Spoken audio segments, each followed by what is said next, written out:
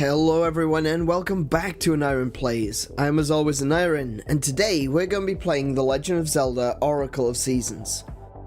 But before that, I want to welcome you all. I want to say hi, how are you doing? How have things been? Things have been a little bit meh for me the past 24 hours. Just haven't gotten much sleep. Got into a bit of a tiff that I'm not going to go into. Just all around a generally not so fun time. So I am really looking forward to playing Legend of Zelda right now. And I did put out a message earlier, which I believe has gone and ruined my chances of seeing many people here today. Is that I sent out a message saying that I may not stream today. Obviously that's not the case. But it is one of those things that, on one hand, I want to be able to keep you guys informed as best as possible ahead of time, should anything happen. But the other side of it is that if you tell someone that you might not be streaming today, they might not turn up, you know? The funny thing is that an hour ago, when I first posted my I'll be going live in 1 hour post that I do on Twitter, like every streaming day, there were 5 people in the waiting room. And I'm thinking to myself, whoa, okay, what's going on here then? I don't know if they saw my previous message and then they left, or maybe they saw the pinned message.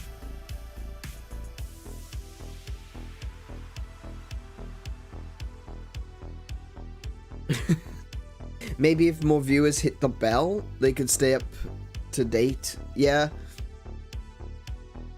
Well, with the Twitch stuff, sorry, not Twitch stuff, Twitter stuff at very least, yeah.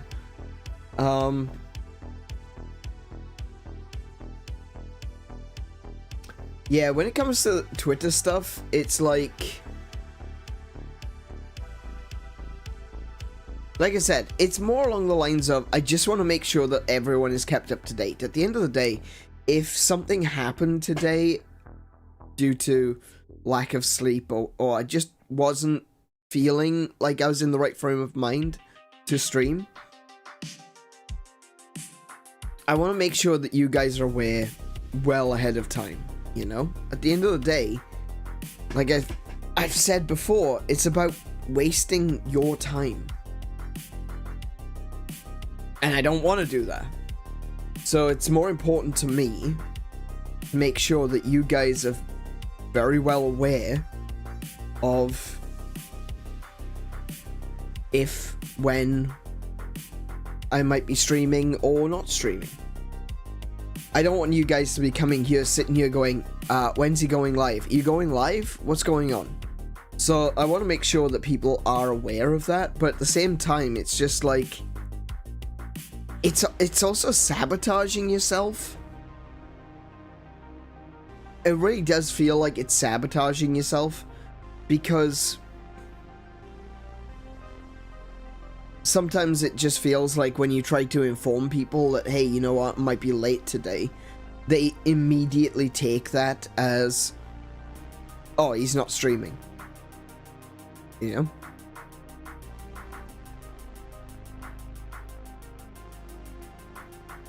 Admittedly, the YouTube bell has a varying effect. Sometimes it notifies me the moment stream goes live, sometimes it doesn't ping till 25 minutes later. Yeah, that does seem to be a thing on YouTube. There's also, like, there's also a checkbox, actually, right? And this checkbox in the YouTube system, you know, in the back end, what it does is if you've got it checked, it tells every one of your subscribers that you've gone live or that you've posted a video or what have you. The problem is, if they don't click on that, it really negatively affects your push in the algorithm.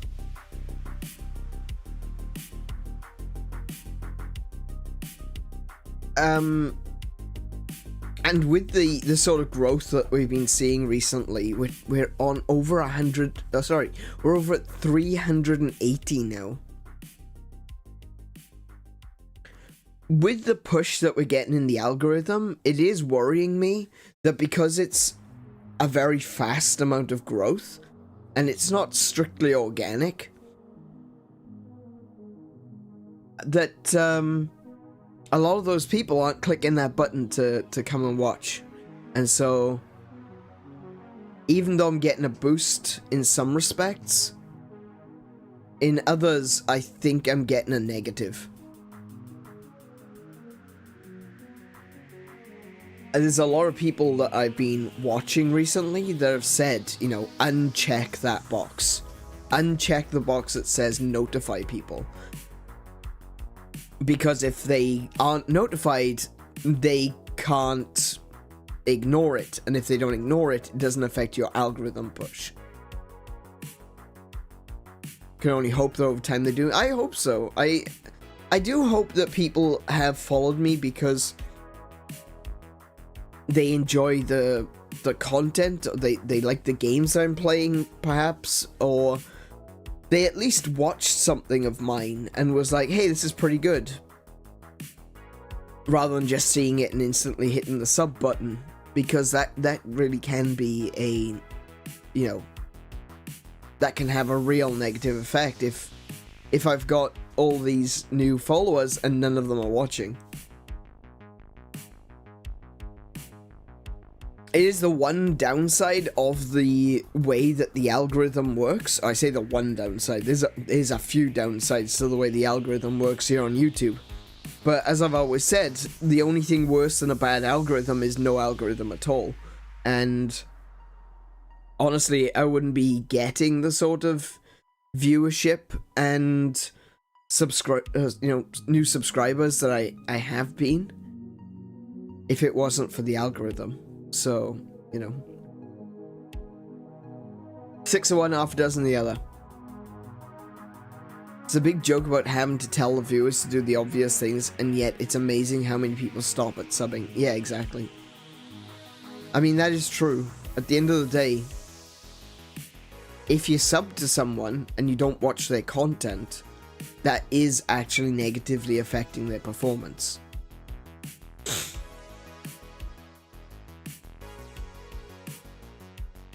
Sorry about that. Missed the button. It's it's one of those things. It's one of the things that can really negatively affect you if you're a streamer on YouTube.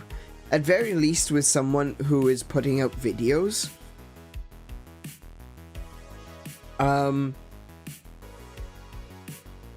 You can see that video and then you can click on it later. You know, it's in your subscription feed.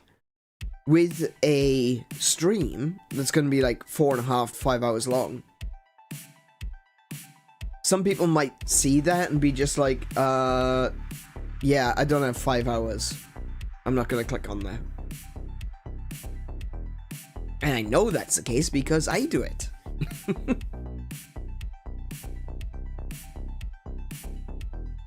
I mean, people who sub and watch, but they don't click like. I don't mind that. That's not so bad. If you do hit the like button, it does help. All engagement helps. So hitting the like button, leaving a comment, chatting, being active in the chat, it all helps. But at the end of the day, I don't want to. I keep saying at the end of the day. I need to stop saying that.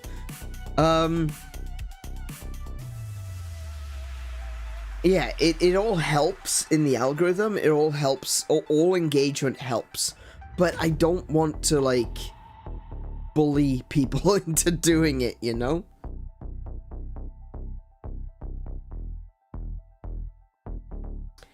it doesn't, I don't think it's that bad, honestly, if engagement isn't particularly high.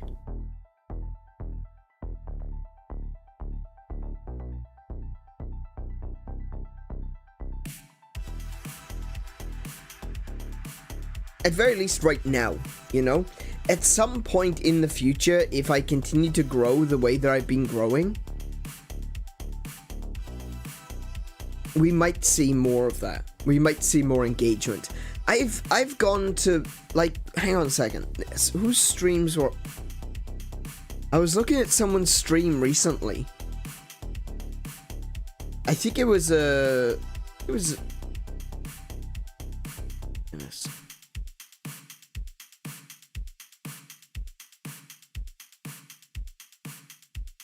I tell you what, recently YouTube's algorithm has been kind of annoying me. I keep getting videos of, you know, Hololive members exposed, and it's showing the real life faces of Hololive members. And the thing is, like, yeah, okay, there's some of them I know. People like Callie, I know. People like Kiara, Gura, you know. But the thing that I really dislike about this is that some of these videos, they really, you know, they hide their intention. You know, it's just saying, oh, this is a video about Subaru, you know, and it's got a picture of Subaru. And then when you click on it, it's like her real life face. And I've been trying to get rid of them.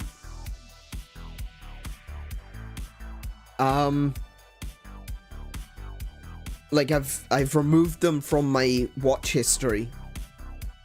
And I keep telling YouTube, you know, when you click on the three dots and you hit don't recommend channel and not interested, well, I don't know, part of me feels like maybe YouTube is looking at that and thinking, oh, that's also engagement.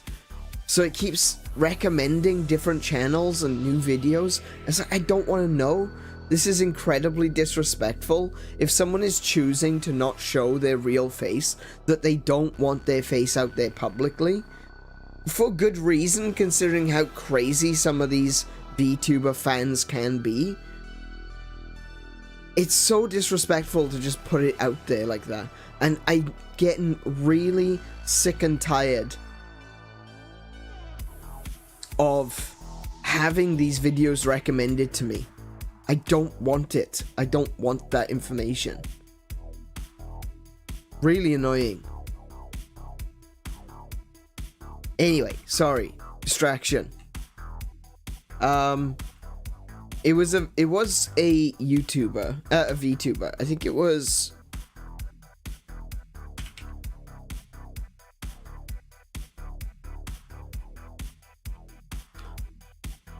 What was I watching recently? I was watching Amelia recently. Playing Mario Wonder. So if I just quickly go to her videos.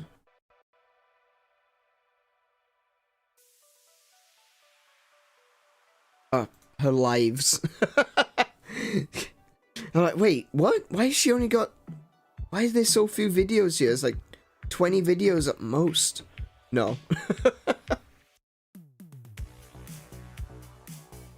Right, so, like, Amelia Watson of Hololive, she's got 1.76 million subscribers, right?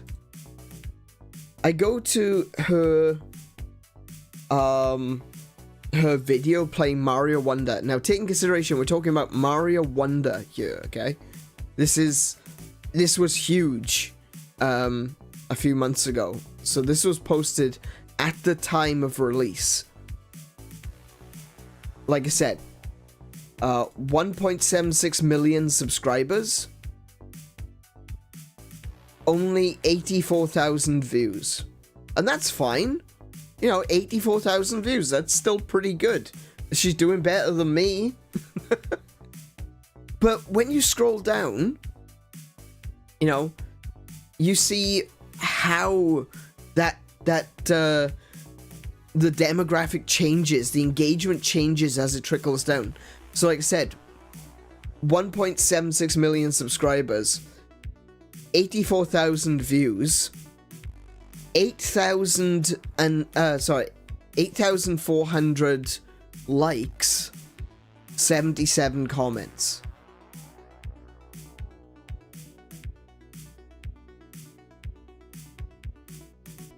So someone with 1.76 million subscribers, 77 comments.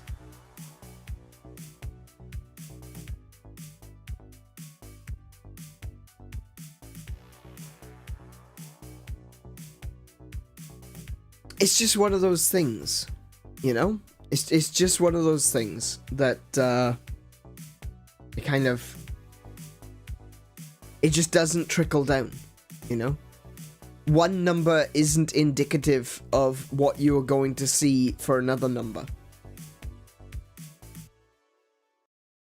Just because you have a high subscriber count doesn't mean that you're going to have high viewership. Just because you have high viewership doesn't mean that you're going to have high likes or high comments. I imagine most people, well, you can see most people don't leave a comment after a stream. A lot of people forget to hit that like button. But, that's kind of why you have to keep reminding people. That's why you have to keep pushing it.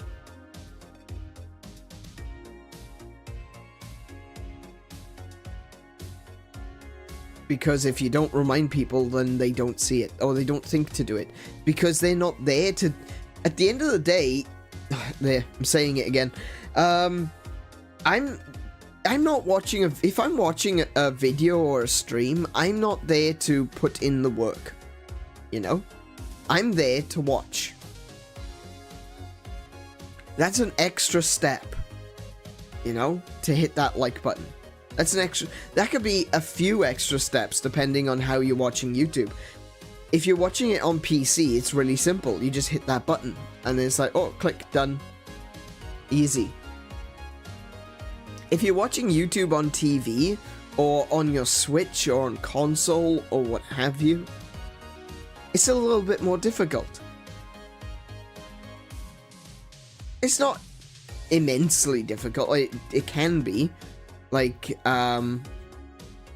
sometimes our TV, well, not our current TV, our previous TV. Sometimes our previous TV just wouldn't show the frigging scroll bar. So you couldn't see that. You would have to like back out of the video, reload the video, and then try to find it on the track bar. And the YouTube app on TVs is constantly changing. Different buttons do different things. At one point, the like button was gone entirely. Oh, well, no, it wasn't gone entirely. It was hidden. That's not conducive to a good flow through of members watching a video and hitting the like button. If they can't find the bloody like button, how are they supposed to do it? You know? But that's the thing. That's, you know, that's what you have to kind of deal with YouTube, unfortunately. You gotta take the good with the bad. And there is an unfortunate amount of bad. But I think YouTube are trying at very least. I really do. I do think they're trying. One of the things that they absolutely need to get rid of, though, is this automated response nonsense to appealing a report. I just recently saw that again today. Actually, before we get into that, you know what? Let's say hello to chat. There's no one here except for Kiko. But yeah, I was kind of hoping to wait until more people turned up, but it looks like we're having a slow day.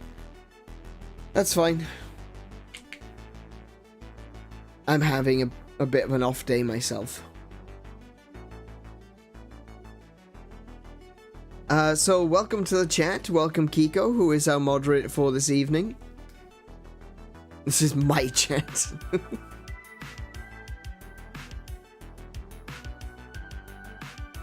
But yeah.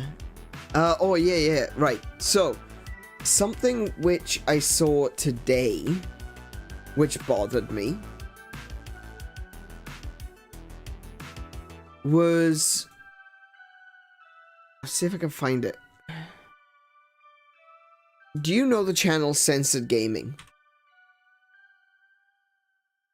Why am I asking? I know Kiko knows it. There is a channel called Censored Gaming. And what Censored Gaming does is it documents examples of censorship in video games. So, for example, they will look at a Japanese version of a game compared to the Western version of a game and point out the places where it's been censored.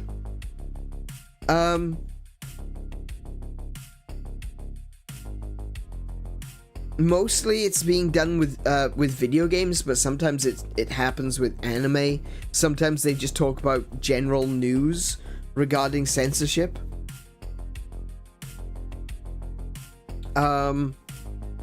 Like Censored Gaming recently talked about Jack Thompson. They recently put out a video.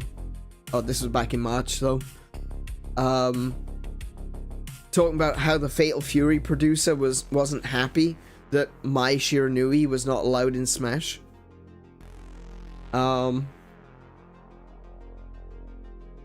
They talk about when graphics and things are taken out of a game, when graphics are changed, you know, stuff like that. That's what generally what they do, you know. It's they just point out examples of censorship, mostly in the gaming sphere. Well, they released a video May 13th. So that was yesterday. They released a video yesterday. Oh, it's yesterday for me. So it's probably May 12th for anyone in the US. They posted a video talking about Yu-Gi-Oh! Talking about the various censorship in the West. And they're looking at episodes 1 through 12. Hey Tim, welcome to the stream. How are you doing today? And they have these scenes. They show where things have been censored, right? And one of them is I don't know the names of the characters, honestly, but one of them is, like, in this particular image, it's the girl with the blonde hair and the purple jacket. At one point there's a scene that shows her thighs that is completely removed, and the entire shot is static on her face. The Harpies ladies, I believe they're called, the summoned creatures, they wore a lot less in the Japanese version. At one point there's some blood. Pegasus coughs into his hand. And there's a changing room sequence where nothing is seen. You can't see, there's no nudity or anything like that, but a character is completely cut out of the scene. She's just removed. Just straight up removed. Implication being that she's behind the curtain rather than, you know, in front of the curtain. So these are the images that they showed in the thumbnail. Pretty tame, all things considered. This has gotten an age restriction. This video got age restricted. Why?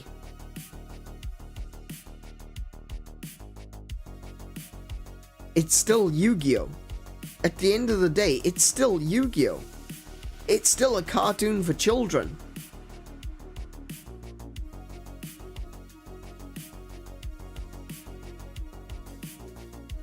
So, their video gets age restricted, which means it does less in the algorithm. It doesn't earn as much money on ads.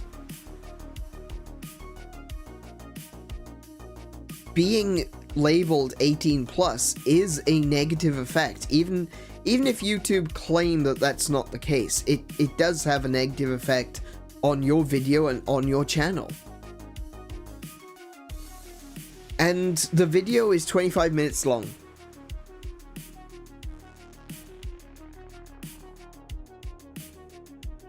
The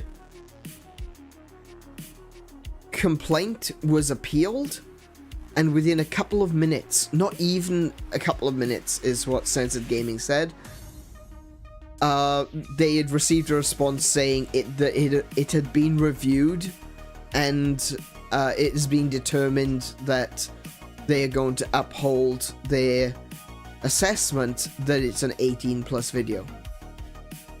I'm not sure how exactly someone is capable of watching an entire 25-minute video in less than a minute.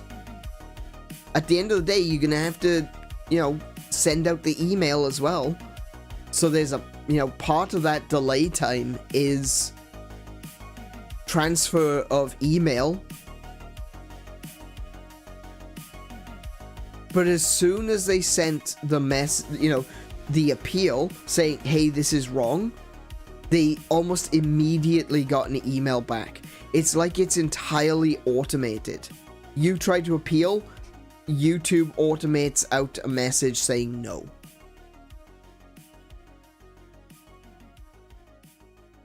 So that's something that really needs to be fixed. YouTube is doing a lot of people a great disservice by doing this. By automating responses like that. If someone has been unfairly reported and they are saying, oh, hold on a second, that's not fair. I put a lot of work into this. I put a lot of time into this. I put a lot of passion and love into this.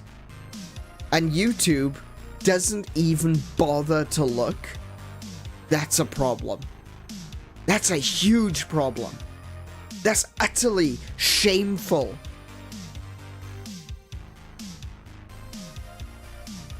And YouTube, the people who are behind this particular system, should be ashamed. And should be held accountable for that unfair treatment of people who genuinely do not deserve it. Because it doesn't matter if it is a fair assessment. It doesn't matter if it's been reported.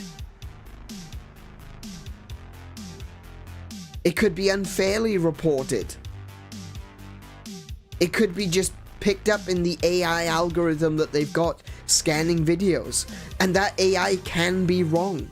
That's the whole point of learning AI, is so that you can inform the AI when it's right and when it's wrong.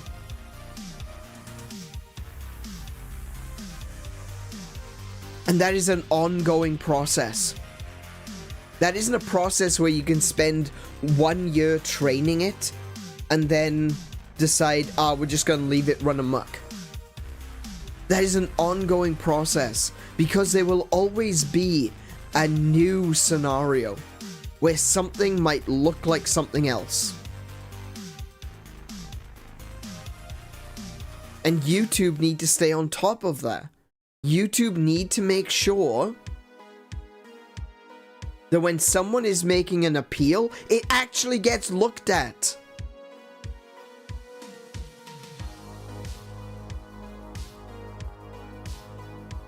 Is that too much to ask? Really? It's incredibly disappointing if it is.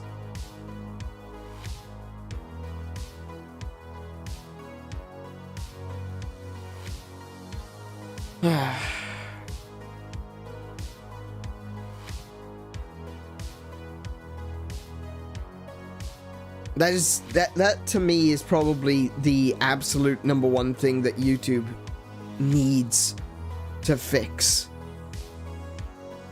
is how unfairly it treats people who are trying their best to provide quality content.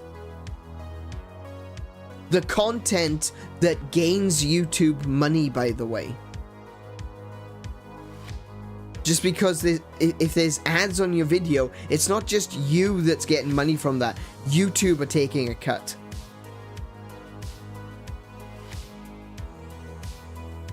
So these videos that we're posting to YouTube that end up with ads on them, YouTube are taking their cut. The least they can do is make sure that those videos that are making them money are fairly looked after.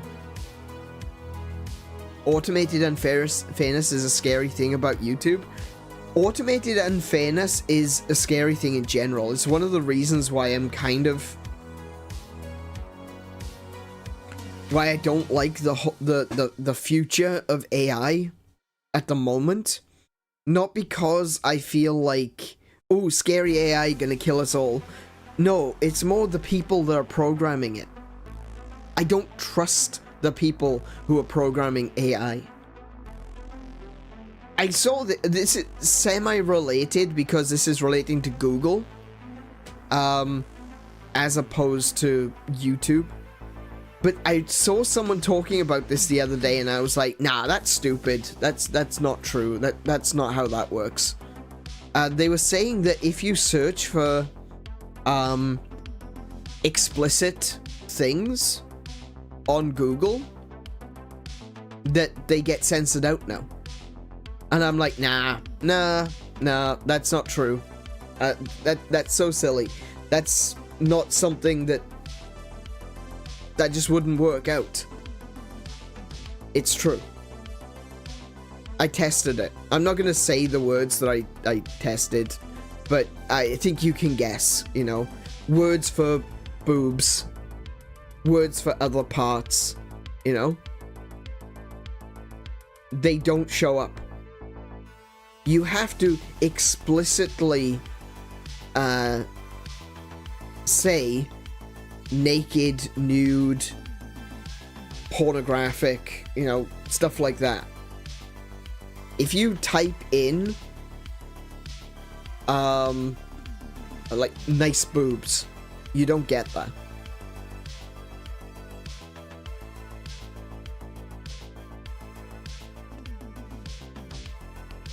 You don't get results. I tested it on multiple search engines. I went to Google, I went to DuckDuckGo, I went to what's the other one? Jeeves? Is this still called Jeeves? I don't know. I was using the search functions in Opera GX. Just going through the different search functions. Bing, that's another one. I searched on a bunch of different platforms, and Google had the most censored search results. Even when you turn safe search off, it's still on. That's a little concerning, in my opinion. Not necessarily, like, I don't really care too much about the whole pornography thing. It's not my thing. Not really interested. But that's a problem, because it's showing that Google, even when you tell Google not to filter your results, that they are still turning around and saying, no, no, no, no, we are the moral arbiters. We are the ones that will tell you what you can and cannot search for.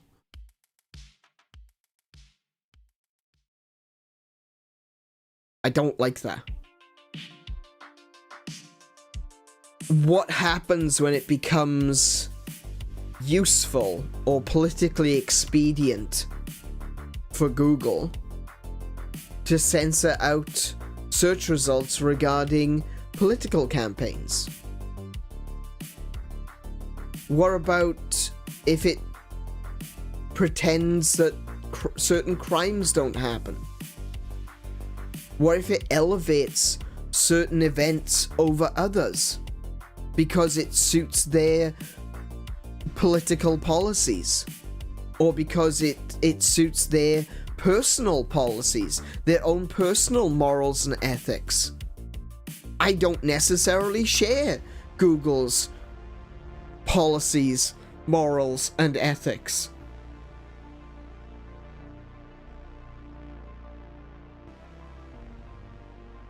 So, I don't want my search results affected in such a way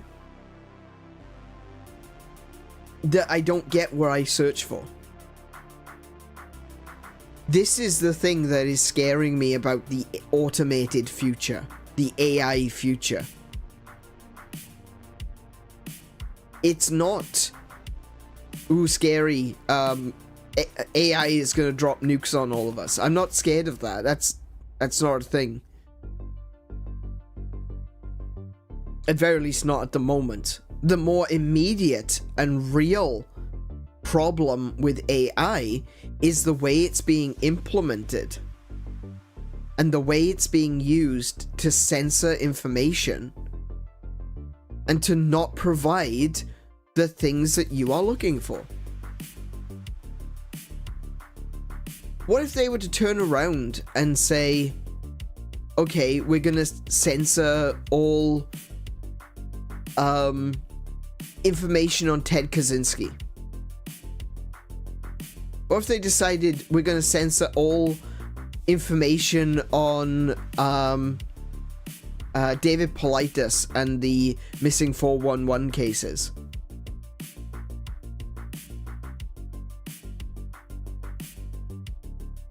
What if they decided, you know, all these people, these supposed UFO whistleblowers, what if YouTube not YouTube, what if Google decided we're going to censor all talk about UFOs?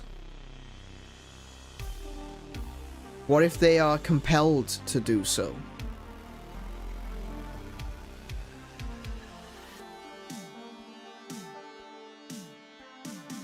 That's the scary thing to me.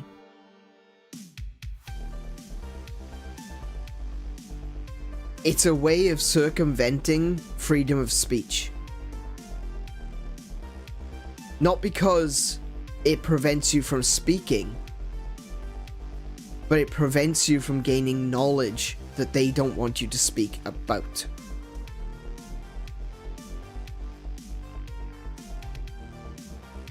I love search engines that don't search for the thing I'm looking for. Exactly.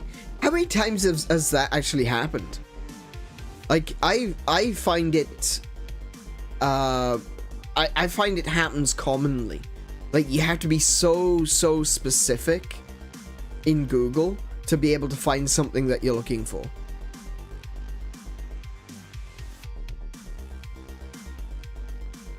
I was, what was I watching? I was watching a video about images in, oh yes, that's right, it was non-child friendly images found in child friendly games,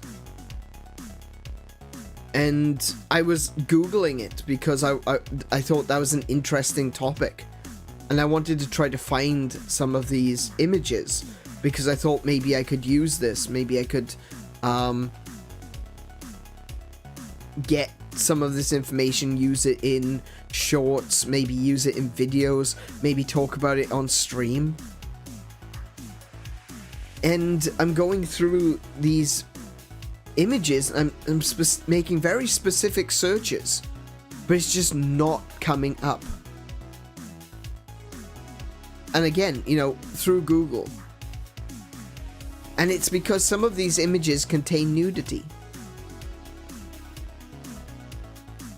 So I'm searching for these images. Obviously, I wouldn't show them completely uncensored on YouTube.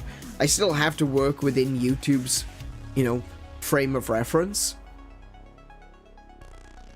But I'm looking up these images. I'm looking up, like, piracy screens, Easter eggs, things like that. I'm getting 0 results.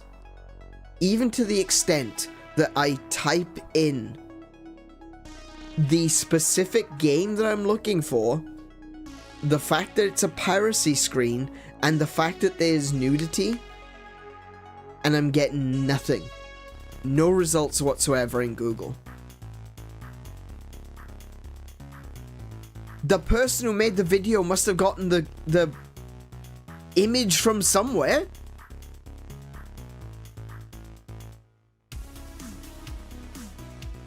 I don't know what else to say to that one, you know? Agency taken away when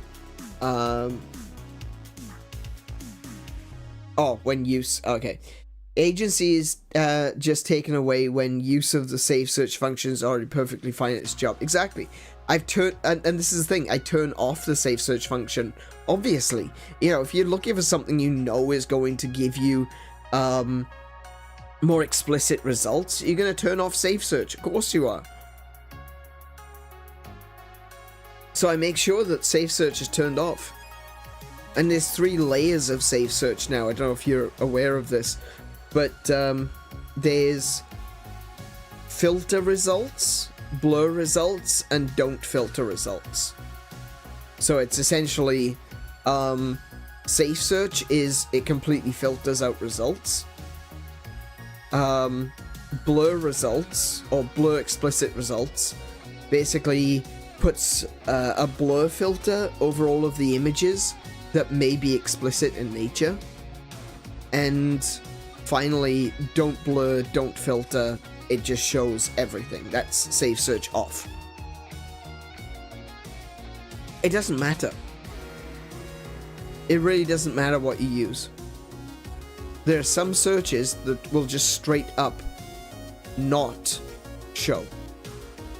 And like I said, I've tested it myself. I recommend that you do as well. I've tested it on Google, on Bing, on DuckDuckGo, and I think it's Jeeves. I think it's called Jeeves. I don't know if Jeeves is it used to be called Ask Jeeves. I think it's just called Jeeves now.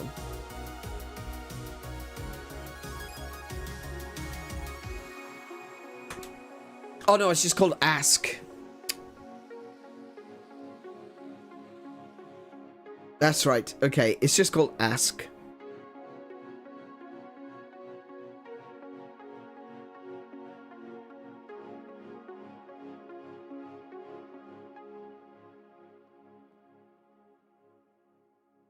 But yeah, that's the Ask Jeeves for nice boobs. Hang on a minute, let me test that.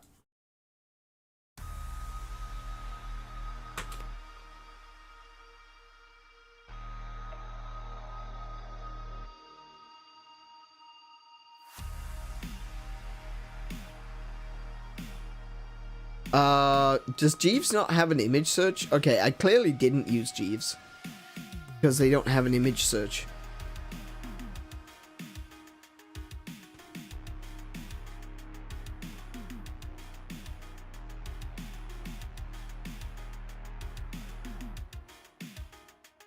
Yeah, okay, it must have just been DuckDuckGo.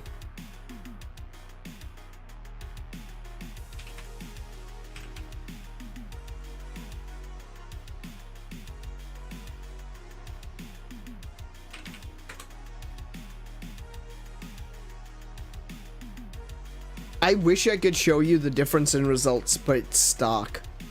Like, it's genuinely stark. Google getting no results. I'm actually getting results of the blue-footed booby.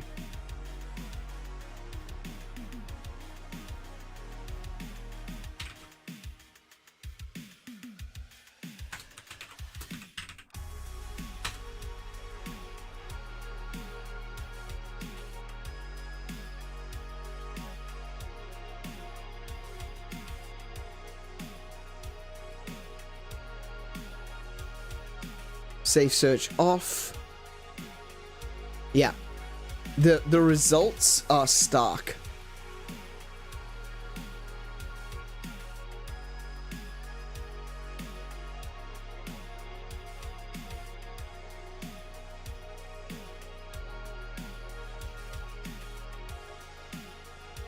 But still, you know, well played, Jeeves. Yeah, indeed.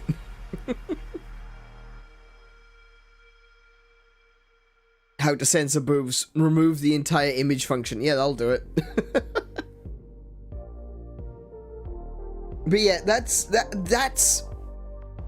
my AI dystopia right there. It's not the AI is gonna nuke us all from orbit. The AI has gone crazy, and you know, all of the unmanned drones are starting to bomb civilian populations. That's not what I'm not afraid of that. I'm not afraid of the Terminator result, because that is not going to happen, you know? At very least, not at the moment. It's not something, it's not really something that I feel like they're in a position to be able to automate at this point in time. And a lot of things like missile silos are kept off the grid so that they can't be hacked. You know, there are many missile silos that you literally cannot launch a missile from some silos from another silo, you know? So I'm not worried about AI taking over the entire world and launching all the nukes at once, you know? The only thing that what I have worry about right now is the fact that our individual freedoms are at the mercy of the AIs.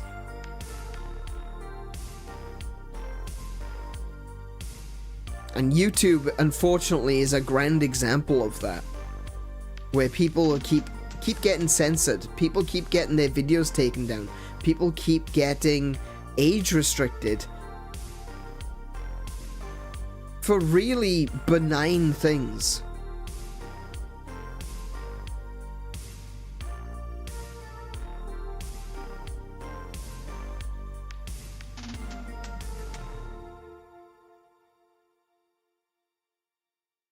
And there's nothing that they can do about it.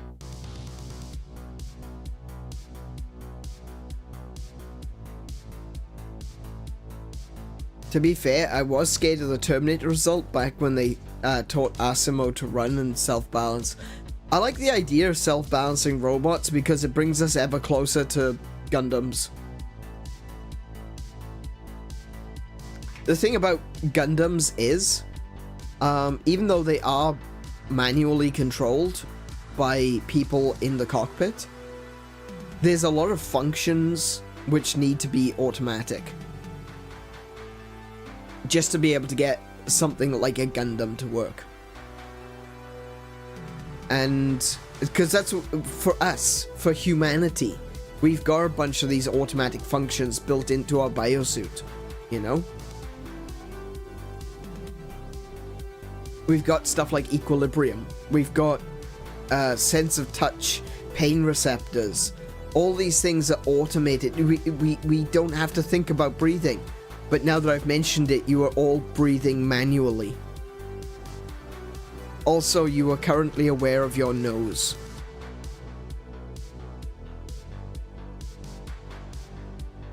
You're welcome.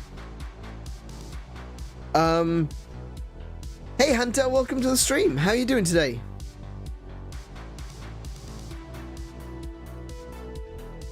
And I think that in order to be able to do something even remotely close to a Gundam, we kind of need those automated processes being run by AI and stuff like that. So if you wanted to have a walking mech, like even something from like Mech Warrior,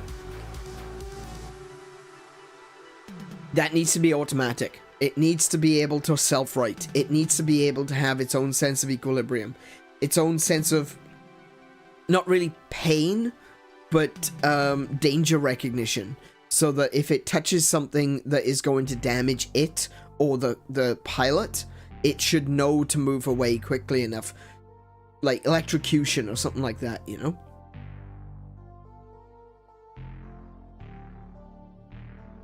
So in that regard, I like the progress that they're making with Asimo. It's all the censorship AI that I have problems with. All the stuff that you're seeing through Google, through Amazon. I thought the censorship might be a thing of the past on Twitter, but I'm not entirely convinced, honestly.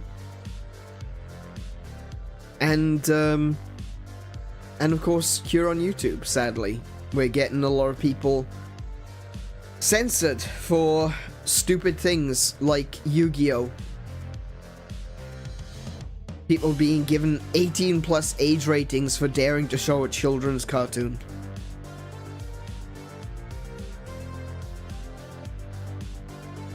Utterly bonkers time that we are living in right now. If you wanna, speaking of, you can Google, like, right now, or not Google, you can search on YouTube right now and find softcore pornography just uploaded to YouTube, because they do. It's there. I was watching a video where it was it was a Some Ordinary podcast, and they mentioned it. And there's some keywords that you can enter, which I'm not going to tell you. Dirty buggers. There are keywords that you can use, and you can find softcore pornography on YouTube.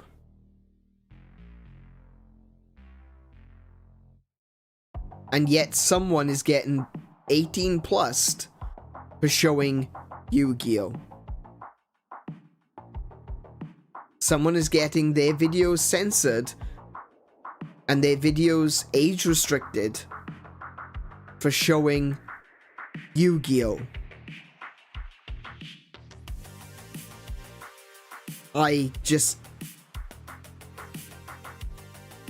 I can't with this. I just can't with this double standard. Most important thing about Gundam is that they are cool AF. They absolutely are, sir. Do you know what? One of my favorite. I buy Gundams. I put them together. I'm a Gunpla guy. Not like super into it, but I do put Gunpla together because I enjoy them. If I can get this to open.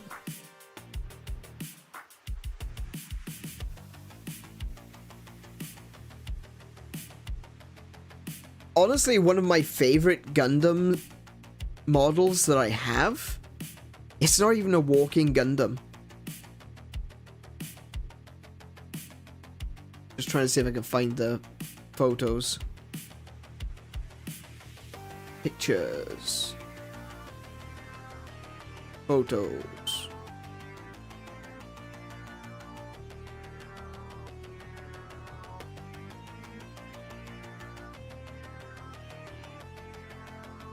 Yes, okay.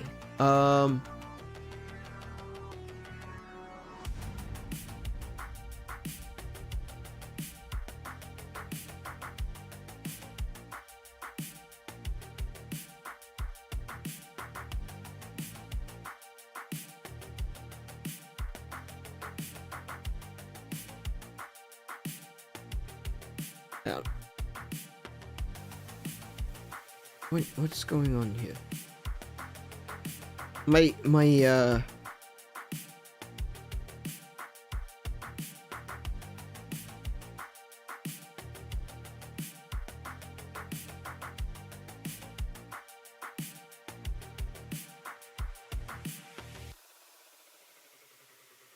Oh my goodness. My PC's being stupid. It's opening things on the wrong screen, even though I've asked it not to. Okay. This is going to be a pretty big image, but we'll try it anyway. There we go. This is the gun tank. It's a precursor to Gundams. Before they figured out the whole walking thing, this is what Gundams look like. And it's one of my favorite pieces because it's so normal looking. It's kind of like the top half of a Gundam stuck to a tank, which is exactly what it is. It's a gun tank. And I love it. This is probably one of my favorites. One of my favorite models that I have.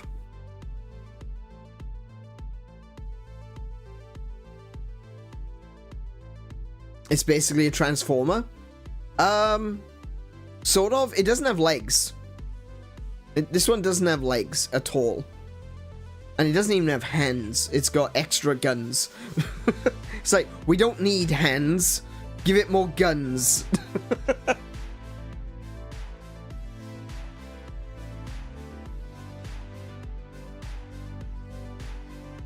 Now the this is an early form of Gundam, and later it they would create the what's it called? It starts with the gun tank, then it's the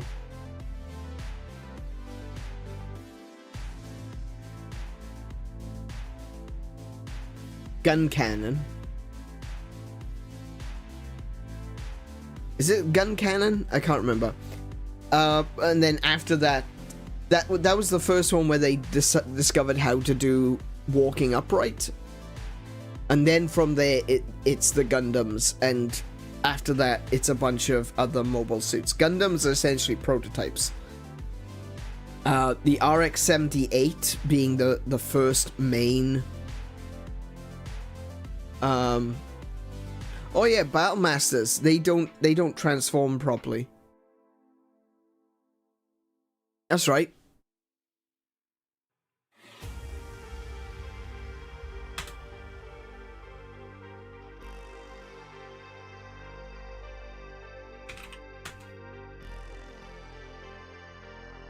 Is that the same one? Am I thinking of the same ones? Are the Battle Masters the ones that don't transform?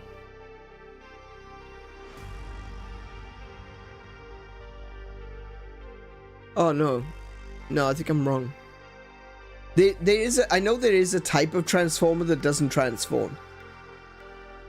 That they're basically just sentient vehicles.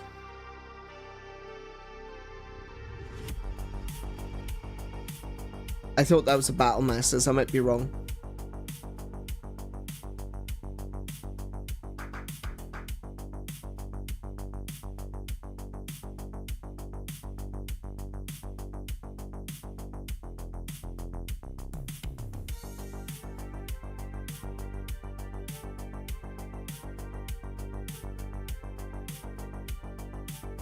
They're transformers that drive vehicles. Yeah, there we go. Okay. Yeah.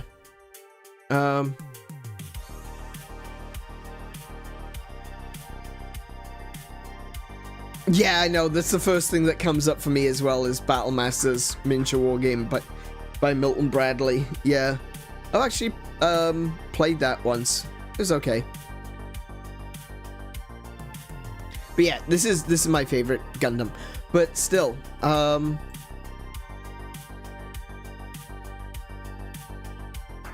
remove that one. There we go. But yeah, I like doing the Gundams. I do like the Gundams.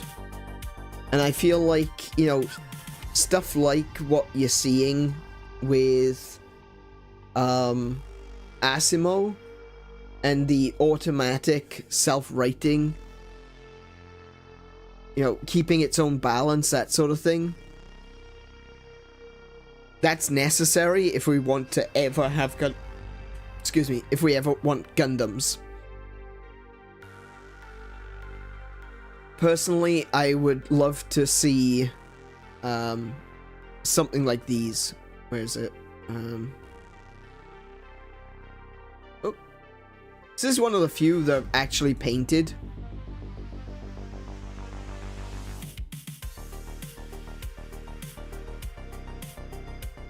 It's a Leo from Gundam Wing. Now, just to be clear, I'm not a fan of Gundam Wing, okay? I'm not a fan of Gundam Wing. I don't like Gundam Wing. But I love the Leos. The Leo suits are so cool. So, this is the Leo suit that I put together. I'm really happy with it. So going back to Gundam, they're just a particular line of mobile suits piloted mechs. Yes. Okay, so Leo suits are mass production military hardware. They're not Gundams. They're just mobile suits. Gundams are a particular kind of mobile suit that is self-thinking to a certain extent. It tends to be a lot stronger. It uses better armor. It's got better systems throughout, and a lot of them have got a self-thinking process that allows them to react to danger before the pilot is able to know that danger is about to happen. It basically turns, think of it like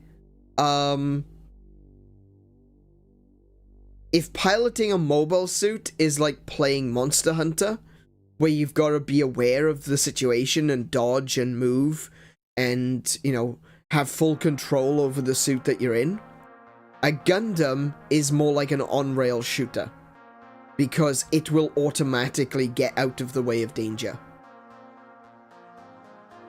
That's one of the things that determines a Gundam. Depends on which version of the series that you're watching. Gundams may be powered by soul energy. Yes, that's a thing. It's called G Gundam. It could have some sort of transformation sequence, like the Zero in Gundam Wing, or the Unicorn. And a Unicorn, again, such an amazing suit. I friggin' love the Unicorn.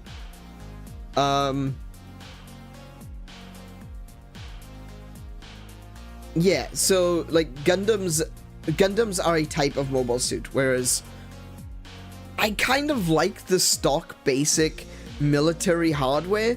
There's something about the Leos that I just adore. There's just something so cool about them.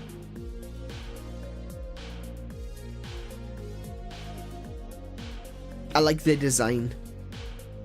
I also like the Zaku's. Zaku's are just incredible machines. I don't have a Zaku, but I do have a Goof. Finding Zaku's is so ridiculously hard these days. Everybody wants a Zaku. And I'm like, yeah, and I do. Let me have one. This is my Goof. Oh, bloody hell, that one's huge too. Okay.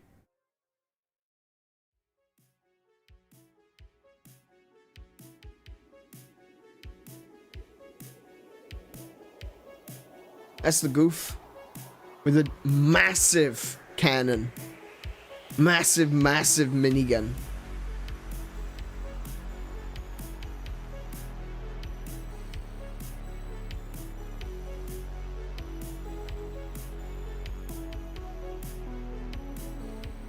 So yeah, I do Gundams. Leos share a lot of the same charm found in... That's true. Yeah, you're right, actually. I agree. Did you build the one fructose? Yeah, that's built. I just don't have any photos of that one. Actually, I think there are photographs of the of Char's Zaku on the Gilded.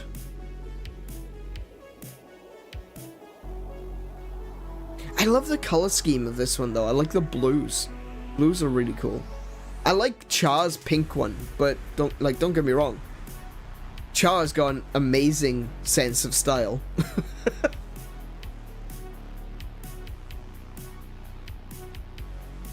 But no, I don't think I've got a photograph of... Oh, I don't have access to a photograph of Char's Zaku.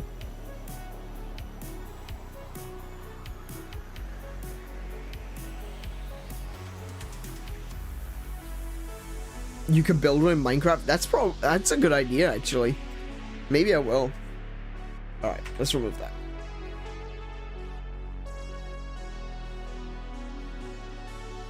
Maybe it's just because I'm a huge Transformers fan, but it looks like one of the Quintessons from the 86 movie.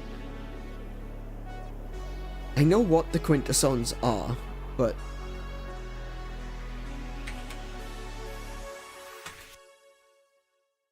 Are you sure, Quintessons? Because those are the judges, aren't they?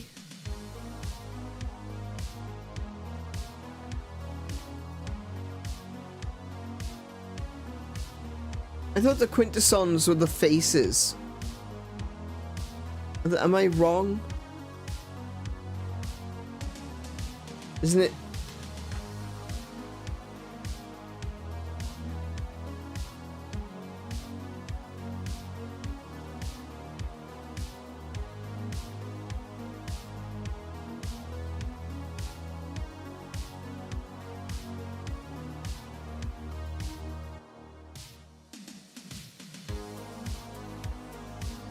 Man, there's some weird designs in the original Transformers movie.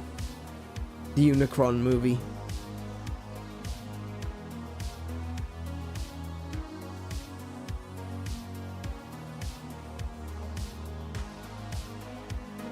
But there are variants? Oh, okay. Yeah, I'm not too sure, honestly. But yeah, one of the humanoid ones? Okay. Yeah, I've watched Transformers. I used to watch it all the time as a kid. And, I've seen the movies. But I'm not really... I'm not very knowledgeable. Very forgettable variants. Right, okay.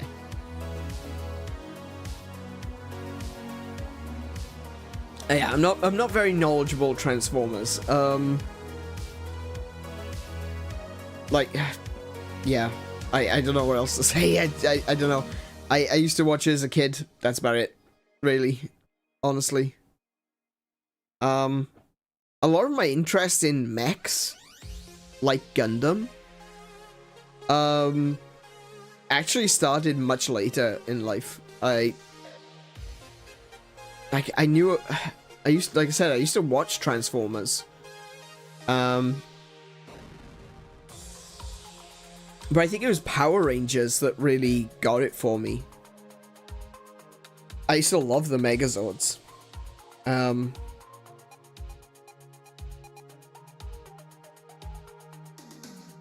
then after Power Rangers, I started watching Gundam, like when I was a bit older. And I started with Gundam Wing. Probably not the best place to start, honestly. Gundam Wing is, like... I've gone back and rewatched Gundam Wing, and genuinely, I feel like it's a really, really badly written series. Like, it doesn't make any sense. All the motivations are skewed. No one seems to be doing the things that they say that they want to do.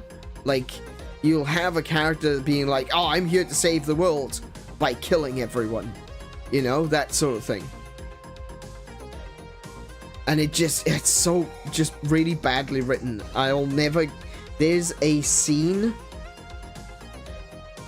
Like, one of the characters, his name is Wu Fei, and he is angry that he can only beat people who are weaker than him. And his definition for that is the fact that he beat them. Like,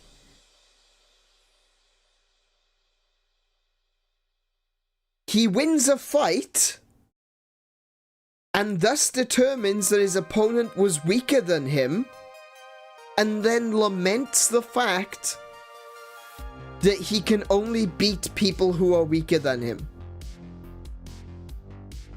No shit.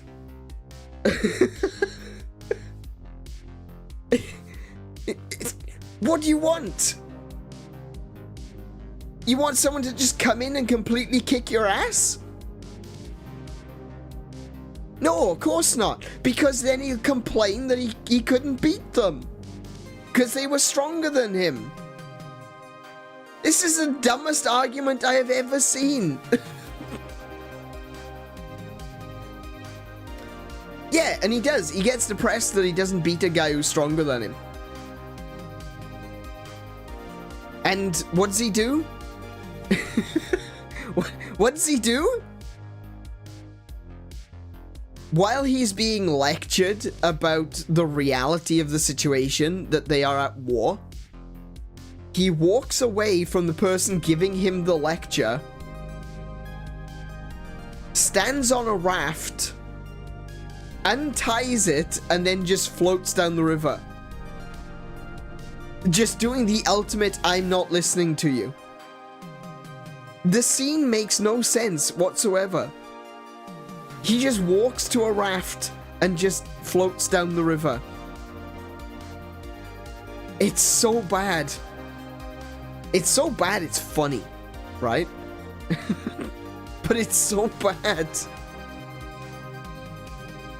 Kind of like those cartoons where the villains are like, I'm going to destroy the world, blissfully, and the way that they're going to commit. Yeah, exactly.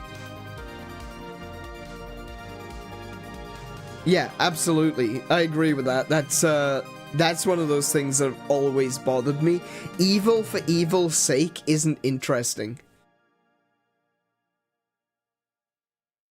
At very least, there's some, like when you think about fantasy creatures, like gods and stuff like that, you could understand the whole destroying the universe thing, because at the end of the day, that's their goal. To return the universe to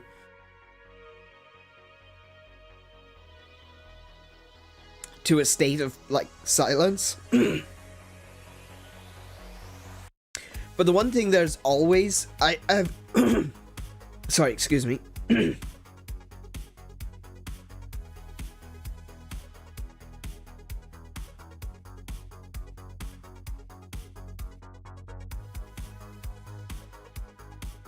One thing that I've always thought was a bit weird was Darkseid in DC Comics. That he's constantly trying to get his hands on the anti-life equation. So basically in DC, you've got the Source, which is their politically correct way of saying God. The Source knows the life equation, and that is how the universe was created. Darkseid wants to destroy the known multiverse so that only he and Apocalypse remains, to say that he beat God. So he's trying to find the anti-life equation.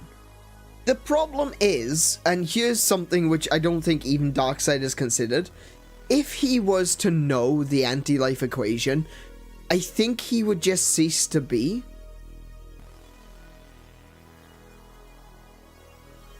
Like, think about it. If you understand, if you are a living being and you understand the anti-life equation, wouldn't you just cease to exist?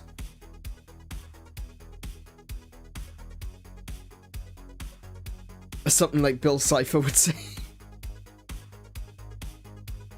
To make reality shut the hell up. Yeah, that's... yeah, absolutely.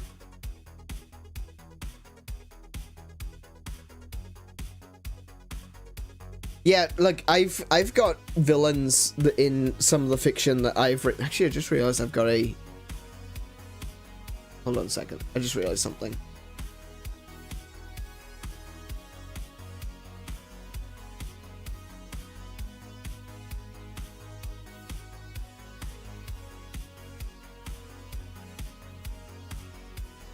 There we go. I just want to remove that pinned message. Yeah, I've got some villains in, like, my own fiction where I believe it makes sense. The idea is that it's basically given a form to the concept of entropy. The whole idea is that these creatures exist purely to devour everything that exists. And once they've devoured the universe, they're going to devour each other till there's only one left, and then it'll eat itself. And the whole universe will return to emptiness. That's the point. You know, that is the point of these beings. They're not even necessarily evil. They're just a force of entropy. That is the point. Is that they are the end of the world. And they can't be entirely wiped out either. Because they have to exist. They're counteracted by forces of creation, however. So... even if they do devour something, something new can be created in its place. And that's kind of the point, you know? There's always going to be one of them. And, when it's the only one left, creation can happen, and then it'll start to replicate itself and become a force of entropy again. So I think things like that can work. But yeah, it seems very short-sighted for like a human villain being like, oh, I'm gonna blow up the world. And it's like, you live in the world, sir. You know? That's kind of dumb. Ganon? I think that's what you're referring to. Triangle. Evil. It sounds like Ganon. And that's the thing, is like, Ganon exists, well, the concept of Ganon, the spirit that creates Ganon, oh, that's Bill, oh, yeah, sorry, okay, yeah, that makes sense. Still, speaking of Ganon, Ganon makes sense. Ganon makes sense because the spirit, the being that becomes Ganon is like, it's an eternal spirit. It's a concept. It's a it is malice. You know? It is an incarnate evil, an incarnate destruction. So even if Hyrule was destroyed, the very concept of destruction doesn't go away. And Ganon, or Demise's desire to destroy all of creation, is because he is a demon. And he hates the work of the gods. Very simple. Very straightforward. The demons do not like the gods. Gotcha.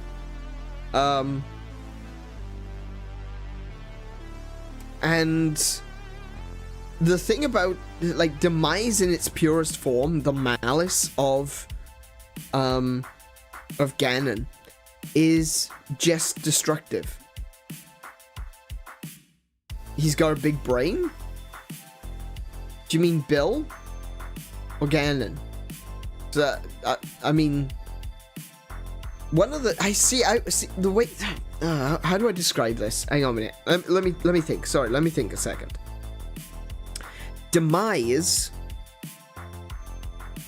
is the essence of the demon. He is the demon that stands against the gods.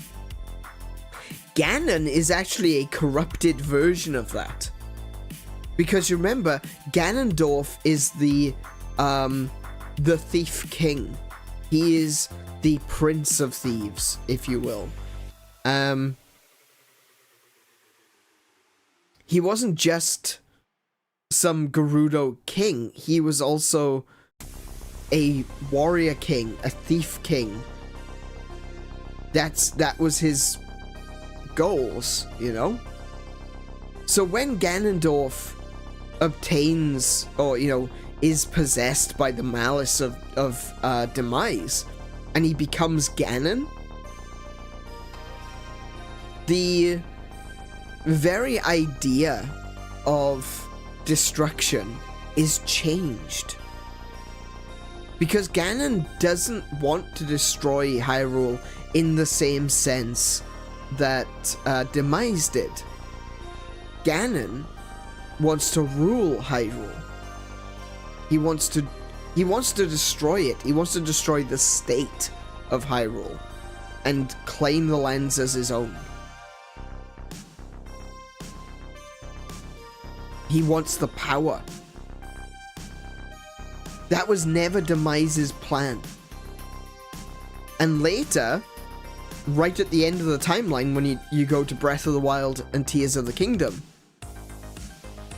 especially in Breath of the Wild, where Ganon doesn't have, isn't connected to Ganondorf anymore. It is just the malice.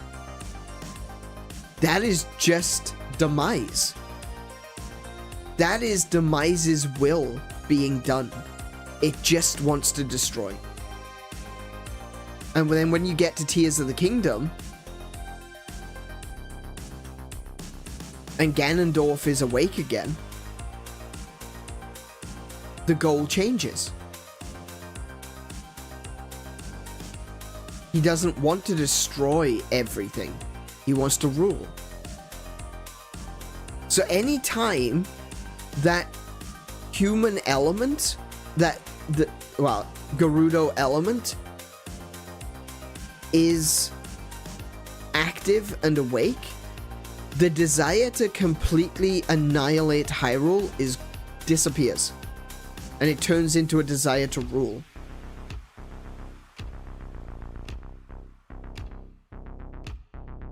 The only time that we ever see this, I need to destroy everything, is Demise and Calamity Ganon.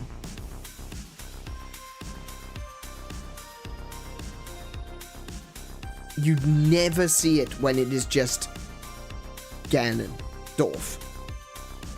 Or if Ganondorf has got any sort of control. If he still has his will and his mind in it. He is still stronger than that desire to completely annihilate.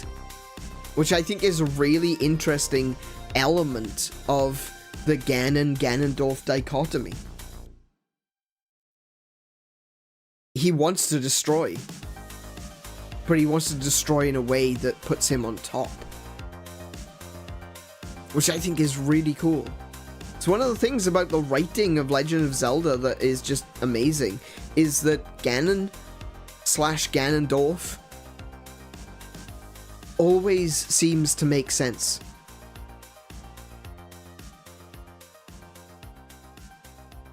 No matter what you do to him, no matter how you kill him, no matter how you separate his soul from his body, no matter how you trap him in another dimension, he always makes sense as the villain.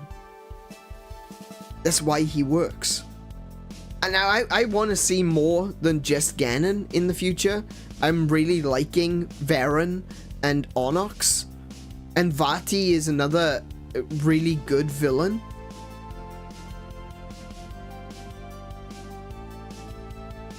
But I would like to see more. I would like to see something that isn't Ganondorf. As much as I like Ganondorf and like Ganon as a villain, I would like to see them take a different path occasionally, you know? I really felt that Tears of the Kingdom, the one thing that I felt that it was let down on is the overuse of the Phantom Ganon. Like, the Wall Masters, or the Ganon hands, or the poop hands, whatever you want to call them, those were frightening. Those were genuinely terrifying when you first encounter them. They just kind of come out of the ground, scream at you, and then rush at you and grab you and drain your HP. It is a frightening moment.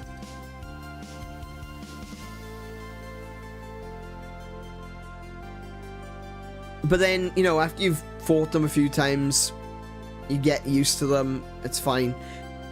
And because every time you fight the Ganon hands, they turn into a Phantom Ganon, it really lowers the impact of Phantom Ganon. Because when you actually then go to Hyrule Castle and you've got to fight Phantom Ganon, it's just like, okay, there's just more of these then. Really, I think that the Gloom hands, Ganon poop hands, they should have just been their own thing. I don't think that they should have transformed into Phantom Ganons. And I feel like when you do go to Hyrule Castle, there should have been a Phantom Ganon that, like, split into multiple, rather than just suddenly being attacked by loads of Phantom Ganons. It really just reduced, you know, there's a thing about fear and about raising tension, and you do that by keeping something rare. You know, the rarity of a villain, the rarity of a monster, it really makes that villain feel scary.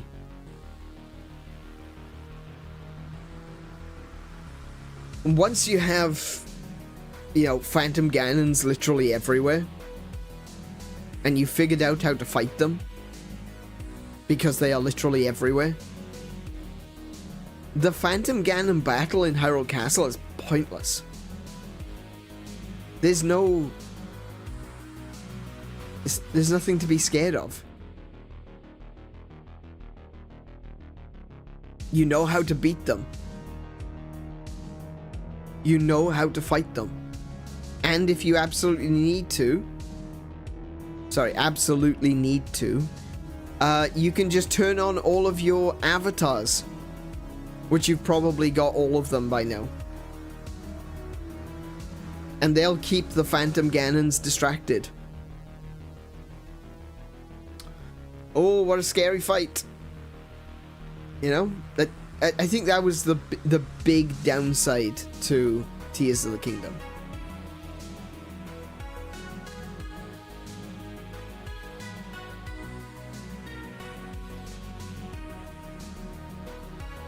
If they turned into random world monsters or actually a Phantom Ganon, then maybe we would have kept the Gloom Hands unique.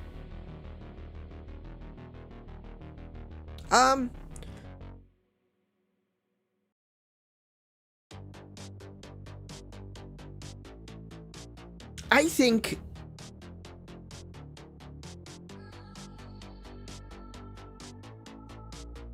think what they could have done for the Gloom Hands is kind of just, I know this is counterintuitive to what I'm about to say, what I've just been saying, but I actually think that the Gloom Hands would have worked better if they were more of them. And like I said, that's counterintuitive to what I just said. But let me explain, okay? The problem with the Ganon, the Gloomhands, was that they existed in specific locations across Hyrule. Right? If you didn't go to those locations, you didn't encounter a Gloomhand. It's that simple, you know?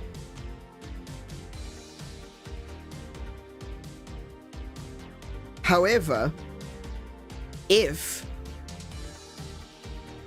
you had Gloomhands that appeared randomly throughout the world, that you could be walking along and then suddenly a Gloomhand just pops out of the ground, that's a little bit more concerning. That's more frightening, especially if you make them stronger. Alright, they were already pretty strong, but if you're taking away the Phantom Ganon part, you need to make the hands themselves a bit stronger. The other thing that you could do is also make people a little bit wary about them. Like, if you're walking through an open field and in the distance you can just see a hand just kind of sitting there, kind of twitching to itself, and you think, oh man, I can take that on. It's only one of them. And when you run up to it, like a dozen more come out of the ground, and I mean a dozen more, like a full army of them. Because they're hands, you know, they go on the end of your armies. Like a whole army of them come up, and they try to grab Link, and they are super strong, and they don't receive damage from weapons that aren't the Master Sword. You know, something like that. Then people will think twice about engaging them. Sometimes you'll be able to fight them and there's just going to be like 1 or 2 or 3 of them. And that's not a problem. But sometimes there could be 10 or more. And that's not something that you necessarily want to run into.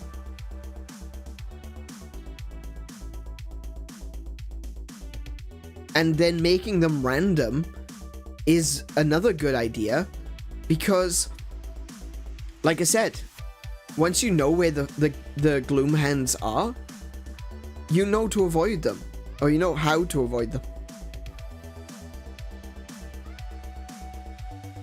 Sorry. So have them pop up randomly.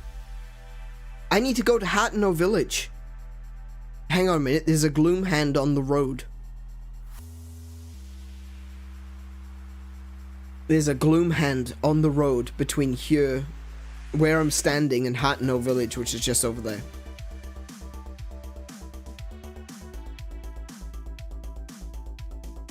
Maybe you're trying to explore. Maybe you're trying to find something. Maybe there's a shrine that you haven't been to yet. You can't teleport to it because you haven't been to it yet. But you can see that between you and that shrine, there's a Gloomhand. Now, it could be a simple fight. It could just be the one. Or it could be 10 of them. Are you willing to risk that?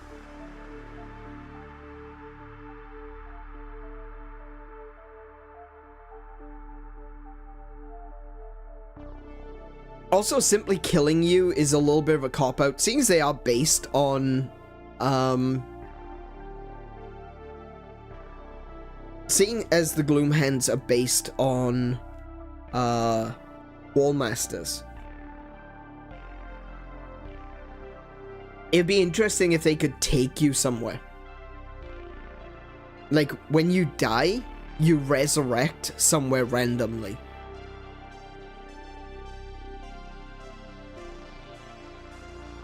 Can you imagine being in Gerudo? You're in the Gerudo Desert.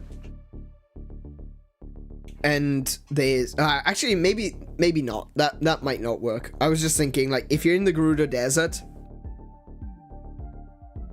and you get killed by a gloom hand, and then you wake up on 𝗄𝗶𝘁𝗰𝗵 Mountain.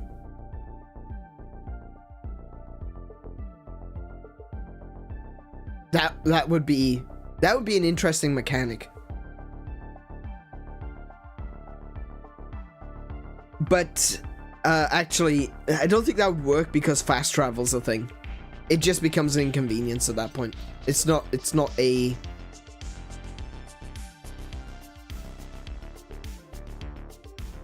It's not so much a fun little punishment for losing to a gloom hand.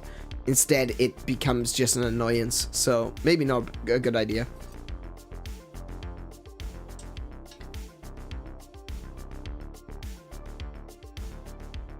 But yeah, I like gloom hands. I think they're really cool. I think they could have done them better, but whatever.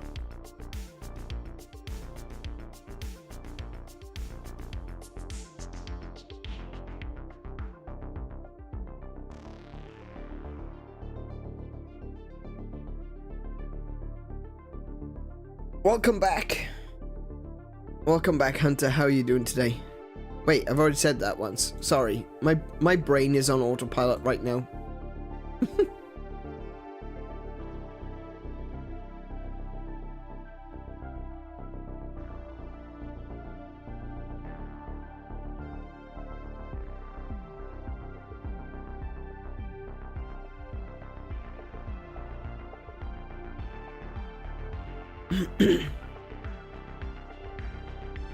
Oh dear. Okay, so this big long conversation about villains and villain motivations is clearly something that people have not had any interest in because everyone's left. Oh well, diddums, I guess. Okay. I guess we should play the video game.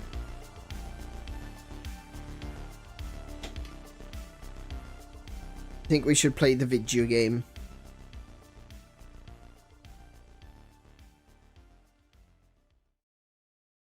So let me just set up my controller.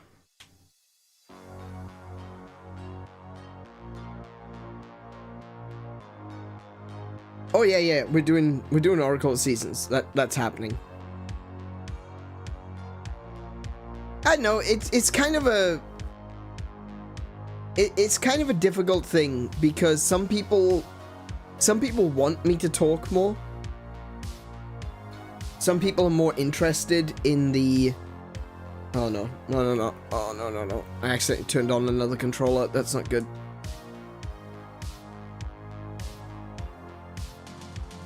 Some people want me to chat more about stuff, and I'm very happy to do so. But most people just bugger off. They don't care.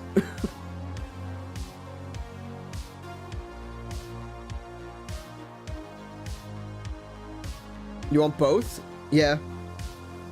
Yeah, and I would like to provide both, but the problem is that when you do that, is like, you don't appeal to anyone. People are very short attention span. You know, when it comes to stuff like that. You know, they'll be like, oh, he's chatting. Oh, well, I'm not interested in that. Turn off. No one's... They're not willing to wait. And I get that. I understand that. I've talked about this before. It's the whole concept of, you know, finding the thing that you find interesting. And, if it isn't for you, then go find something that is. I'm 100% behind that. Right? But,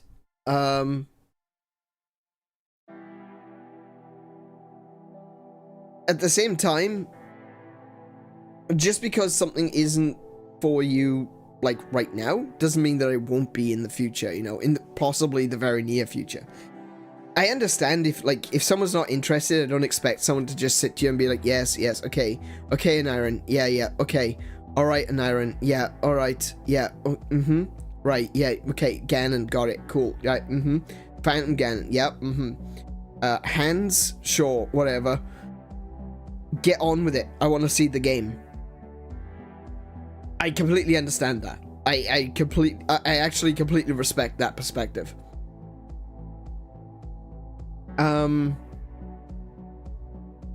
But it is frustrating from my perspective, because of course, you know, there are people are saying, "Oh, I want to chat more," and then there's people saying, "Get on with it and play the bloody game."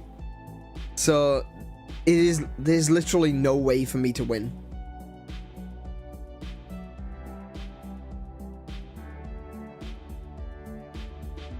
Yeah, exactly. Yeah, right? Yeah, it's like Gundam. Yeah. Build Cypher. Okay, fine.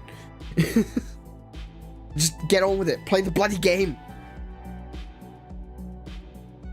Yeah, it's impossible to please everyone, but unfortunately, by trying to please myself, I don't think I'm pleasing anyone. So, yeah. Oh well. Let's play some Oracle of Seasons.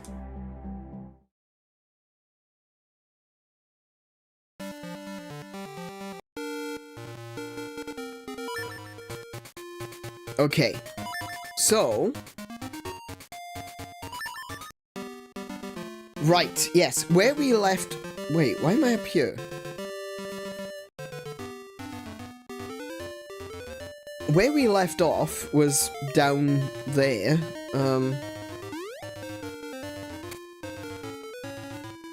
There we go.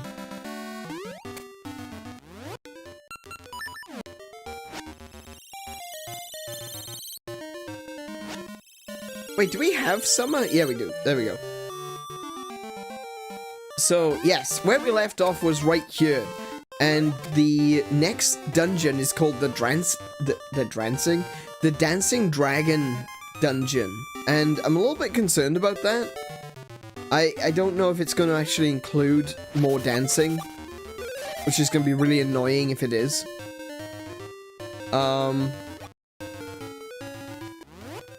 Before we go there, though, I kind of want to go to the big Goron. Because I have something for the big Goron. I have the lava soup. So, I kind of want to do that first. Oh.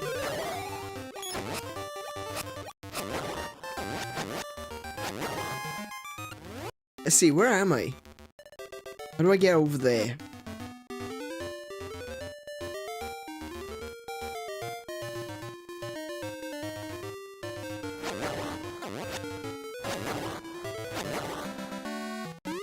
I guess I could go through... No. No, I can't go through there. Okay,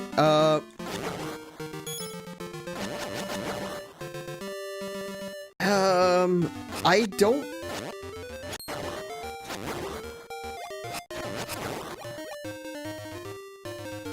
I don't want to just jump off if it's going to be a pain to get back here.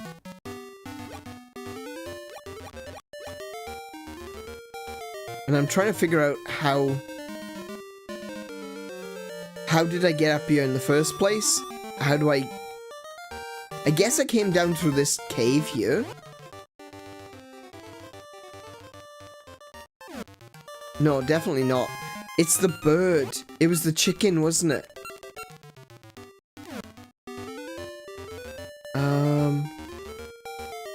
Maybe it's a seasonal thing? I don't remember. That's the problem. I don't remember. Maybe I should... I'll do the dungeon first, and then... then we'll go see the big Goron. Level 4. Dancing Dragon Dungeon. This is a water dungeon.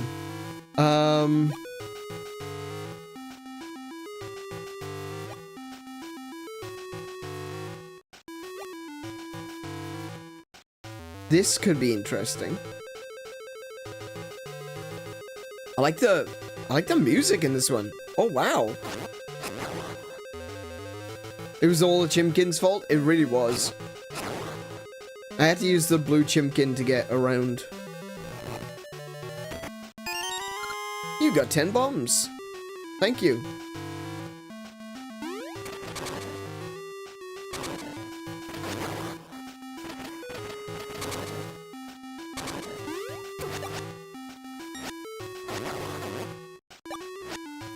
Ah, go away.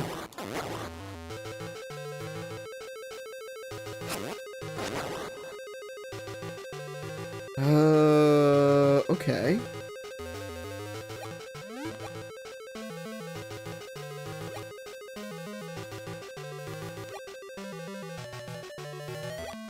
Okay.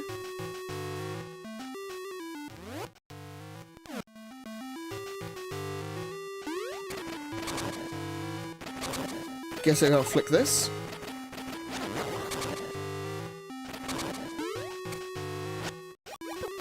Oh yeah, yeah. Oh my goodness, you can't attack when you're in the water. Of course. That makes things a little bit dangerous.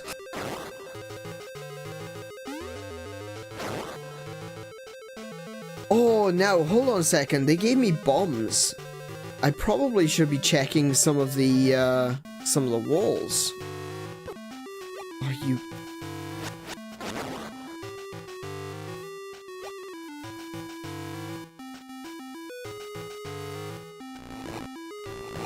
Well, this was pretty straightforward.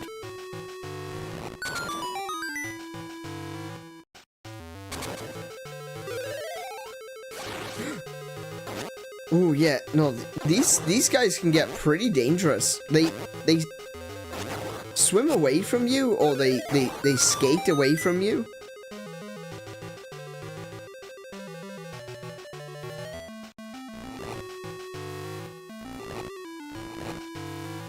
They skate away from you if you're on land, but when you fall in the water, they come straight to you. So that's an issue. Ooh.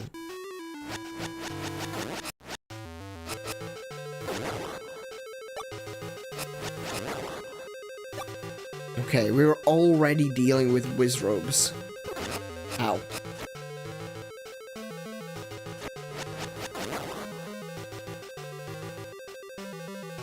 Where am I at? Oh, I'm on a lower floor now. Oh yeah, I went down some stairs. Duh. Okay.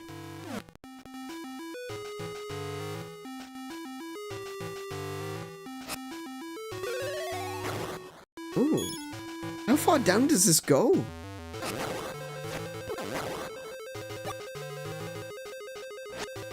Oh, do I have the boomerang now, don't I?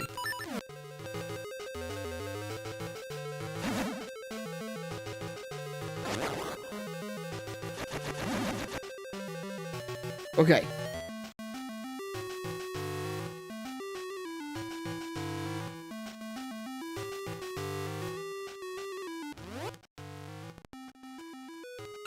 Let's have a quick little look under these. No. Hey, heart. Nice. Bombs.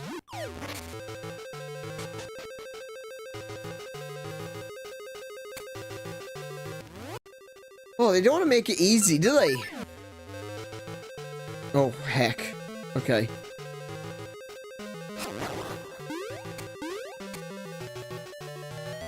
What do you think this is? Super Mario? Good grief. No, they don't think it's Super Mario. They think it's Mega Man. Thank you, Capcom.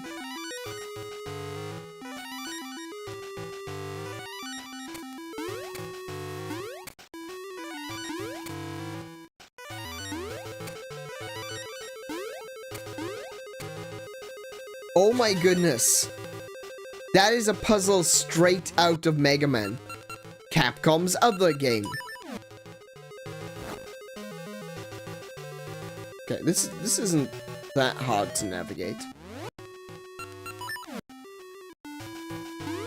Oh, I can kind of see it anyway, so it's alright.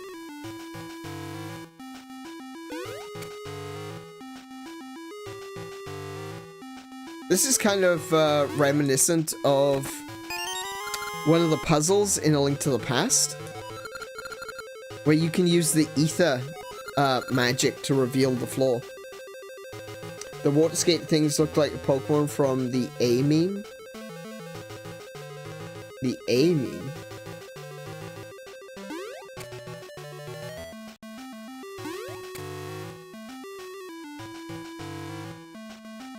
Gaming pose? I have no idea what you were talking about.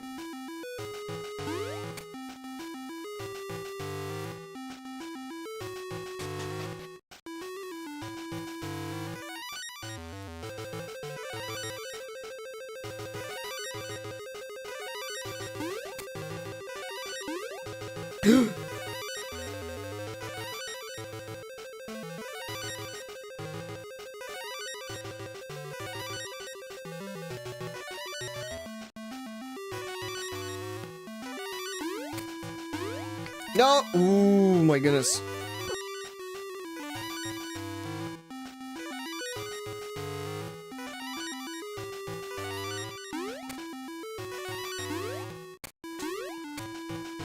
Ooh.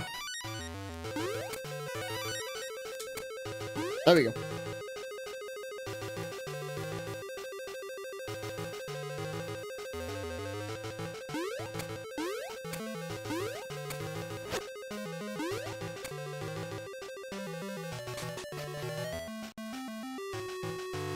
I may have just banged my face into an invisible block. Yes, that is a thing.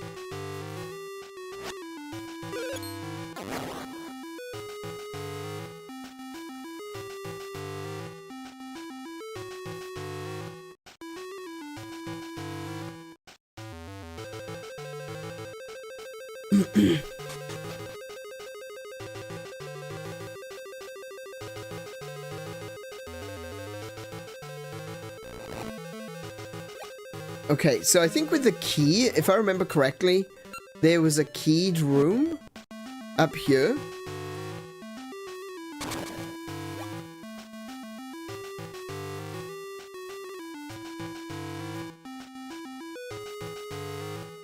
This character looks like he's cursive in the Queensland handwriting.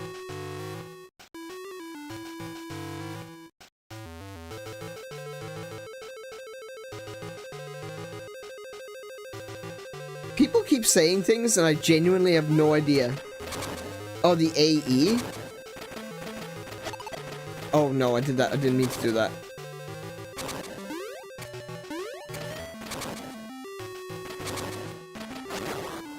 Oh my goodness, no, I can't get...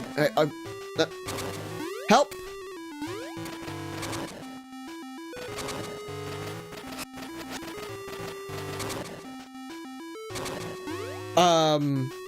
Hang on. I got a boomerang. I've got a boomerang. There we go.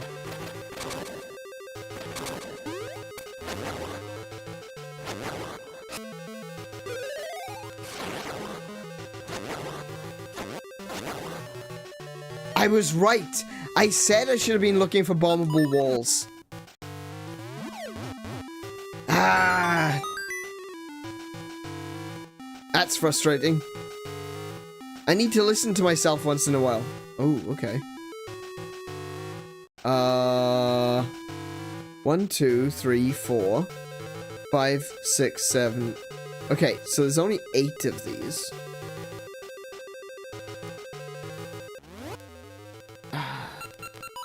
I guess I could pick up one and then push the others.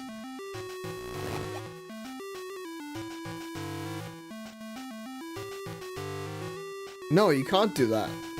Wait, how do you do that?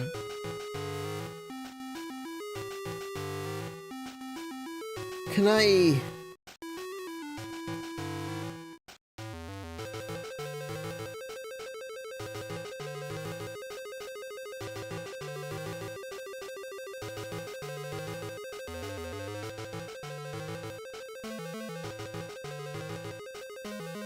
Oh, wait, I can stand on one of them.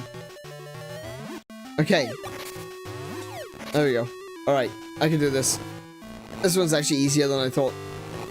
Okay, I got confused because I was thinking, I need to put a pot on every one of these switches. No, I can be the pot. Flatus, welcome to the stream. How are you doing today? Flatus? Do correct me. Do correct me if I'm saying it wrong.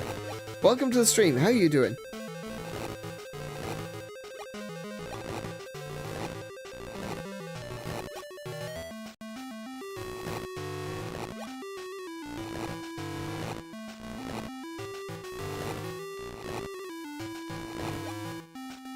Okay.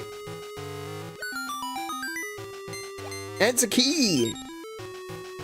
Okay, I have 2 keys.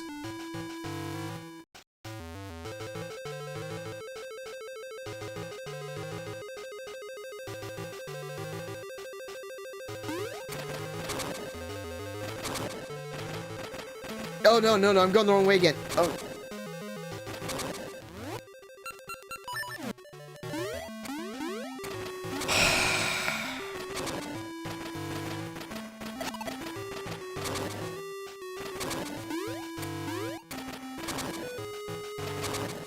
I got it good. I was correct. Nice.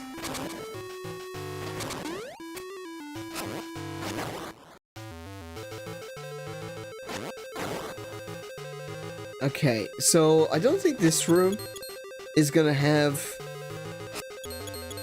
explodable walls. There's no point to having an explodable wall there, because there's a door. I'm good at video games.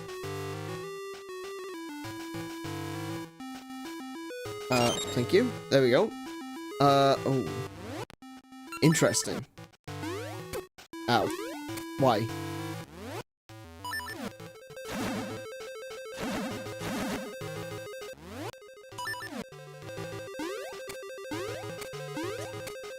Okay. Oh, there's one. Oh, wait. Is there one down there? No.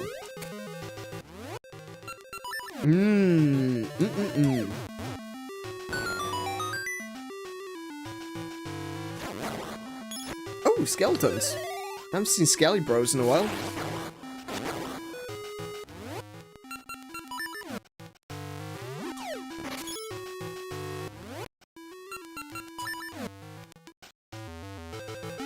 Oh, oi! Oi now!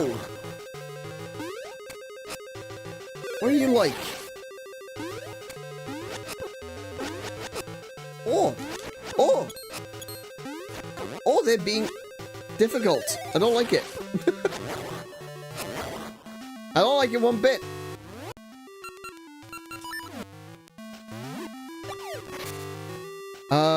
So, like, that? Okay. What have we got? Compass! I would really have preferred the map, but sure. Okay.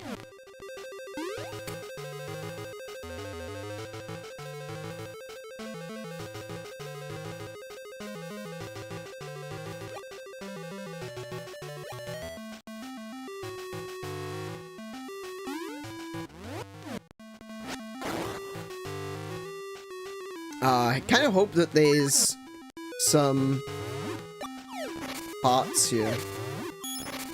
Now, I don't need rupees or seeds. What hit me?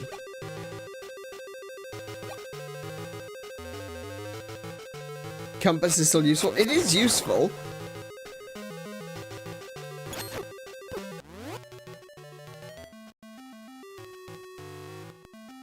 Sorry, I was coughing my guts up there. No, it is still useful. Obviously, it'll allow me to know if there's keys around. I hit my face on the long thing. I didn't think I quite reached the long thing, but alright. If you say so. Yeah, the compass is still useful. But I like to know where I'm going. You know, that's the thing. I want to be able to see where I'm going.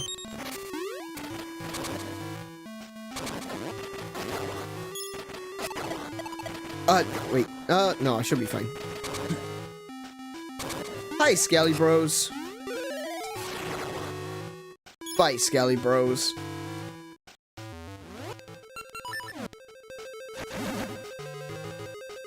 I could go this way. I do have a key.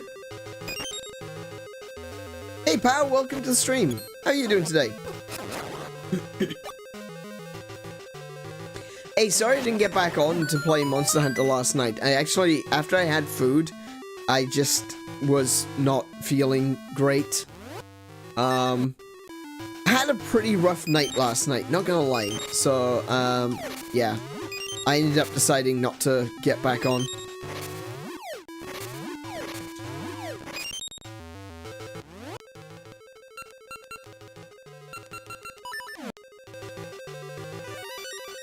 What we got?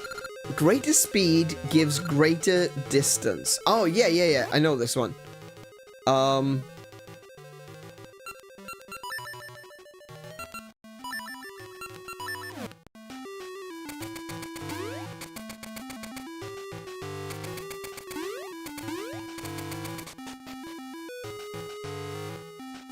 we got some red Skelly Bros down here. They're gonna throw bones at me.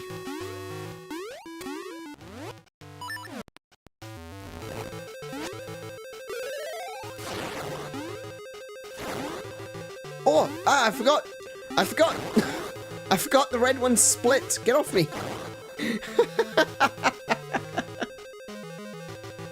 You ate ramen with friends today? Oh, that sounds great. Oh, man. Ramen's so good. Oh, there's a key in you.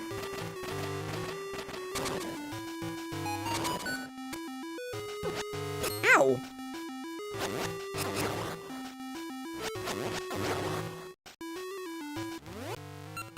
Okay, so there's a key in there. Oh, hi! Greetings! Here's the deal. 10 ember seeds for 20 rupees. No. Then be gone. They're a bit more grumpy than they were in Ocarina of Time. In Ocarina of Time, when you said no to them, they'd be like, yikes! Well, I'm gonna leave then. In this one, they're like, bugger off. If you're not spending money, I have no use for you.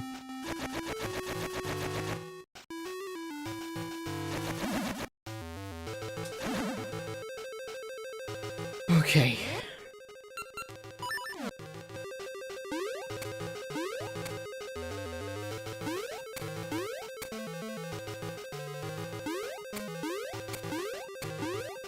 Yeah, I thought there was something over here. Okay. Let's see what's up this way. I forgot to mention I'm going to see the 1986 Transformers movie tomorrow. Oh yeah? Are they re-showing it in cinemas?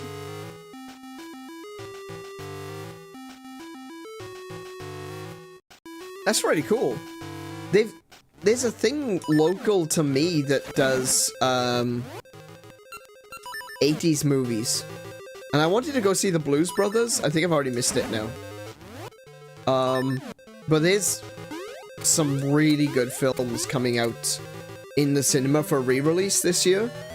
Blues Brothers was one of them. The original Ghostbusters, 16 Candles, Ferris Bueller. Like, I mean, these are some of the best movies ever made. Like, no lie. Star Wars, they're great, you know, but they appeal to a specific audience. You know, Star Wars is sci-fi, it's nerdy. When it comes to, like, slice of life, teen drama and comedy, you don't get much better than, you know, Breakfast Club. These are some truly classic 80s movies, and I really wanted to go see them, but unfortunately, they're on days that I'm streaming, and I don't want to, you know, be like, well, screw you guys, I'm going to go watch a film. Can you see through my power? Oh, it's you! Which one's the real you?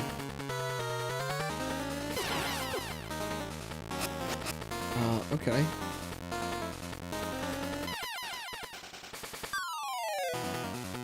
Oh! Hang on. I got it. This is the same as,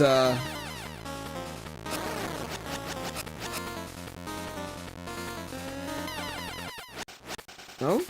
No? Okay, I thought this was gonna be the same as... Ow.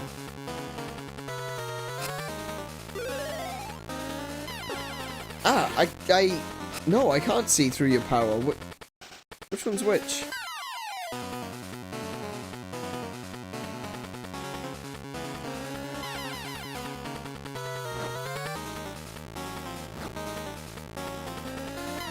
No, I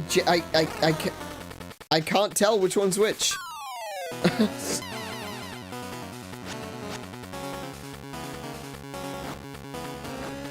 Missed.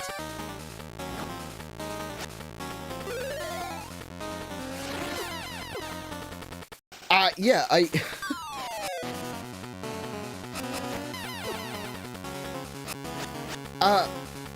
is there supposed to be a difference between them? Oh my goodness, this is so hard to avoid.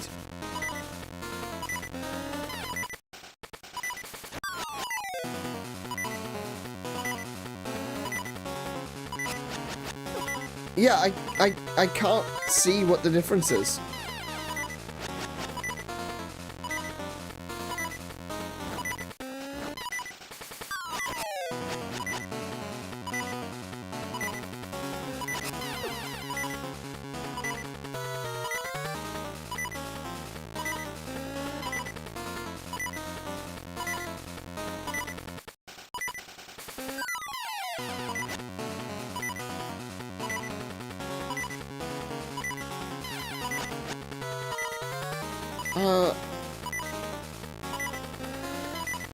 Like, am I missing something? Is there actually a difference between them?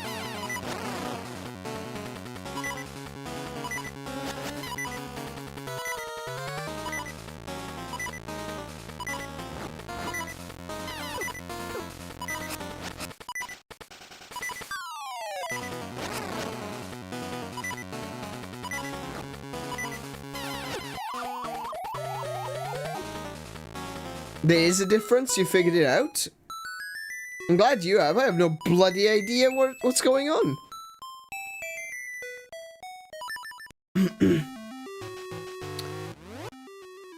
Oh.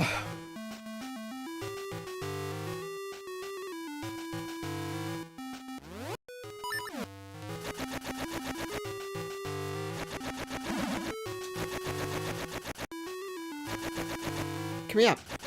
Come here. And you. Right. Okay.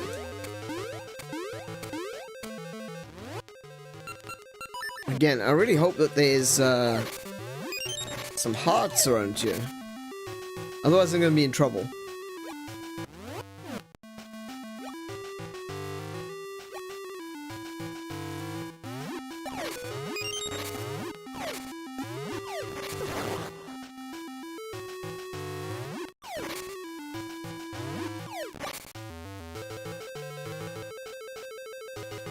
Try to figure out when you when you reattempt the fight. I'll let you know. Just keep lighting braziers.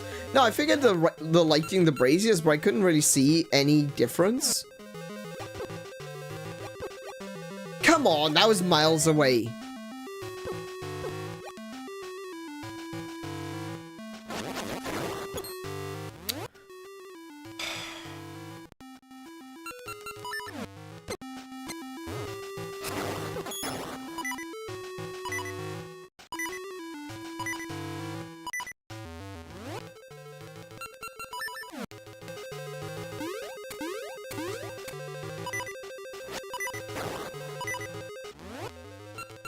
Oh, I don't want to be going into this fight with just 2 freaking hearts. That's really lame.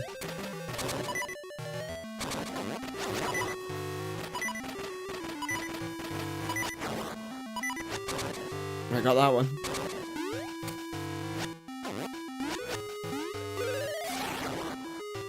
I don't want rupees!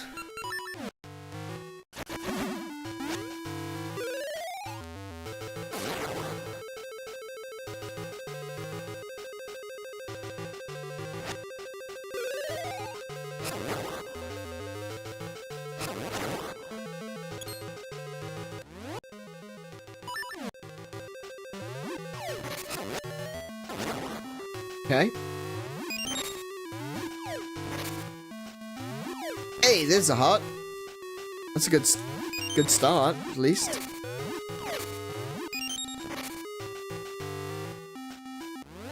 Okay. I need the...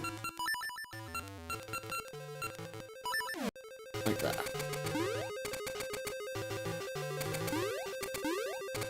Okay. That part's easy. This is the part that's getting difficult. Okay. Right.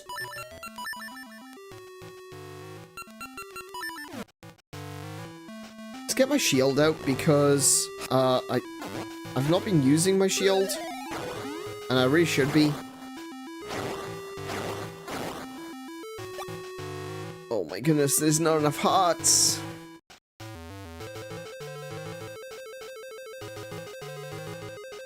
You right, game?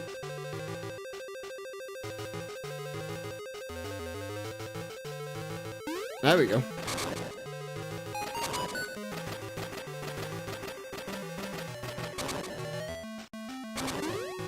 Okay, so I'm guessing that the treasure for this dungeon, or the item for this dungeon, is going to be the seed shooter.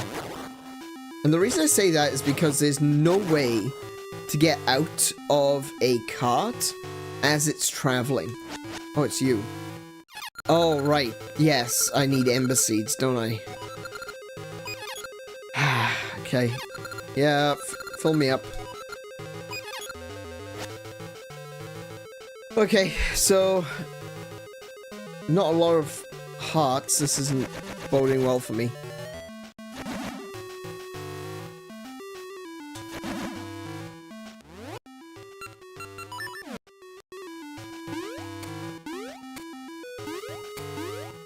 Okay, here we go.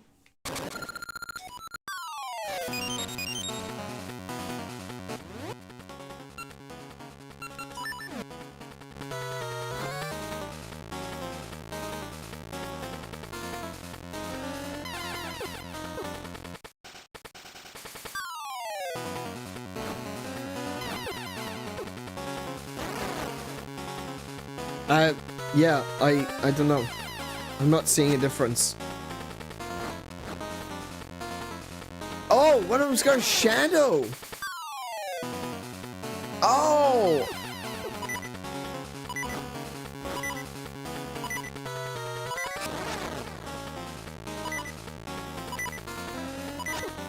Oh my goodness. Those attacks, though, are really hard to avoid. They're so big and they take up so much of the screen. Yeah. I'm just not fast enough to get around them. Okay, I need hearts. At the very least, I know these drop hearts.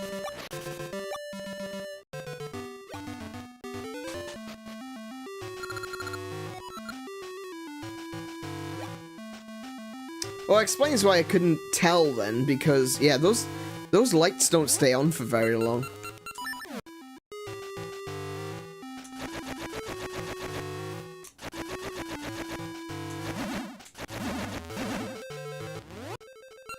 Okay. I at very least have more hearts than last time.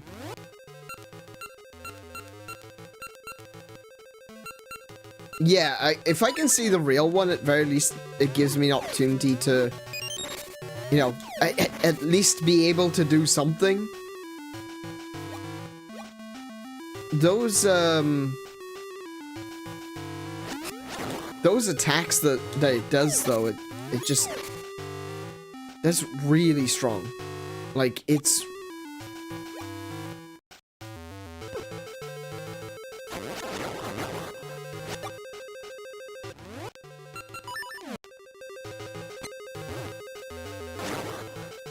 the attacks that they do is, they're just so large. And that's kind of the thing. It's like, it's very large and it's very fast moving. So it makes them kind of difficult to avoid. It doesn't look like they would be difficult to avoid.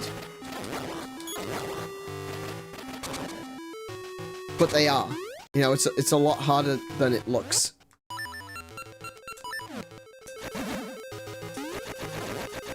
Oh, I got you! I thought he would just jump over it.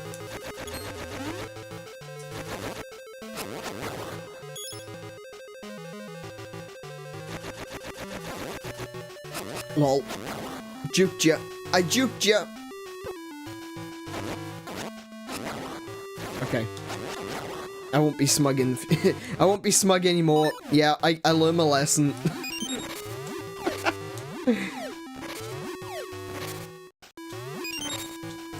Let's... You. Ah, come on. I've got nearly all my hearts, so it's not like a big concern. So, yeah.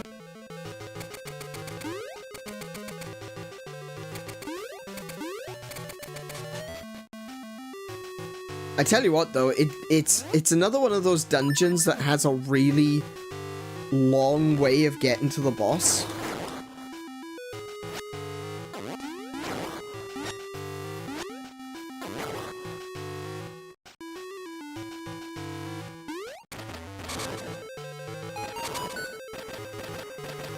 Yeah, so this room, I think I'm gonna have to shoot those braziers to get them to light.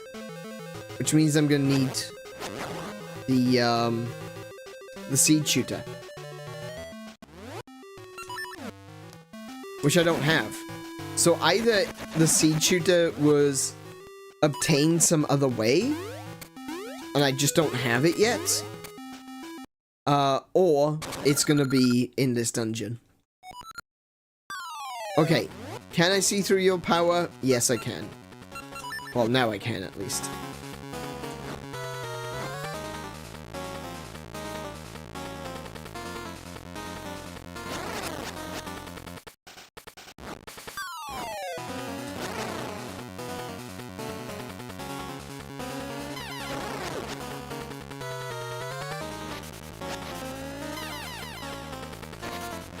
I'm kind of hoping these will have seeds. There we go.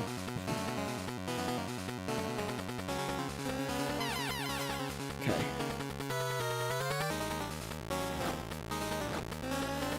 Ow. Ow! I can only hit him once as well, that's the thing.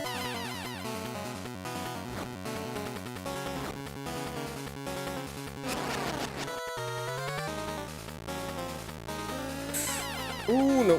Ooh. Okay.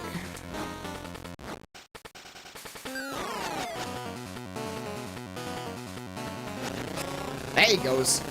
Yeah, easy when you know how. Easy when you know how.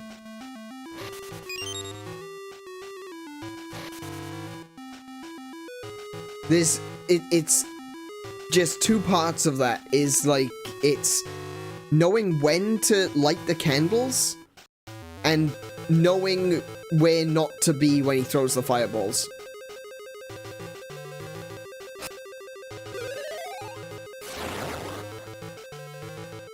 Okay, we're doing this?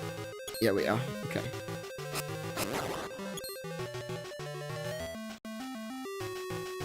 I don't know if I want to do that just yet. Let's go this way. There's an old man. What you seek is in the eye.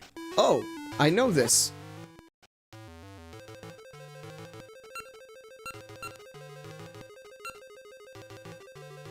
I don't like the way that the shape is going. Hold on a minute. Do I want to continue doing this dungeon? That looks dangerous.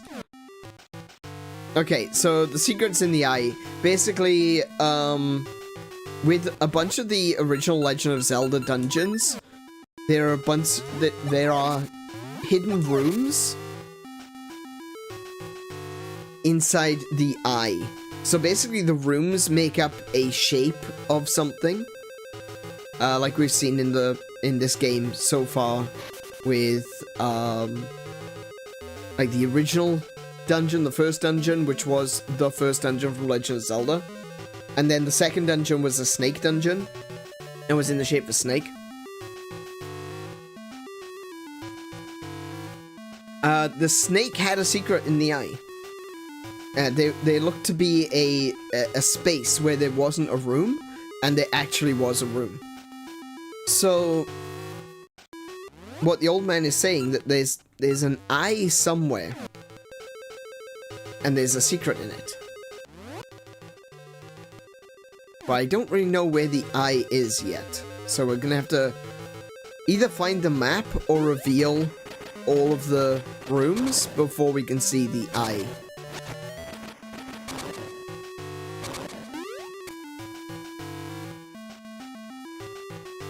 Oh, watch it. Ow, ow. Oh my goodness. No. Okay, okay.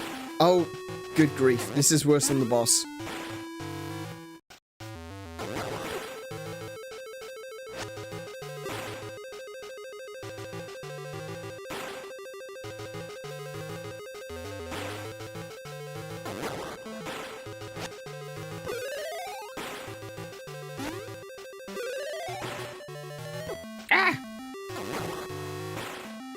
Okay.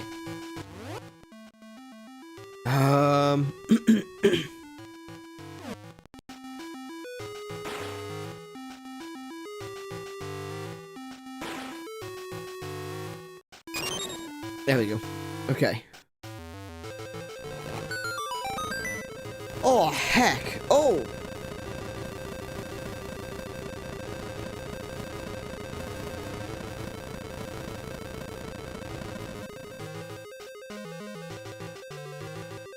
Oh.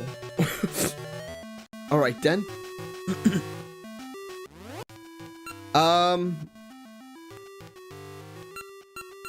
I'm gonna need that, and I'm gonna need these. This is gonna be interesting. No. Out my way, get out my way, get out my way, get out my way, get out my way, get out my way. Don't stop. No, you stupid keys.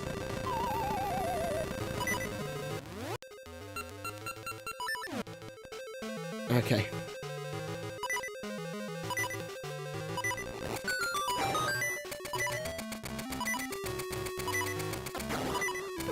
No! No! I hate keys. Can I, have I mentioned before how much I hate keys?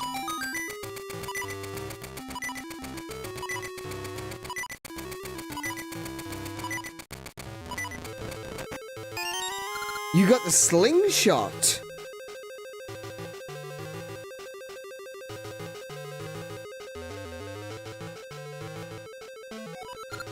Choose your seeds and take aim.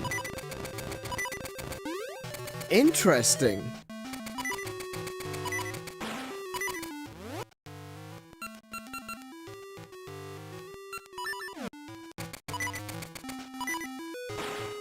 Oh, so it's just like...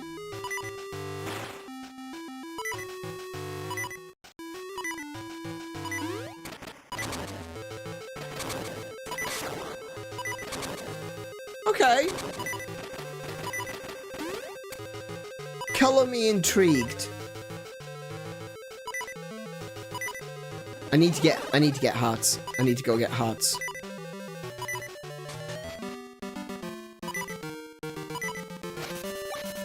Thankfully, these will always be here.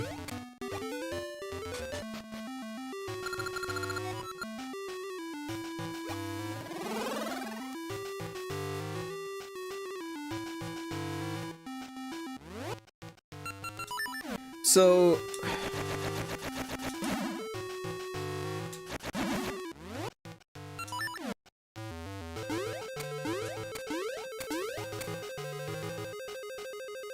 So the reason I'm going this way is because I want to light the torches in that other room.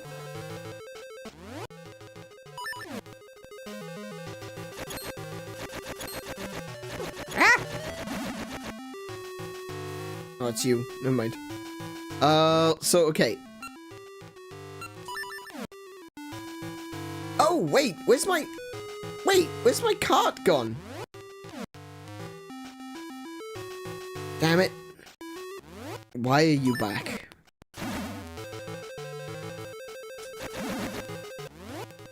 Right, okay, hang on. My cart is gone because I left the dungeon. Okay, alright. Hang on. I'll go get some more hearts, and, seeing as I have to go back to the beginning of the dungeon anyway, may as well. You have 384 subs now, and it's only been a day. Is it 384? Oh, so it's actually gone up since we started as well. Because it was like, I think it was just 380 when I started streaming. That's amazing.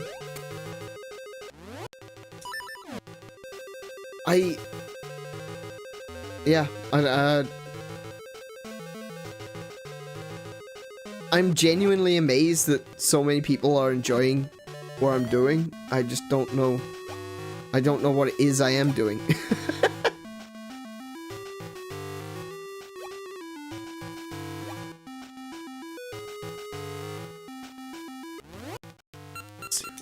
Shield. Ah, that's why there's a shield eater in here. Because you need a shield for the terror turtle.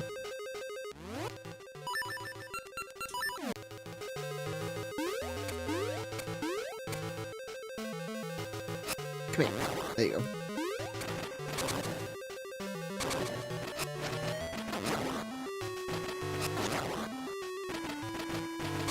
Is this the right way? Yes, okay.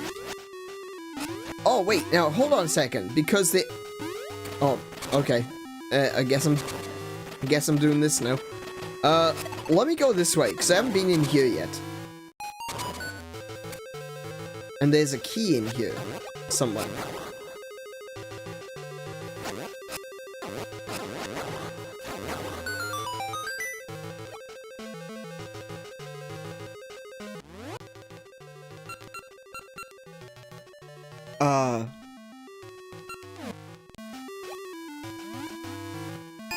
Ah, right, okay. Interesting. 1K subs definitely not that long away. No, it doesn't seem like that, does it? Gotta go. No worries, dude. Well, we'll catch you in a little bit then.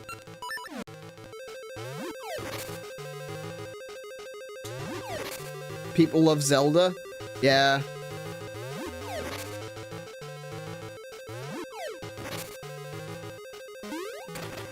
Well, that's good news then, because I intend playing a lot more Zelda.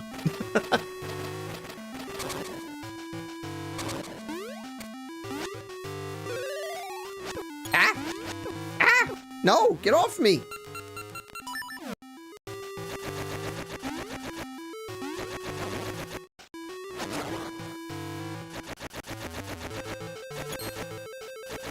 There we go.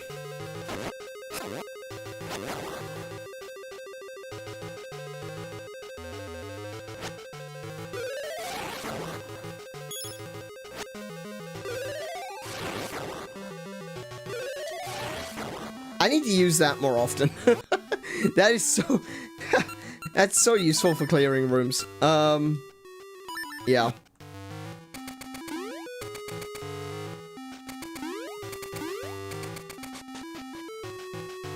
Right. Now that I'm in this room...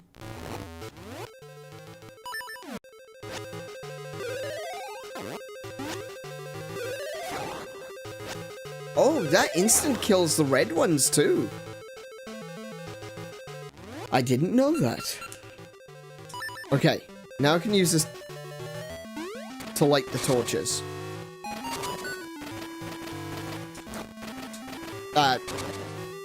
Or not.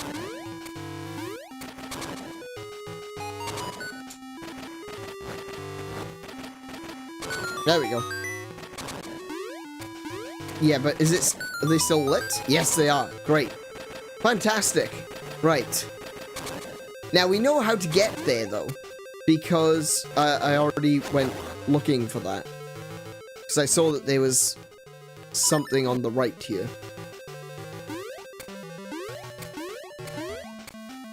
Oh, wait.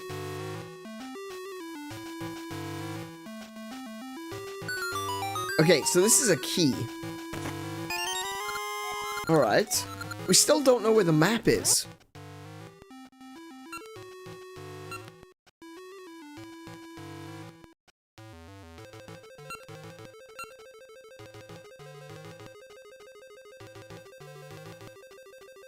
There's a...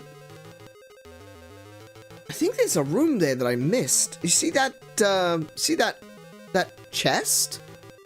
That chest is on a room that clearly has a door, but I didn't go through.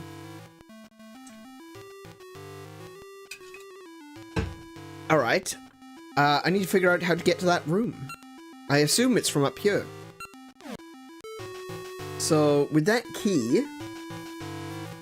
Oh, it might be a locked door. Maybe I didn't have the key for it. I think, in that case, what I need to do is... Sure thing. Go through this portal.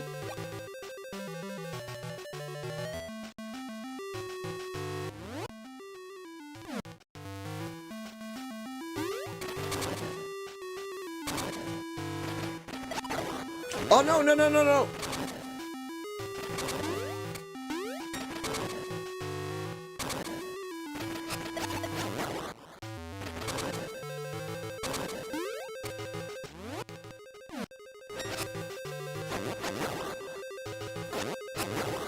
Link out here blocking arrows with his sword. Because Link's a badass. I think... Yeah, I need to go this way. Yeah. Okay, so I go this way.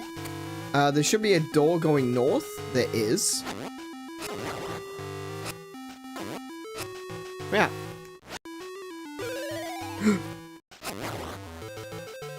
Wait. How do I open the... Oh, yes, I remember. Okay. You gotta push the little statue onto the switch. And there should be a staircase in here.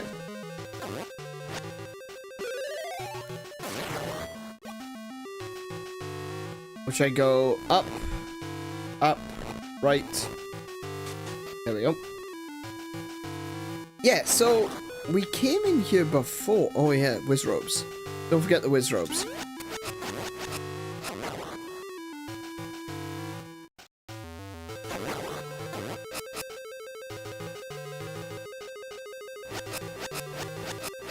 You can't hit anything in the bottom right-hand corner.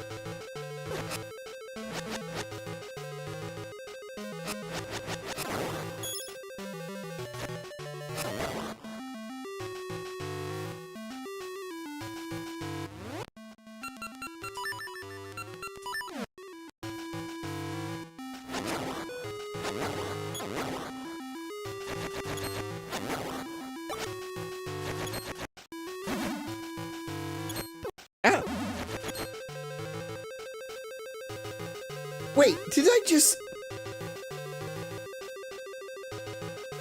Oh, I went down the stairs. I didn't even see this room. I went straight down the stairs. Ah. Peas. There's the map. Oh, finally.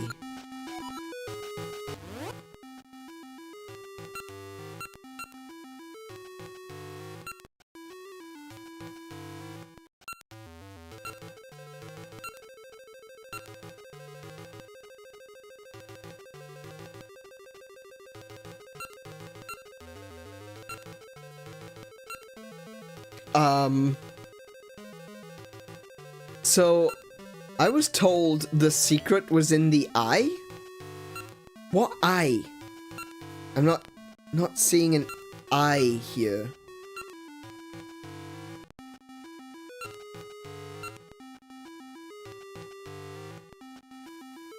Let me try a little bit of pixel work. I'll just pull up a paint.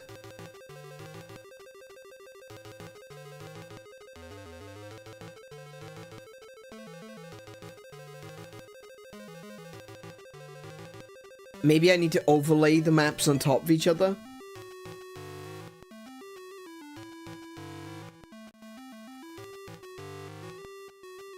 so we have...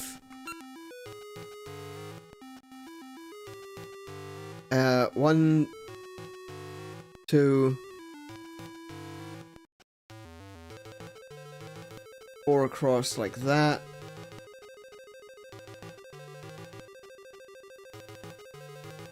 Across like that, and then 3 across on the next one. Right, next. On top of that, we've got 3 there.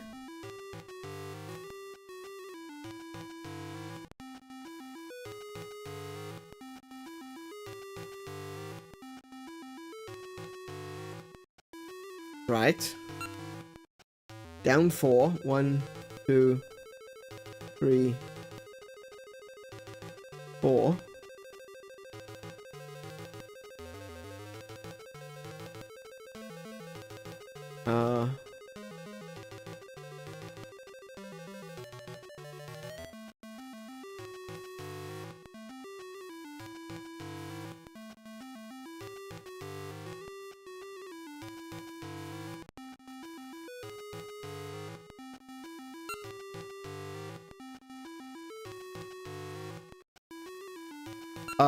Yeah, I'm not seeing anything that looks even remotely like an eye by layering the map pieces on top of each other.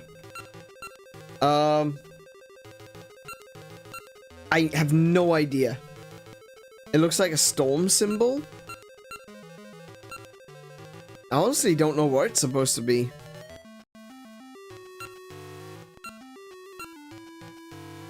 But the old man said the secret is in the eye. Maybe he's in the wrong dungeon? I don't know.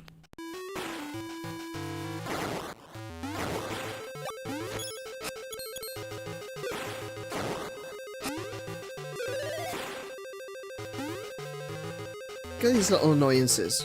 Could you...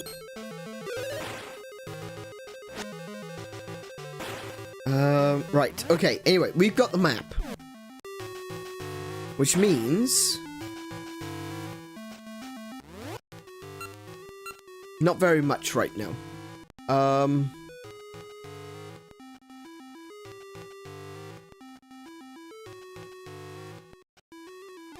I can go... hang on. I can go this way. This takes me down to the bottom. Oh, no, this one doesn't... oh, okay, this one doesn't take you to the bottom floor. It's a side-scrolling section. That's alright.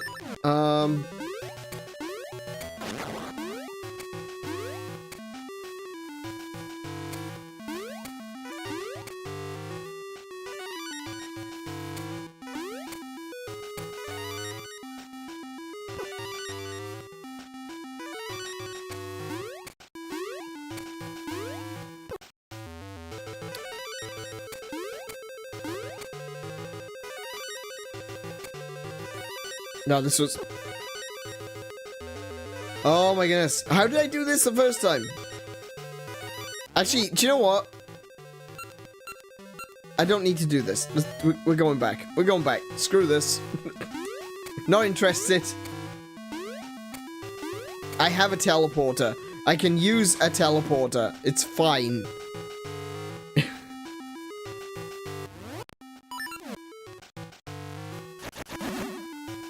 I'll walk back. It's fine. I don't want none of your Flashman stage nonsense, right? I don't need it. I don't want it. I didn't like it in Mega Man 2. I don't like it here, right?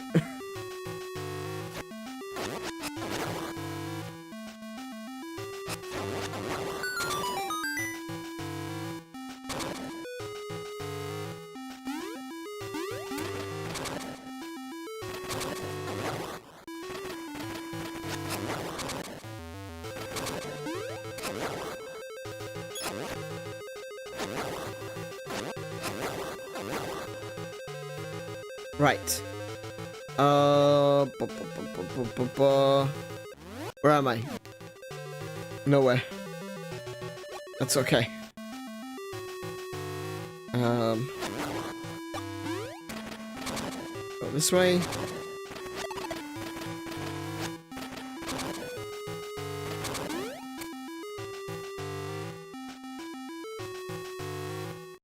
Perfect.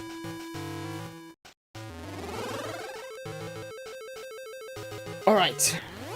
Now where am I going? Down and to the left.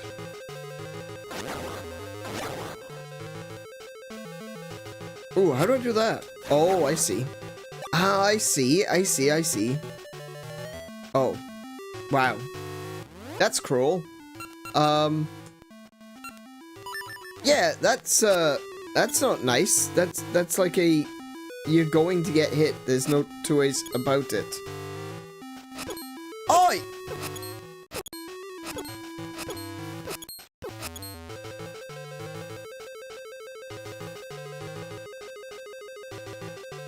That was a trap.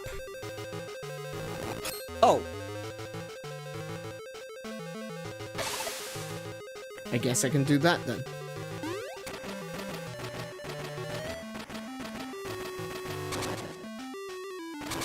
Oh no.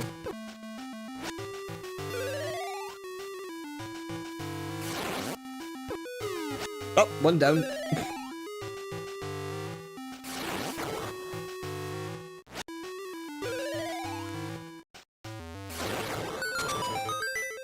You were less mad about that than I would have been. Oh no, that was straight up cruel. But the thing is, okay, so the way traps like that work, a fairy. The way traps like that work is because you see it moving to one side, and you know full well that they can move in all directions, well, all the cardinal directions. But you see it moving to one side and you think, ah, maybe I can sneak in there. And, you know, you overthink the problem. Oh, I'm on the other side of this. Ah. Oh no, don't you dare.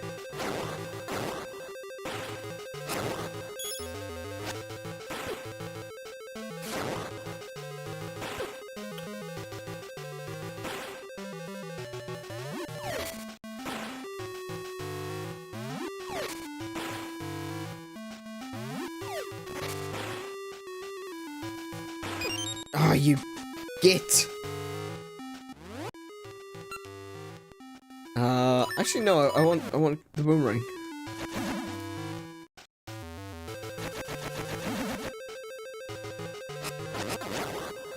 Okay, one down. Where's the other one? Yeah. Ow!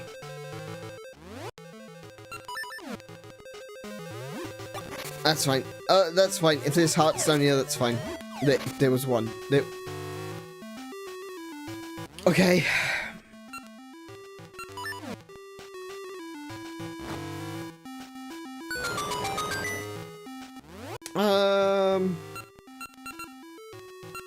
Do I need to... A guarded body watches with unguarded eyes. Ooh, interesting.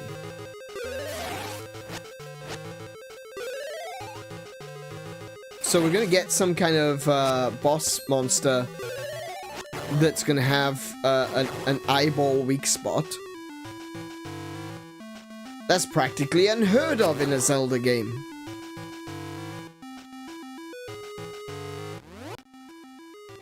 Wait, are we? No, no, I'm not gonna be able. I don't have the boss key.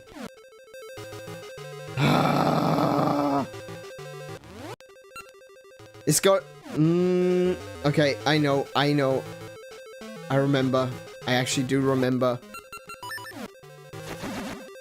So in that room where I use the slingshot to change the position of the track.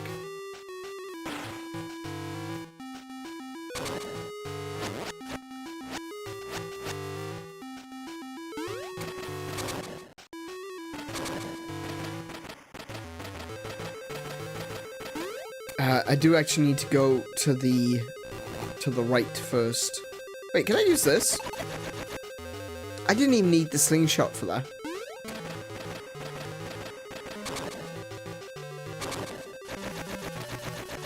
Ah, see, now, this is the one. This is the room. Okay. I need to go over to the right. I need to get as far right as possible. Insert witty, topical, political joke.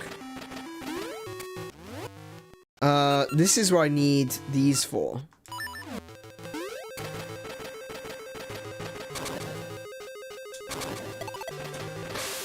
No, I missed! Yeah, I need to get them both in a row. The keys kind of act as a block. You know, it gets in the way of you shooting. Oh. Yeah, I'd already done that one. Well, I can get that now. Makes it easier for me next time.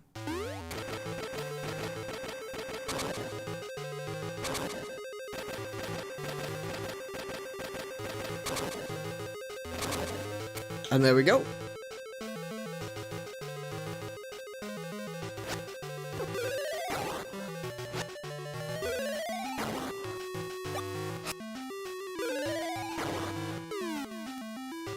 Ooh, I know what I gotta do here.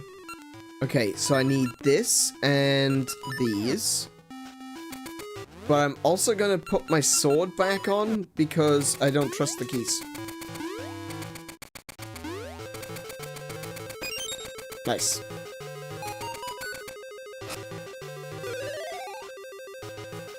Oh, okay. The secret is in the eye. It's the same clue as the clue they used in the original Legend of Zelda. But it's here.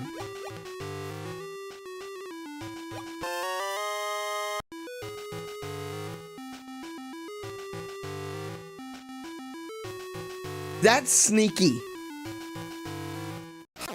That is okay, I really like that because it works in two ways.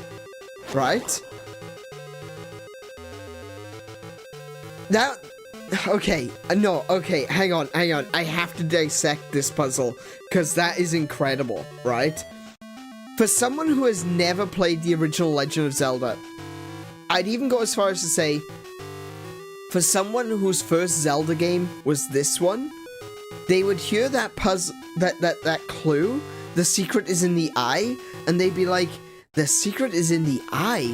What does that mean? The secret is in the eye? What is that? And then maybe they'll see the, you know, the BMOS statue, and they'll be like, that looks like an eye. Maybe that's what they're talking about. You know? There's lots of things that could be the eye, right? Oh, the light came back. Nice. And so, for a new player, that's a whole new clue, that's a whole new take, you know, that's something new, and then they get to this room, they're like, that kind of looks like a skull. Oh, it's in the eye. And then you've got people like me. Then you've got the people who have played the original Legend of Zelda. The clue is in the eye, or the secret is in the eye. That is a well-known clue from Legend of Zelda, and it tells you to look for the eye shape in the map and bomb a way in. And so you look at the map and you do exactly as I did, and you're like, I'm not seeing anything that looks like an eye. This doesn't make sense. Maybe it's for a different dungeon. Maybe I was wrong. Maybe it's for the snake dungeon. Maybe it was a clue for the snake dungeon because there was an eye there and there was a secret in there. It was that room full of rupees, if you remember. So, you think, okay, this... I know where it means. I know what the clue means. But because the dungeon doesn't have an eye, it leaves you thinking. It leaves you going, what does that even mean? Using the same clue for a different puzzle, it affects new players and old players the same way. Because it leaves you clueless. It leaves you thinking that it means something that it doesn't. And that's really cool.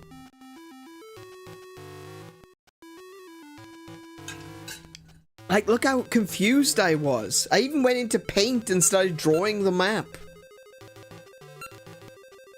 That's great. I like that. I like that. Do more of that, please. It just goes to show, like, the common criticism I hear about The Legend of Zelda is it's the same thing over and over again. Well, I mean, it's not. But let's assume for a second that it is, just for the sake of argument. Let's assume that that is true. That it is just the same thing over and over again.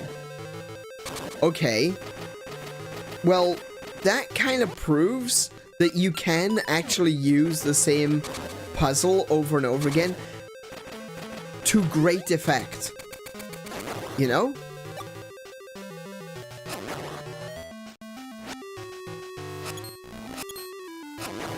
You can use the same puzzle or the same clue for a different puzzle. Can I push this down? Can I just box you in? I want to box you in. I can't. That sucks. But no, that's a really good puzzle because it's a reused clue, you know?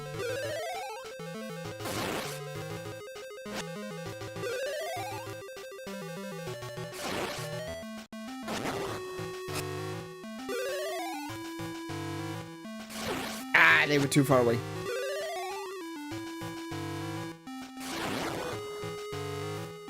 Last one.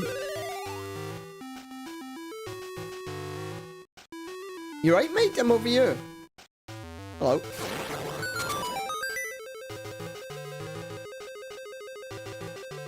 Okay, hopefully these have hearts. Oh, wait, no. This one's got a fairy. Oh, I didn't have a fairy that time. Okay. Okay. Okay. Alright.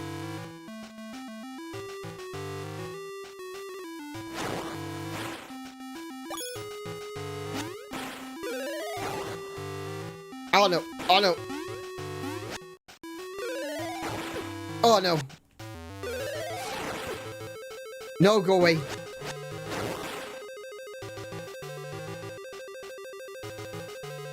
Ah! Okay. Oh.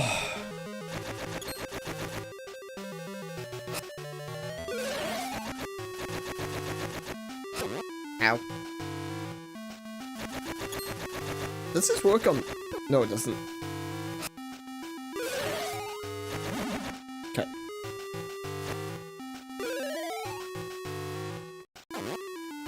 Ah, no. I shouldn't have gone that way.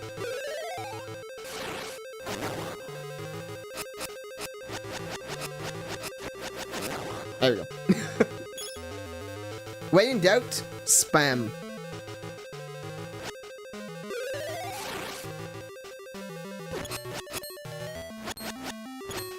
Oh my goodness.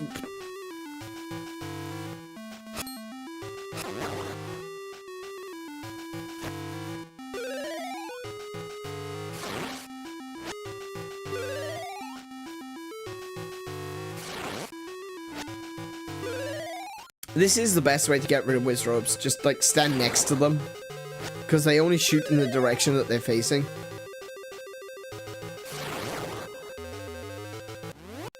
So if you can maneuver yourself to the side of a Wizrobe, it's actually pretty easy to take them out.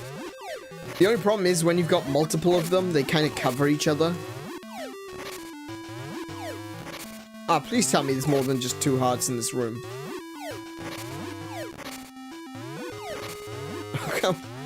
Come on now. Come on now. Game.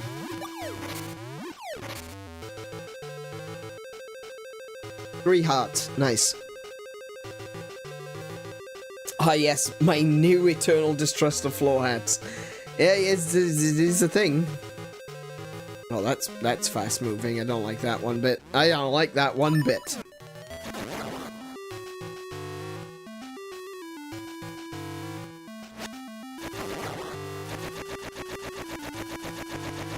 My boomerang is okay. The boomerang's like, I'm trying. Oh, good grief! Why are you moving so bad? Oh, there you are.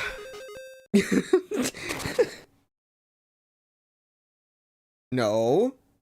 Oh, Goma.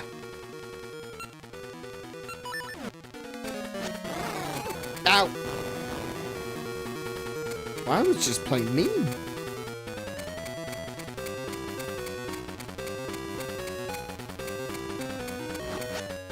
Nope.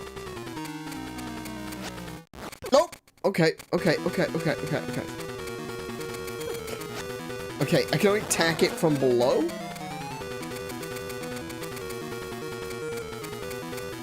And only when its eye is open? And its claw is not in front of its face. Oh my goodness. Also, I'm out of those seeds, so I assume I can hit it with any seed.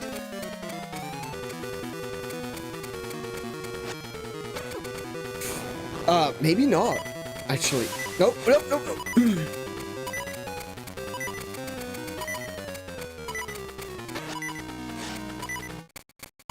Hang on. Okay.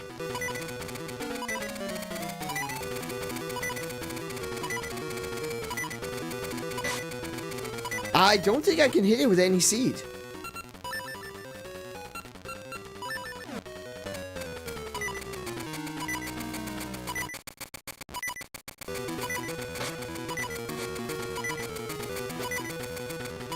No, I can't hit it with any seed. I can only hit Goma with the fire seeds. But I'm out of fire seeds.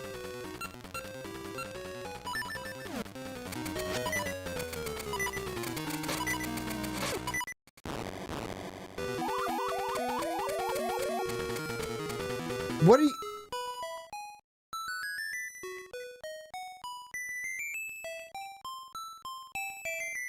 What are you supposed to do with that?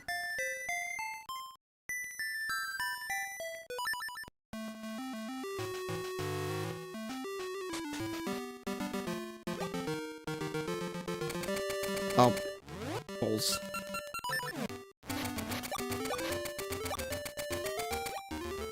So far, every dungeon boss that has required a specific item to be able to beat it has actually included a means of getting those items, you know, in the room.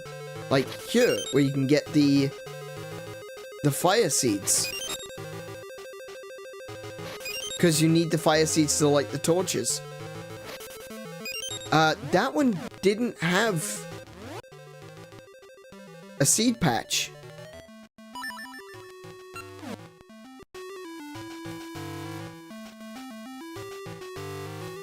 Okay.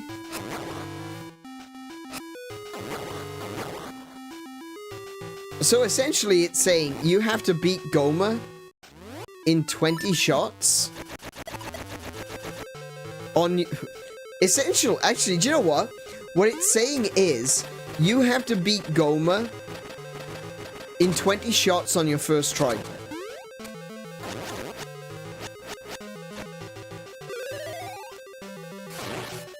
And the reason I say that is because I believe that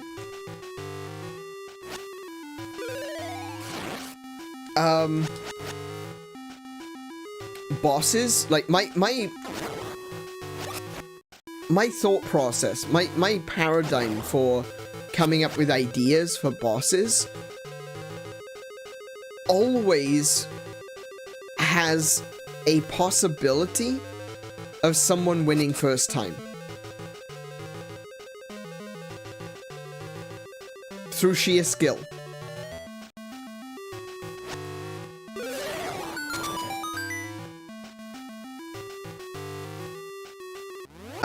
I don't like bosses that have instant kills for no reason. Maybe I can use the bombs on Koume? I don't know about that, though. I don't like enemies, specifically bosses, that have an instant kill. Especially when you're in a dungeon like this. Oh my goodness. When you're in a dungeon like this, that you have to walk so far to get back to the boss, right? This is what I was talking about in ages, about the game not respecting the player's time. You know? Do I really need to be going all the way back to the beginning again? It's unnecessarily punishing. So if you've got an enemy with an instant kill attack that you should avoid, there should be some warning that it's coming.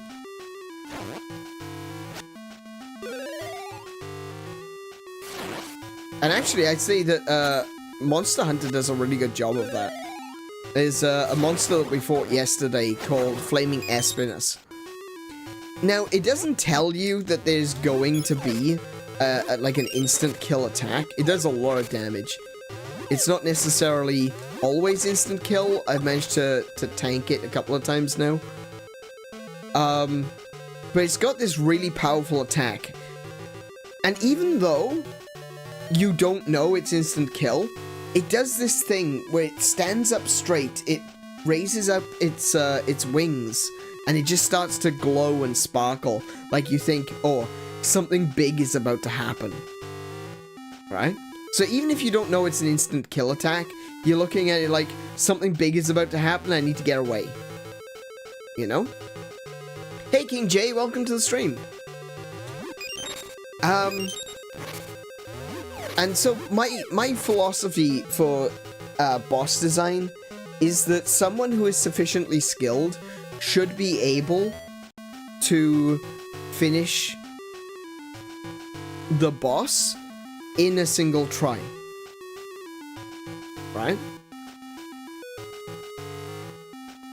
I feel like there's also a certain level of experimentation that should be, there should be some allowance for. And the fact that this Koume fight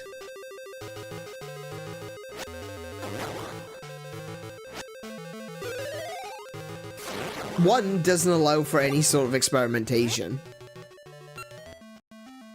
I don't know, I feel like this fight's a little bit cheap. Which is a shame, because Koume is a, you know, it's a classic boss.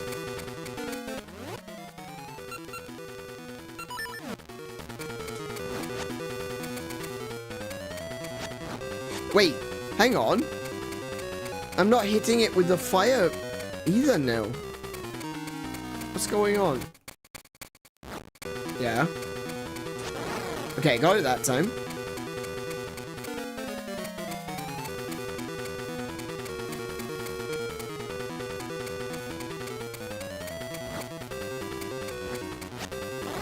Ah! Okay, I need to put the,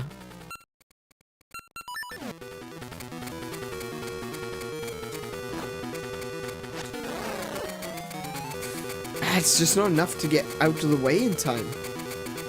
Like, you literally have to stand directly in front.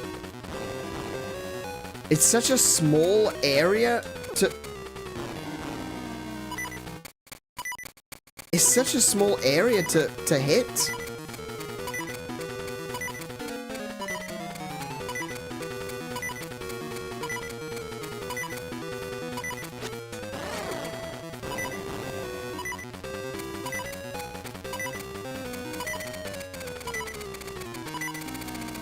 Where are you going?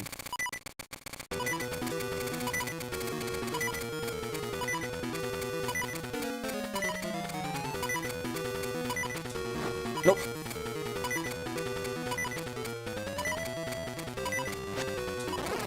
Oh. Wow. Dancing Dragon is your favorite dungeon in the Oracle series? Oh yeah, the music is amazing. No, I really enjoyed it. I noticed the music immediately as soon as I got in there. So far, the dungeon's been pretty decent. I really like the secret is in the eye puzzle. That was really cool. I'm not liking this boss. I find this boss to be extremely cheap.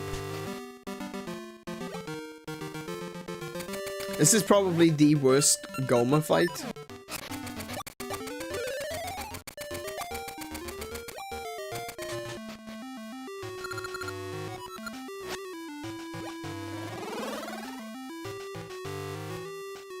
And it's so far away as well, you know? It takes so long to get back to...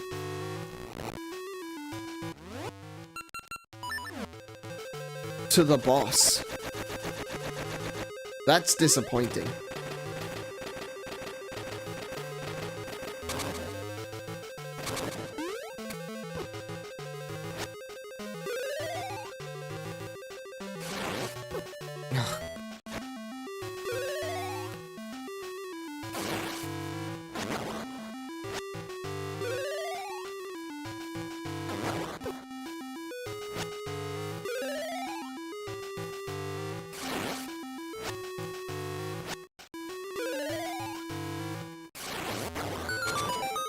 Okay.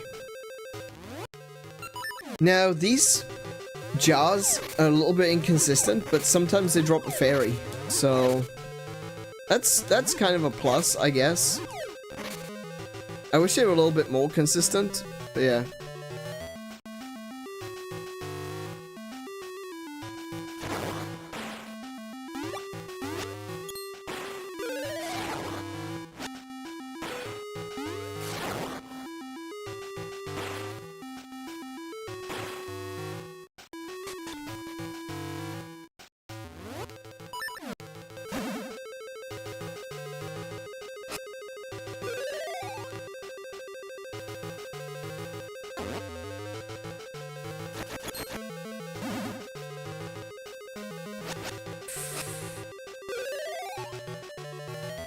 Oh no.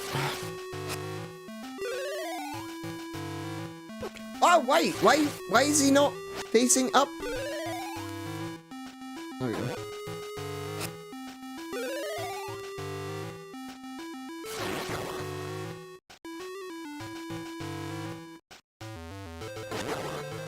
Okay. Okay, I ended up using more hearts than... Damn it. I was really hoping that they would drop a heart.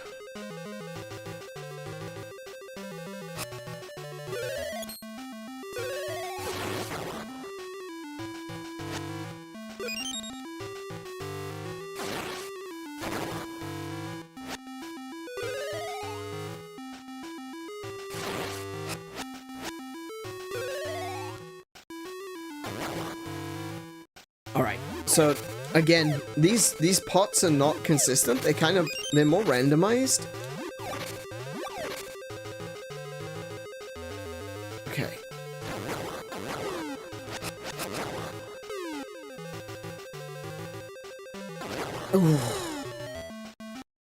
Alright. So, the only other thing that I could think of, I wanted to try the boomerang, and the other thing I was going to try was dropping bombs. Because, screw 𝗁𝗄𝗊. When in doubt, bombs. Yeah, okay, boomerang does not work.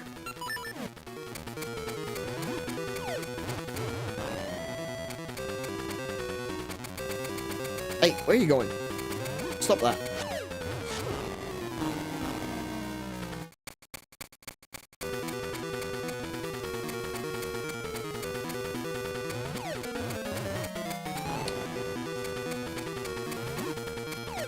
Ah, come on. Maybe if I just go kind of... No. So hard to get it.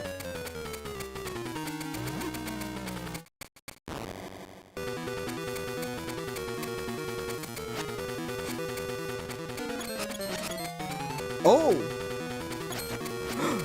I can hurt the claw.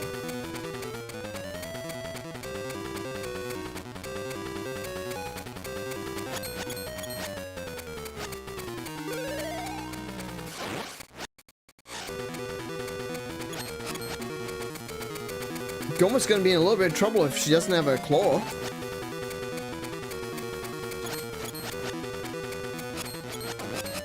Oh, there it goes. Oh, now then. Okay, but I've only got one Ember Seed.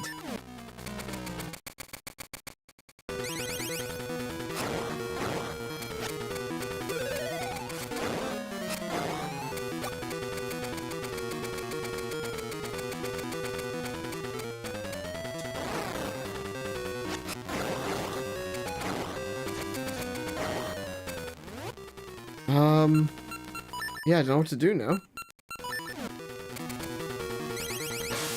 Yeah, I can't hurt her with anything other than Ember Seeds.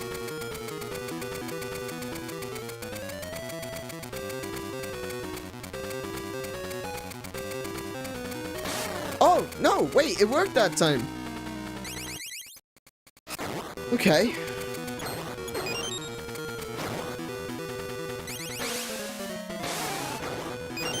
Oh, get off me.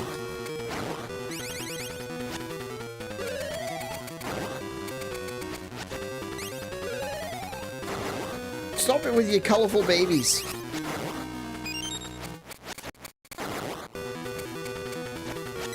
Oh my gosh.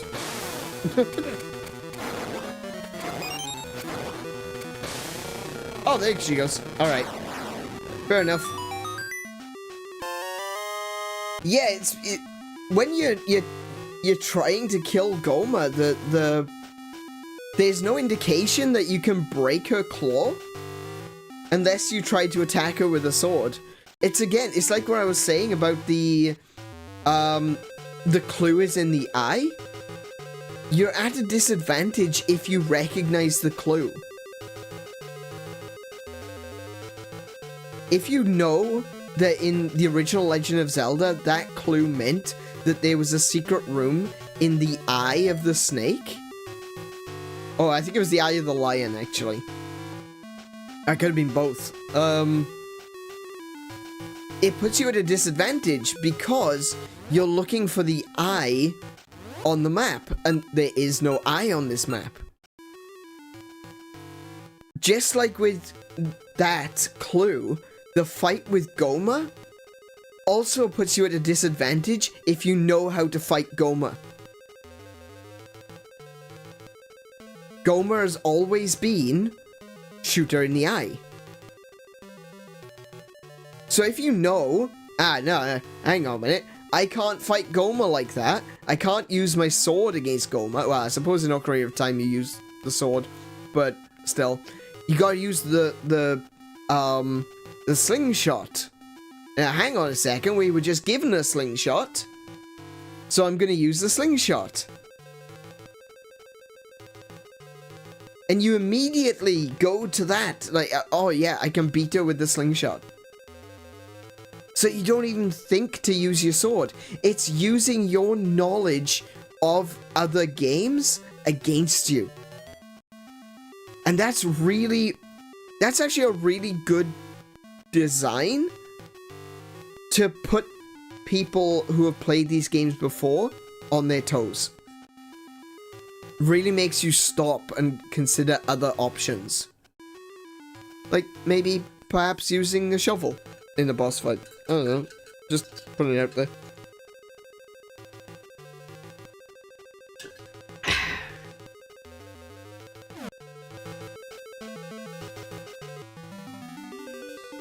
But yeah, very cool. It still felt a little cheap, though. I'll be honest. It still feels a little cheap. The way she just rushes at you and grabs you and slams you down is like, whoa, hold on. She's moving a little bit quick there.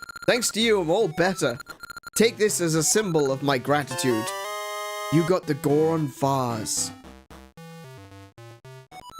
As thanks, it's a very nice vase. It looks like a very nice vase. Thank you. I needed this. I need to take it to Ingo.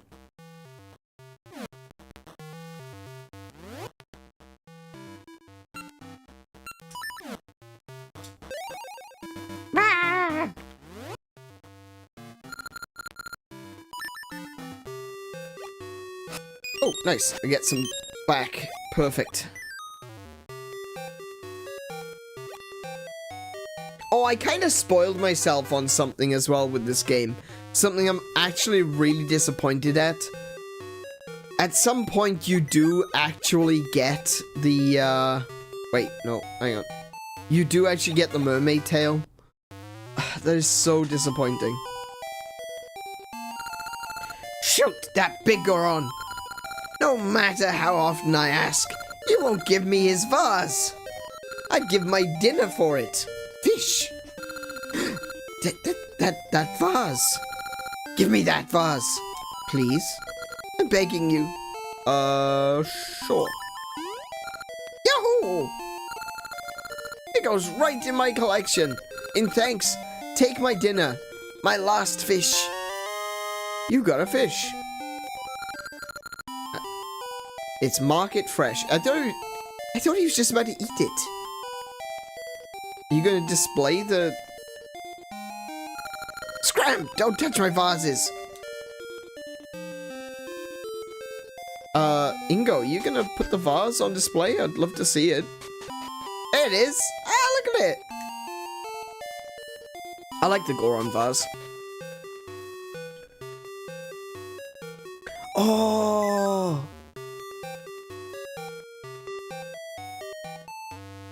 I should take a pottery class.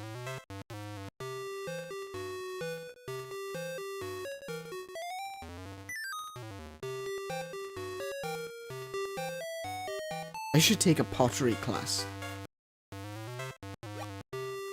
I do like traditional crafts. Oh, yeah, this is the other thing I wanted to do. I wanted to beat the, this Moblin guy. So, the pesky kid has come. I won't let you stand up to me anymore. This time, victory will be mine. Right. Okay, how do I get to you? That's the ultimate question. It doesn't look like this is a good way. Maybe I need to do it from...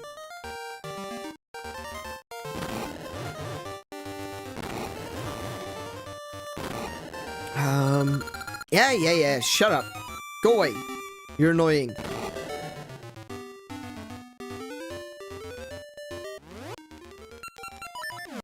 Moosh, I need you.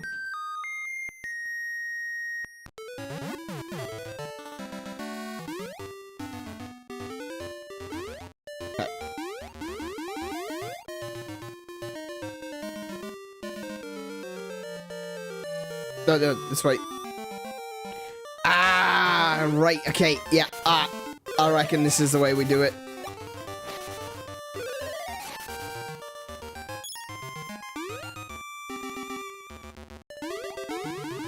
There we go. Moosh his daily dose of yeah.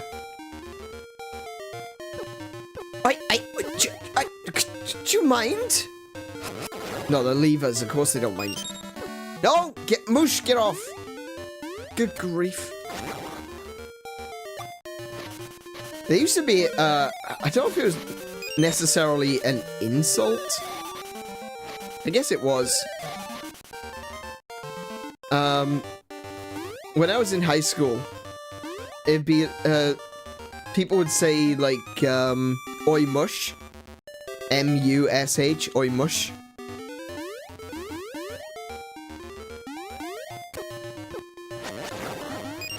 I don't think it's, you know, something particularly egregious. It's not like a slur or anything. Little... It's not like a slur or anything, it's just like, oi mush. Oi, mate, what you doing? What you up to? That sort of a thing. Now entering my domain. Great Moblin! And every time I'm like, oi, mush, I'm just thinking to myself, oi, mush, get over here. Right, where are you? Oh, coward.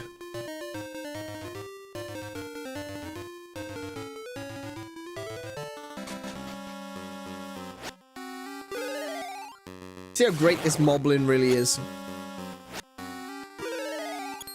Ah! No! Take that.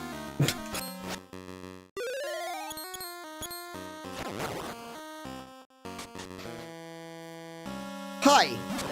Again. So the pesky kid has come. I won't let you stand up to me anymore. This time, victory will be mine. Okay, well, first things first, no. Secondly, no. Boom. Oh.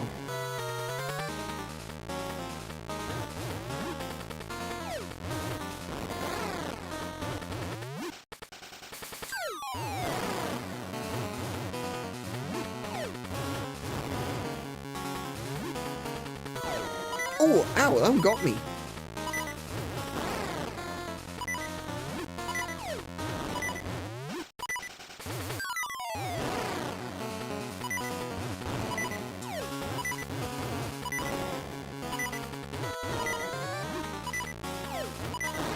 There he goes. You can't beat me this way. I cannot be defeated as long as I don't drop my bomb behind me and start a fire. Mm-hmm.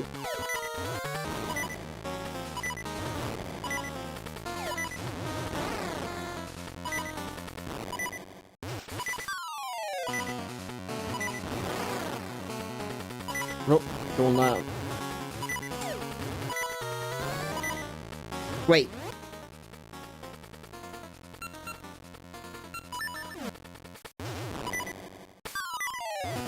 Oh, are you serious?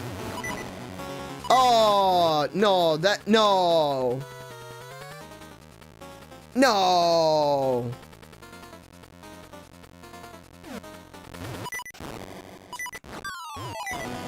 No, boo. Boo. I should have been able to use the slingshot for that one. Disgraceful.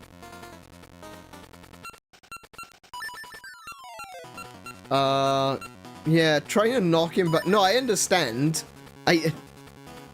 It's okay, King J. I do know to listen to them when they say stupid things like that. But it's just, I just feel so... Wait, that's a boomerang. I feel like that was...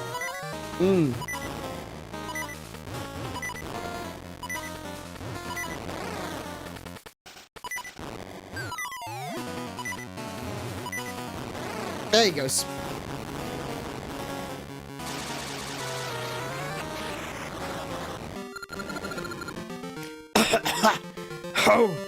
How could this child defeat me? I'll remember this. I shall get my revenge. How are you gonna get your revenge? There's only 2 games in this series and I've beaten you twice.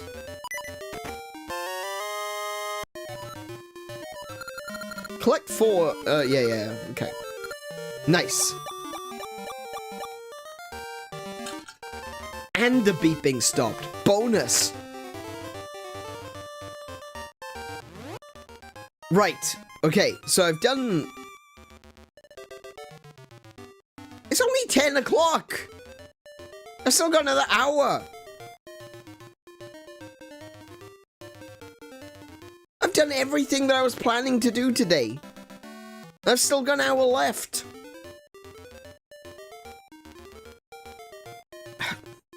Okay.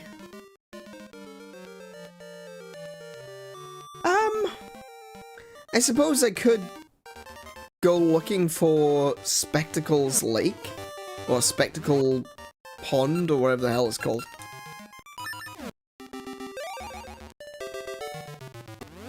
And I've only been playing for an hour and a half. Yeah, exactly. What about the fish? Oh, yeah, true. I could do that. I could go and do the trading quest. Hang on, do I have any new rings? Oh, wait, the wrong button. I do not. But there should be... No, hang on. There should be one over here.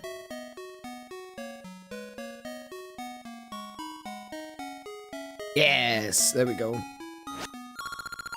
So this one should have a ring. Yeah, there we go. Nice. Okay, I'll go in here. And then leave. Plant. Actually, we'll go do the fish first.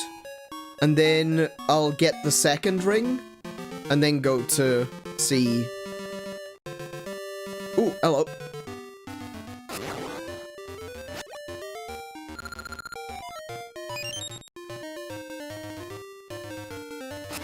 I have been planting them around.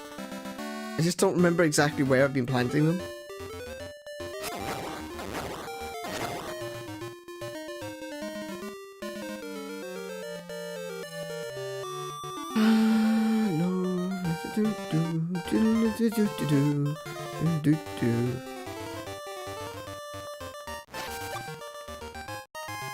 There you are.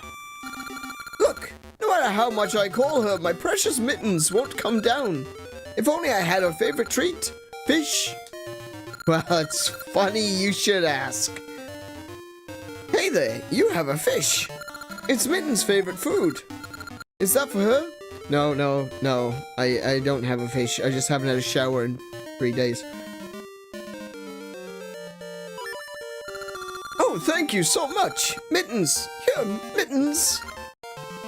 Meow. Mittens. Oh, good kitty. Thank you. Oh, as a reward. Here, take this megaphone.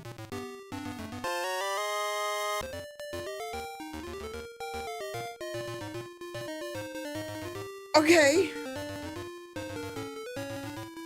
Megaphone.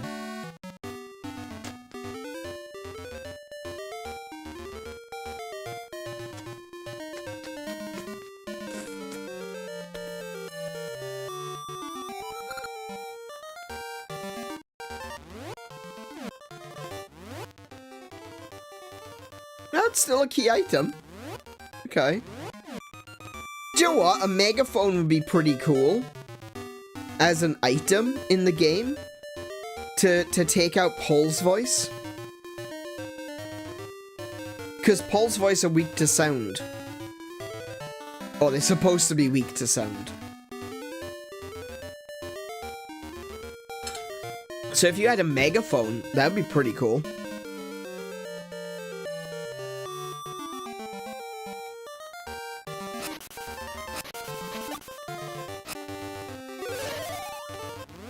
Megaphone? Where the bloody hell do I take a megaphone?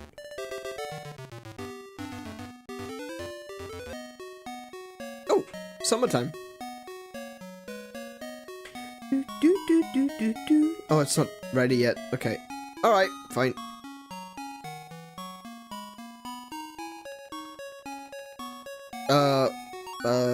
No, you give me the information about the fairy code. What about you? I guess seeing scenery from all seasons is kind of nice. Oh, sorry, he's not going to be giving me any more clues.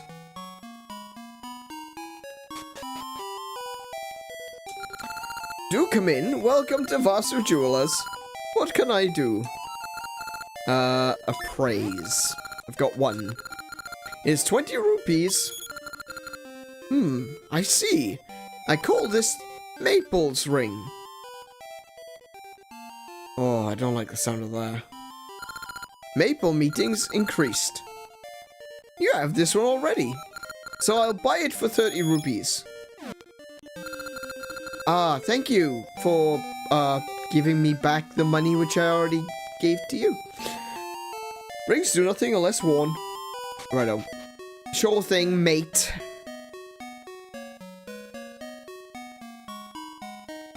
Is there anything in the shop worth buying yet?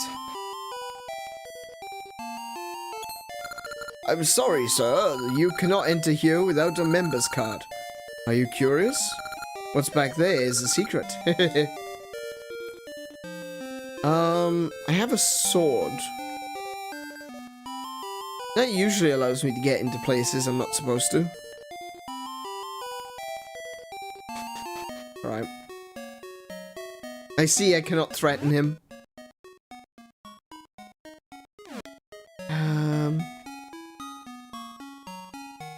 I still can't move these bloody mushrooms.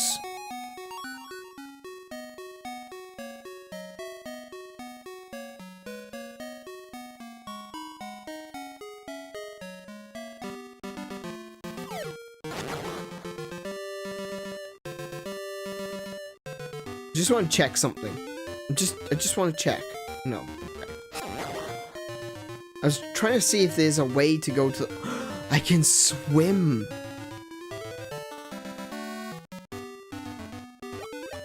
No, I can't.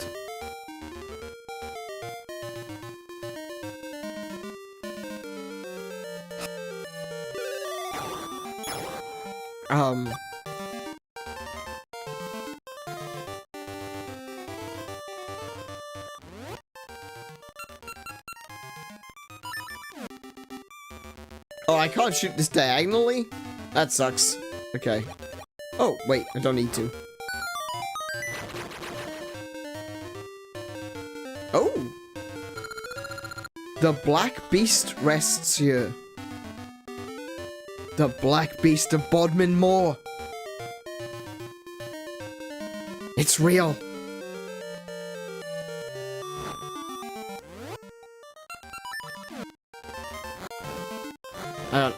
I feel like I need to dig it up.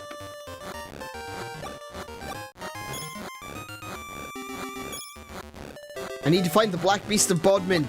I always believed it was real.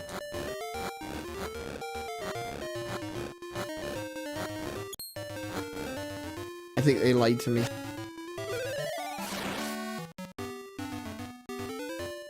That's a really big question mark, though.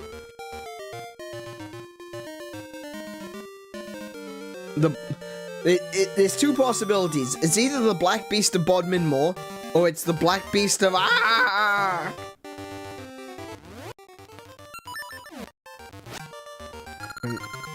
not trying to read it, I'm trying to pick it up.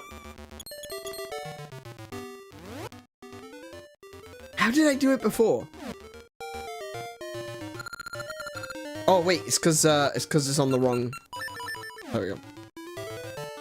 There we go. Oh, there was nothing there.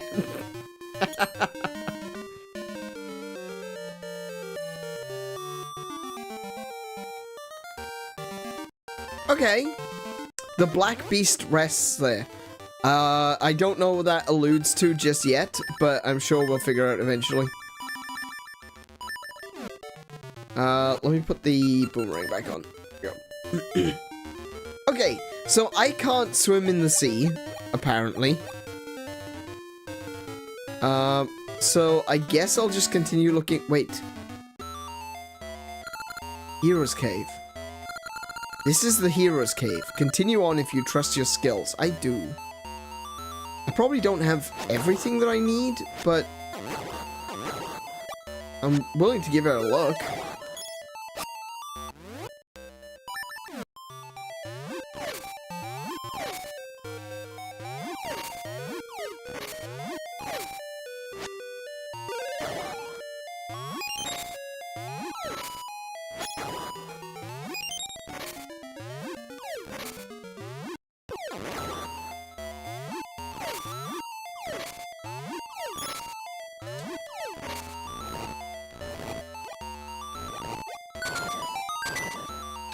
Oh.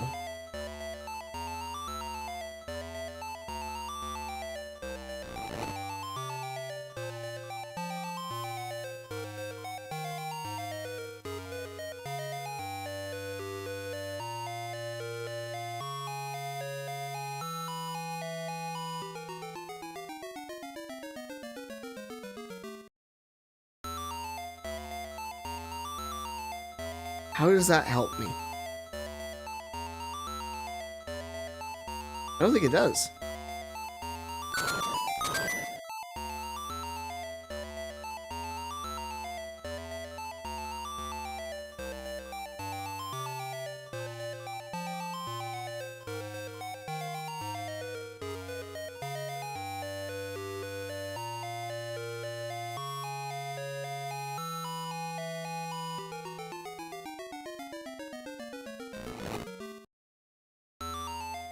Can they all...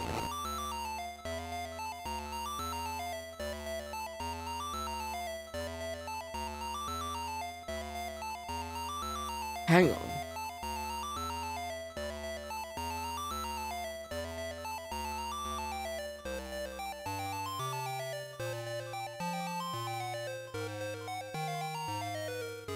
Oh, I think I need the switch hook for this. Like, there's probably a way to do this.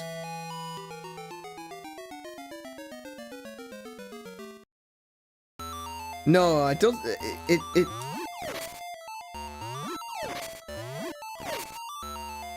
Oh, I tell you what, though.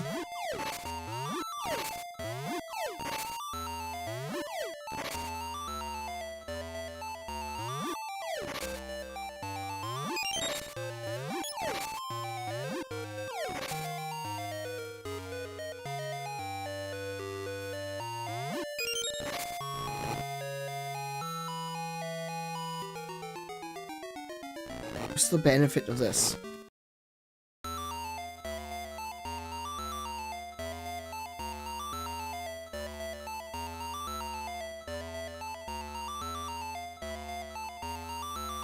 What's the benefit of that?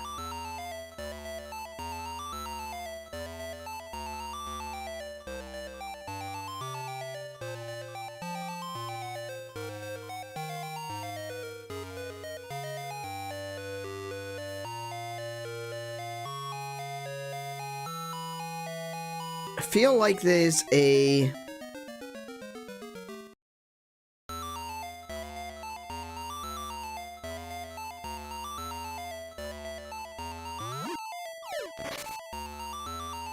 I feel like there has to be like a pot that I don't need to move. But I think... I actually just kind of think that there's a... Oh, wait. It's right there. Got it.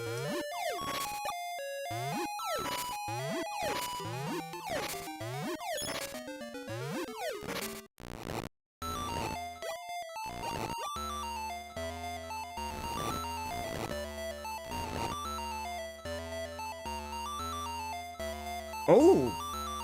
Oh, okay.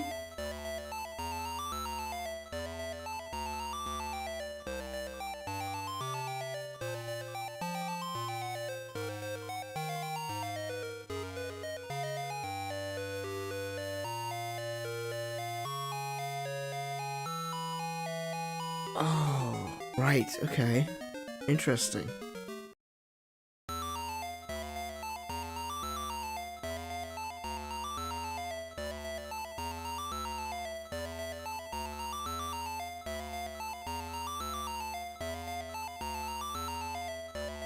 Hang on, let me... Okay, so I can push that, that, not that one, not that one.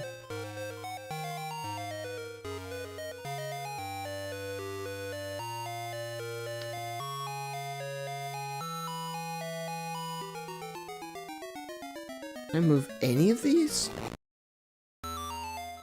Oh, okay.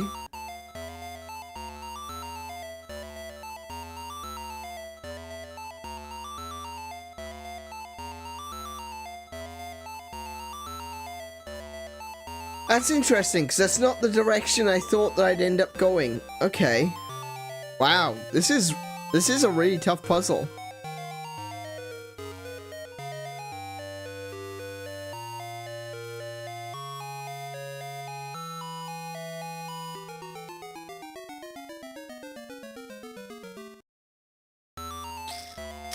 Okay. I may have to come back to this later. Like I said, if there's a switch hook, this is actually kind of easy.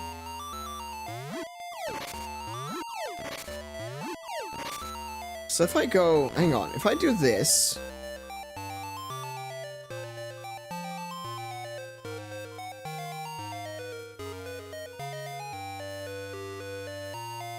Yeah, if I use a switch hook, this becomes super easy. But if I actually do it... Oh, hi, fairy.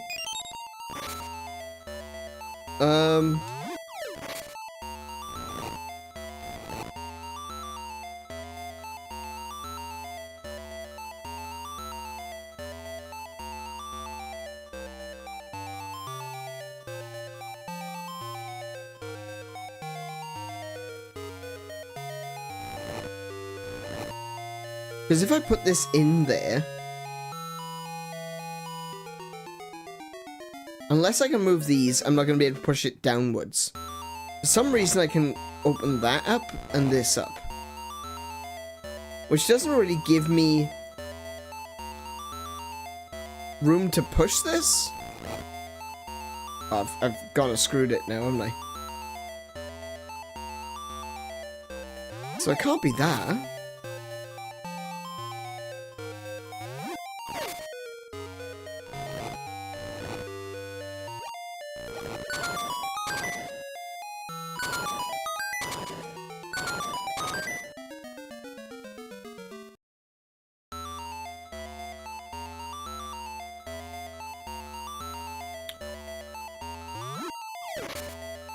Yeah, and of course none of those move. Okay, yeah. I think I'm gonna have to come back and do that another time. Okay, interesting. I will think about that one. And we will try it out another day.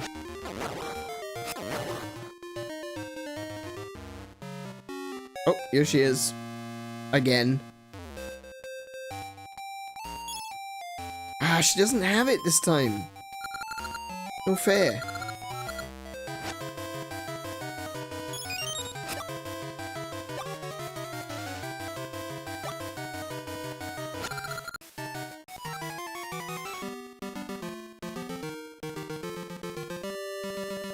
Okay, we'll do that another time.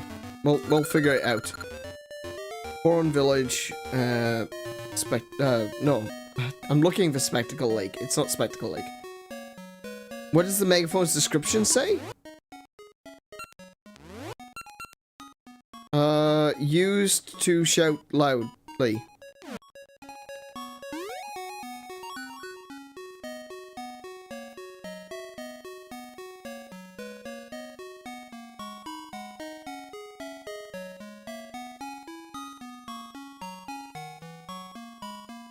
Yeah. Wait, what do you have to say? The seasons of Holodrum are all in disorder. Spring, summer, what will come of it all? Even I cannot see.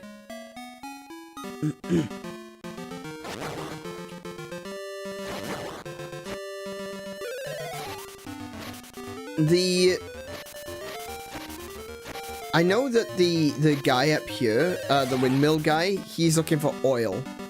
So...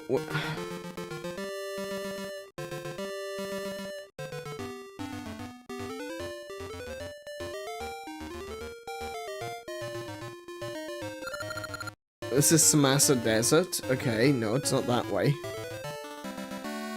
Talk to this guy. I don't know if he needs it for anything. I want to get back. Oh, wait. I want to get back to all me mates and dig the ship free. But Captain said, don't come back till you find me bell. Can't someone take me place? No.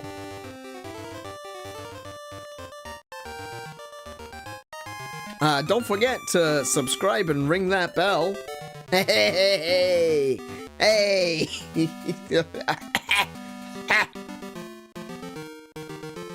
Sorry.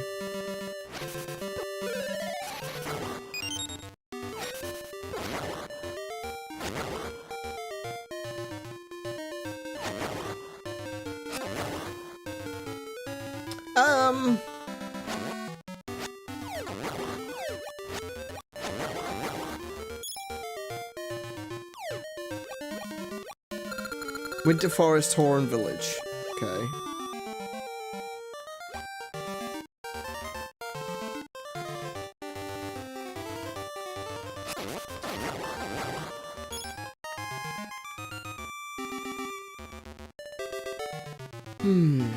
It's called Winter Forest, but it is currently autumn.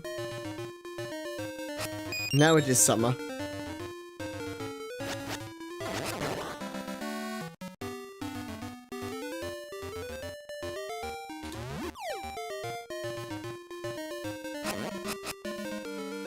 Aye! Damn pea hats.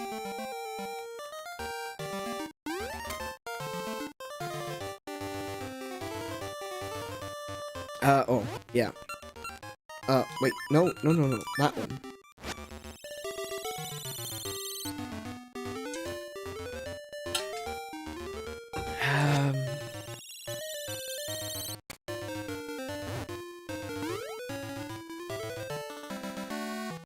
Oh, this is just back here.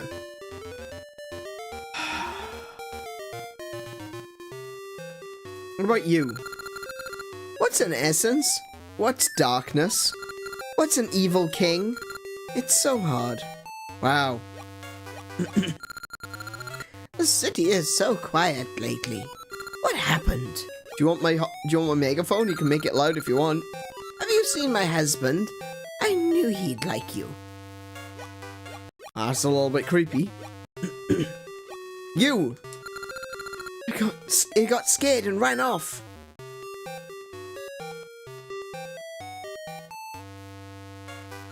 The monster went off somewhere. We were gonna let it join the safety patrol too. No, you weren't. You were trying to kill it. Poor Dylan. Oh, hi there. The mysterious tree on the edge of town bears gale seeds. They'll take you anywhere in a flash. They're a big help. Actually, they take you anywhere in a cyclone. Not in a flash. Don't want to be, you know, the nitpicker, but, just letting you know.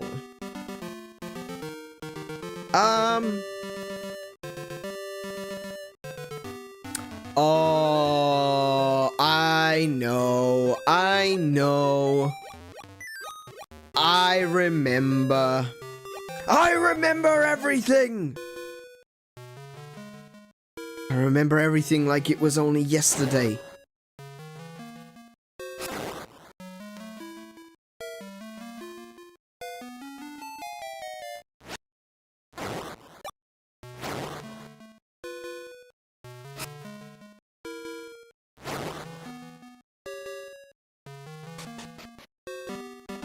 Okay. So there is a guy that was sleeping.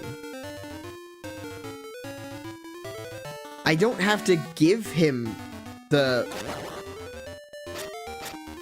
Oh, yep, 2. Don't forget it's 2. I don't have to give him the... megaphone. I have to use the megaphone. What's this? Winter. Spring. Let's go.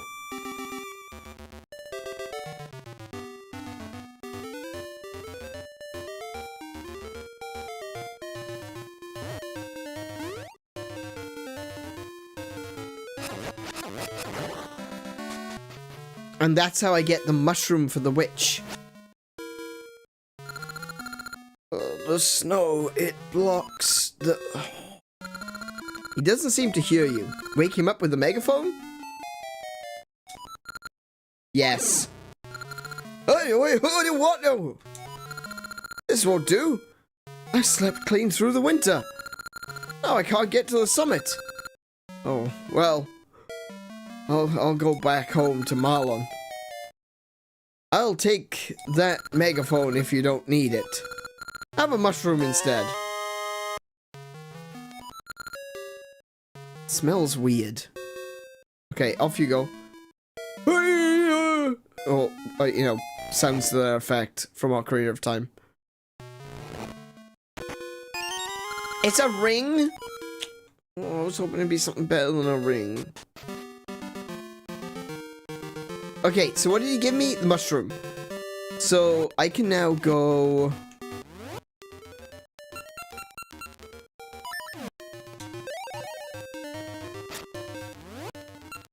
to here.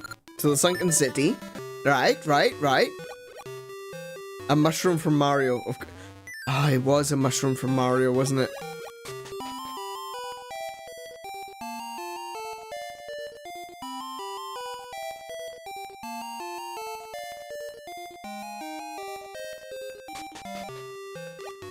Yeah, you're right. It was a mushroom from Mario.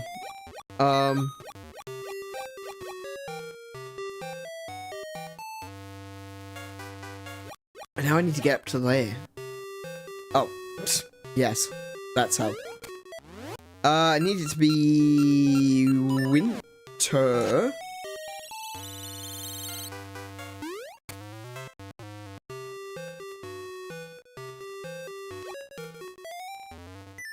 There we go.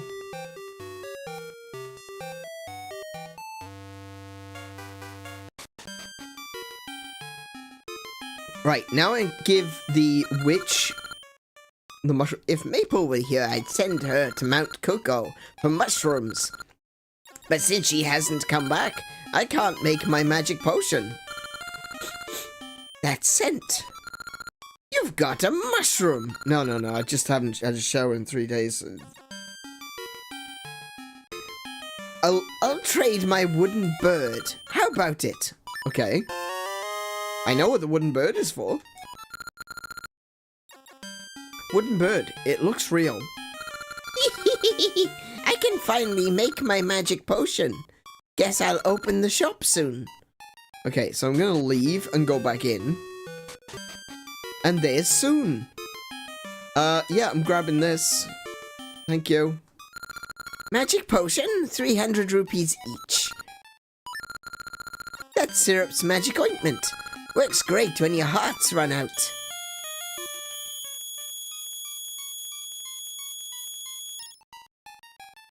You got magic potion. It kicks in when you run out of hearts. Ambi! But isn't Sunken City so elegant? Oh yeah, I've already... Yeah. Perhaps I shall make my palace sunken too. Stop it. Stop it. It may just be a rumor, but they say there's a giant up in the mountains. He sounds scary, but I want to meet him. Okay, well, we've met the giant. Also, okay. Okay. I guess we'll address this. Hi. Wee hum! The poor great moblin, having to make bombs here. Hey, my great lair. It's in ruins. I have to start from scratch. Why did this happen to me? We will overcome these troubles and create a new tomorrow. For all moblin kind?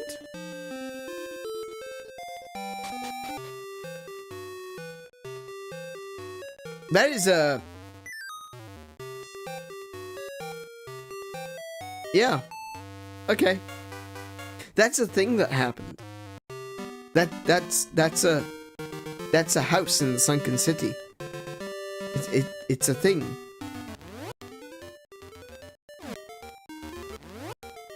I'm not entirely 100% sure how to feel about it, but it is a thing.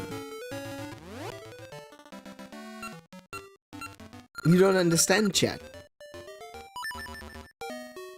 It's a thing.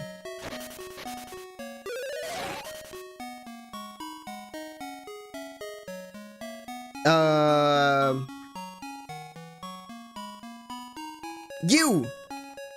Clockmaker guy. I got you a bird. I want to make a cuckoo clock. Better than any before. But I can't find a wooden bird that I like. One that's just breathtaking. Yo! That's an amazing bird you have. May I? Yeah, okay. Breathtaking. Yeah, take this. You got engine grease. Oh, I know what that's for.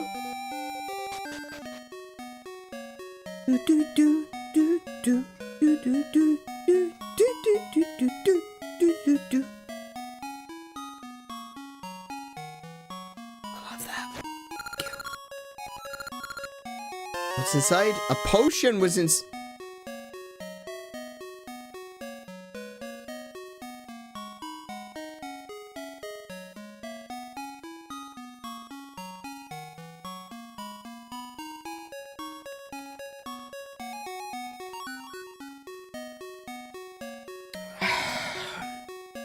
I want my 300 gold back. Oh, rupees back. Wait, can I carry 2? No, I can't.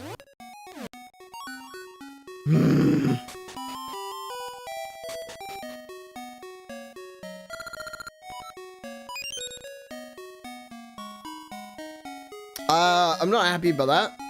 That's, Do you know what? I was about to go to the other one that I planted. I'm not gonna bother. I can't handle that. I wouldn't be able to take it if I got another potion. I just wouldn't know. I'd be really upset. So no. I'm just not.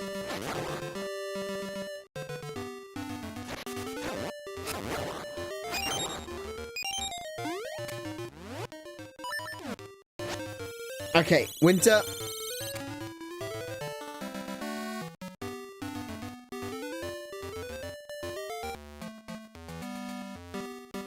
Ah, the chiptune. Wait, do I need to go this way?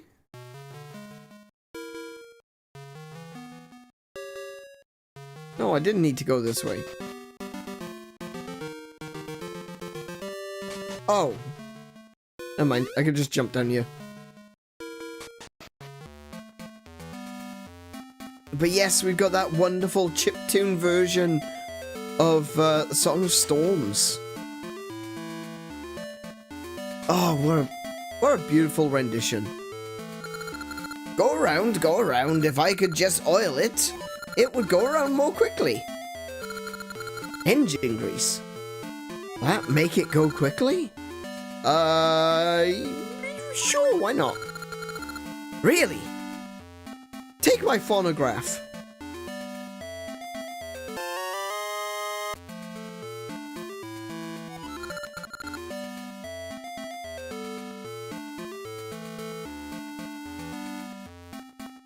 A phonograph? What a tune. Whoa, that is going quickly. Wait, hang on, he just took it back. Go around. Is it going too fast? I don't know about that. I am the senior pupil of Troy, Labrynna's biologist. Listen to my request. Okay. I'm very busy, so I want you to tell this secret to Dr. Troy up on Rolling Ridge in Labrynna. Hold on. Hold on, chat. Hang on. I need a pen. No, that's not good.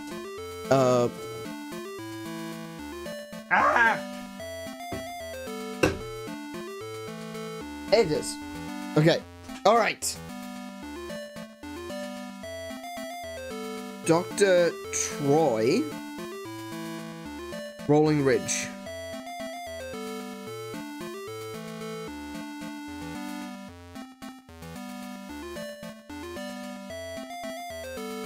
Okay.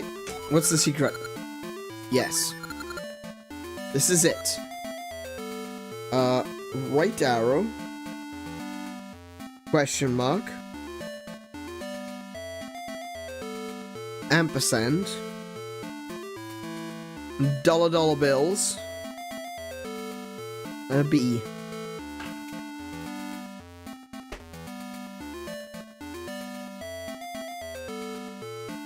Alright. Understand? Yes. I'm counting on you. Okay, so I need to go... we definitely need to go back to Oracle of Ages.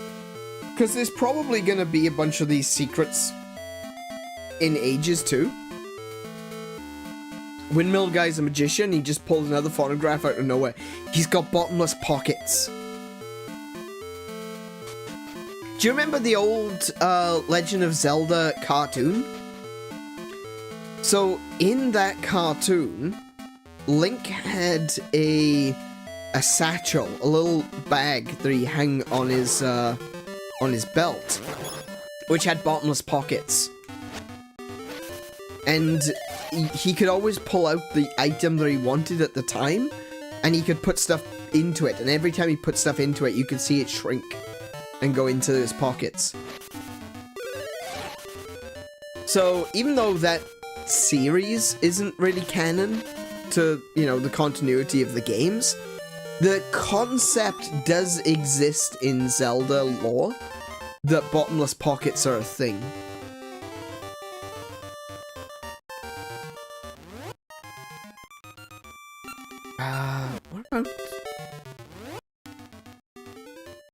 What about this way? It can only... Wait, is it this way? No, that's the desert.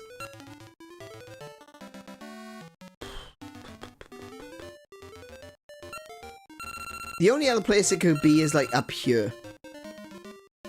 That's the only place I can think of. Unless it's, like, right there. It could be right there. Let's go and see if we can find this spectacle place. Where am I? I want to go north. I want to go north.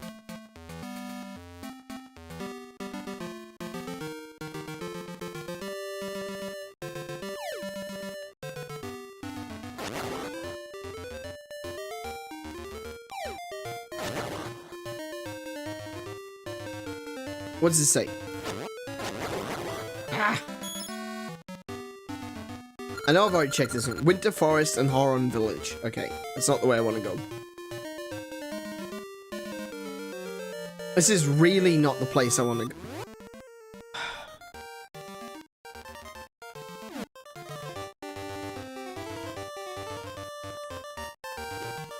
Is there some way to go up and around? Hang on. Might be able to go up and around. No. Oh, fairy. Okay.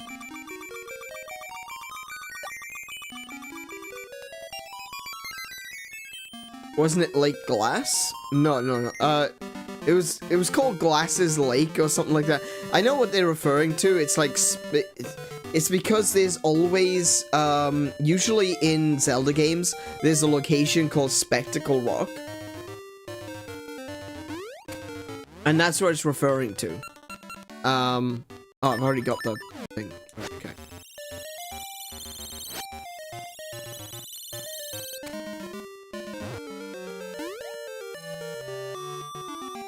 I think it just got translated poorly.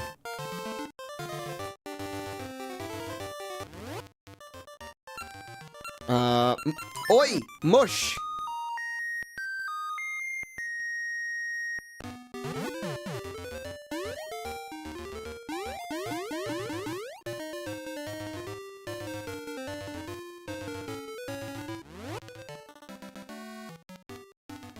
I could try going down this way again.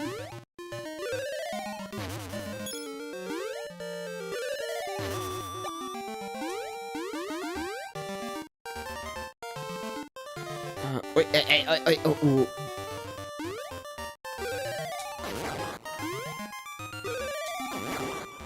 Nice.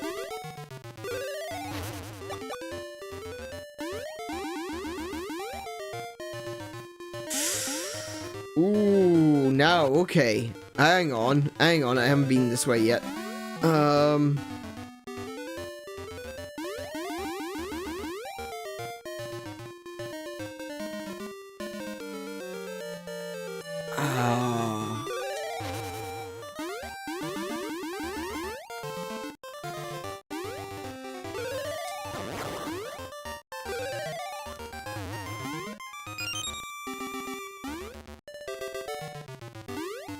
Oh no, this was definitely not the right way. Okay.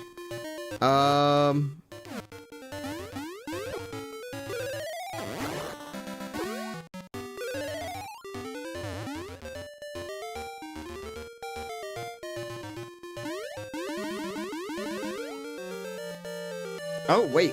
Hang on a minute. Oh, wait, there's a... Hang on. There's something there, look. There's steps.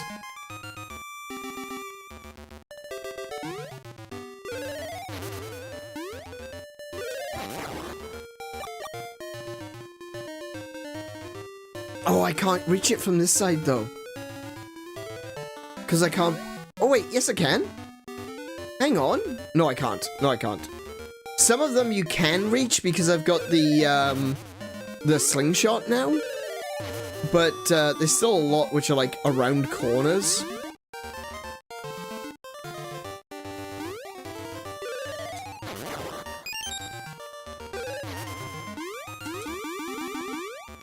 Okay. Damn it. Okay, so I need to go that way. Yeah, I can't. Oh, okay. I've gone the wrong way here. Ah, damn it. Okay. Hang on. I got this. I can go this way. And check out this cave.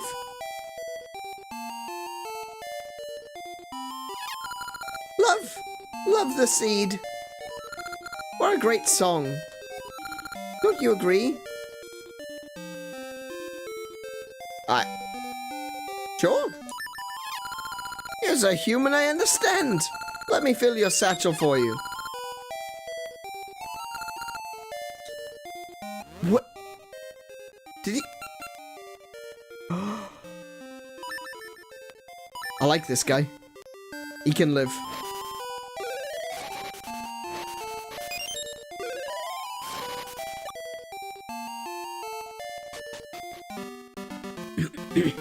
When he started singing a song, I thought maybe I'd have to give it. I could give him the gramophone. Okay. No. Okay.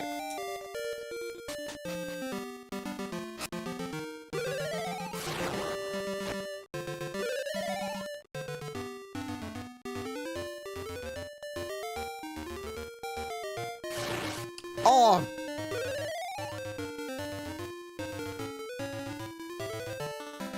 Come on, spawn over here. There we go. Gotcha. Right. So, once again, I'm gonna go like this.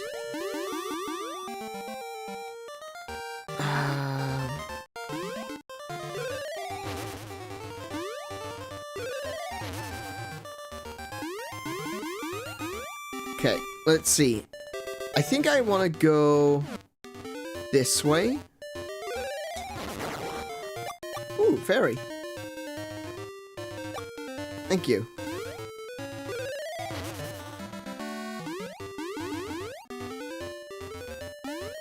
Oh, that just takes me back over here. Oh, how do I get further south? How do I get there?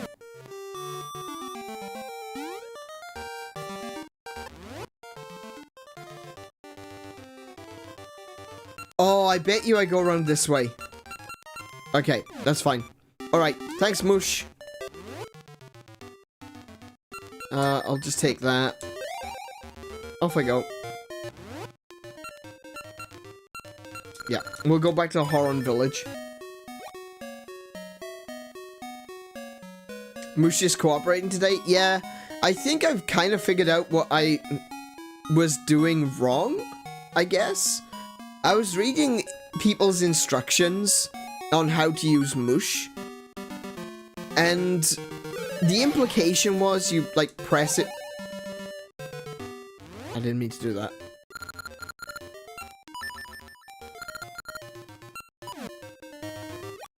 The implication was that you press it and he can jump 4 spaces. So I was trying to space it out in a rhythm, but still spaced out. But it's just, it's not that. You just keep mashing. You just keep mashing.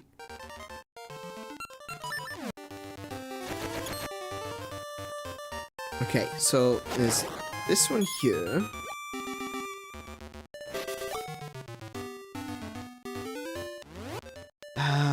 Right. If I go to the right and down, feather onto the ice. Oh yeah, I still gotta do that. Oh, I need moosh. Okay, but I can go this way now. That's a new way down to the... Ah, okay. What? There we go. Let's go. Here. Let's burn these. Who needs trees?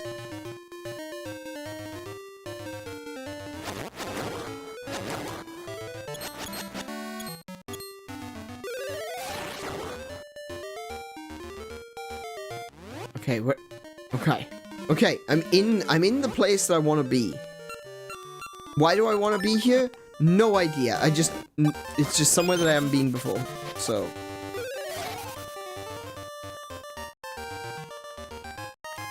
Oh! There's a dungeon here. Okay.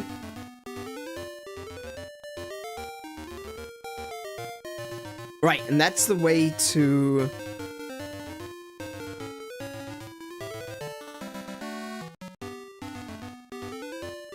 I don't know.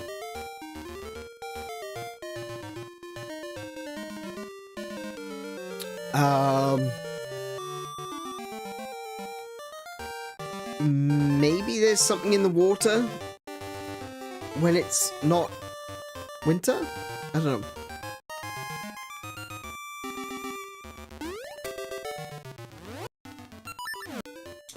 Let's go. What we got? Spring? Let's see if there's any... Oh, now that looks suspect.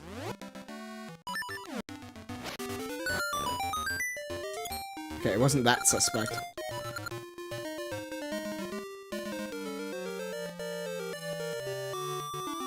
Ah, damn buzz blobs. Okay, so what's the deal with this water here? What's the deal with this water?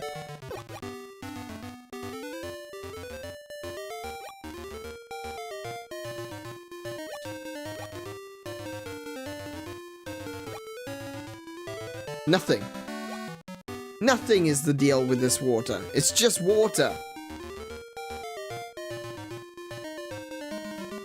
Unless... Unless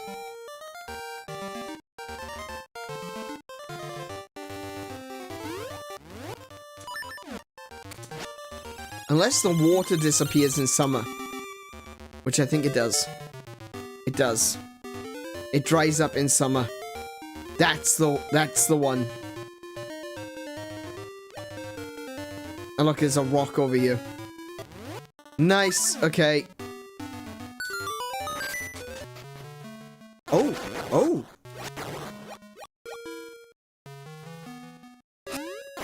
Ooh, this is a bit more than I was expecting.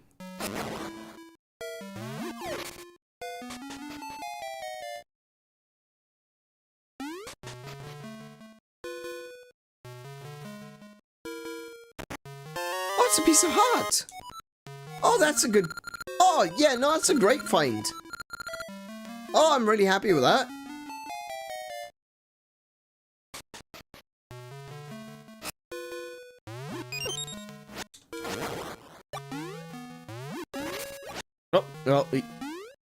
He's with the chuds now.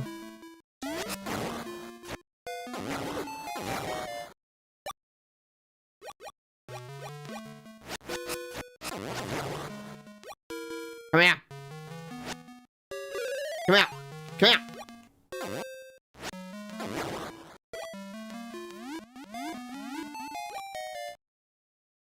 I doubt there's anything else in here, but I'll check anyway. Nice, that's a good find. Yeah, I'm happy with that. That felt like I accomplished something.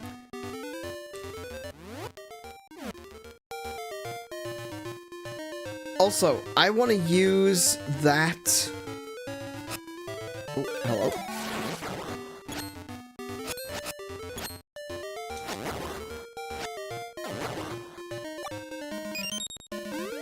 I want to use that portal and see where it leads. Well, I know I know where it leads. I know it leads to Subrosia, but I want to know where in Subrosia it takes me.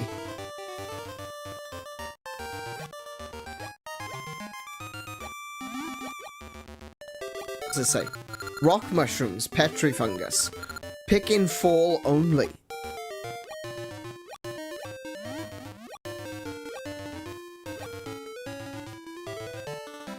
What?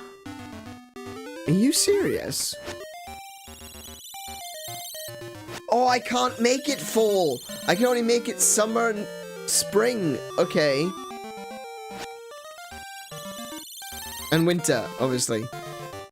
Oh, okay. I don't have autumn yet. Ow. Okay, let's see where this goes to in Subrosia.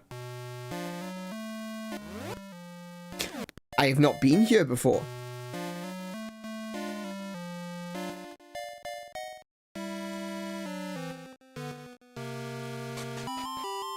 Hi! Everyone went to gather rocks at the temple up north. There are nice-sized rocks near the temple up north. Melted down, these furnaces can melt any metal. So this guy is the guy who invented metal music for the Subrosians. Right now, I'm melting and mixing two kinds of ore. Yeah, I'd heard about that. You mix the red and the blue and you get something that's better than both.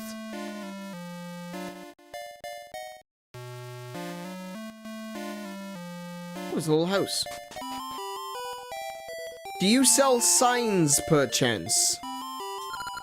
Simply divine, impeccably fine, gorgeous design, notably kind. Signs. You've broken two signs. How could you be so cruel?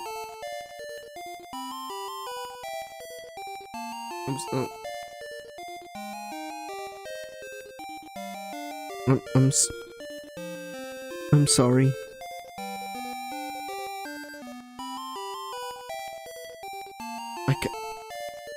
He looks so disappointed in me. Look at him. He's upset.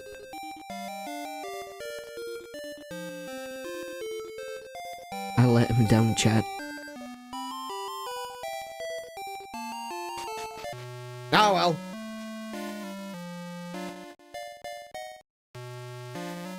He's a fraud. I'll be honest, it does seem like, that's the boomerang again. Oh, criminy, no. It does seem to me that someone who sells signs would benefit from someone who breaks signs. It means that they can sell more signs.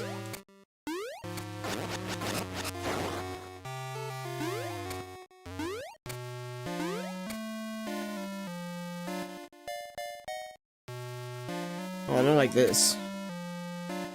Oh! Is that a bomb flower?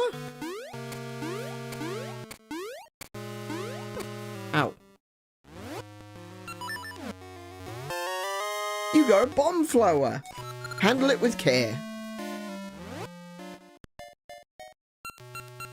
Who needed the bomb flower?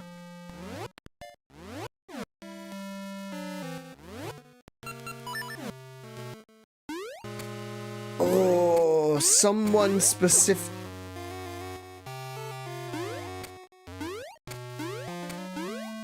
Someone specifically was requesting a bomb flower, and I do not remember who it was.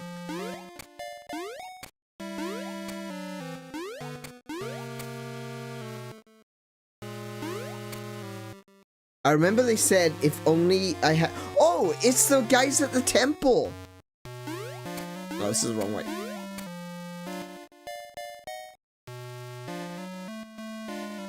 It was the guys at the temple. That's who it was. But...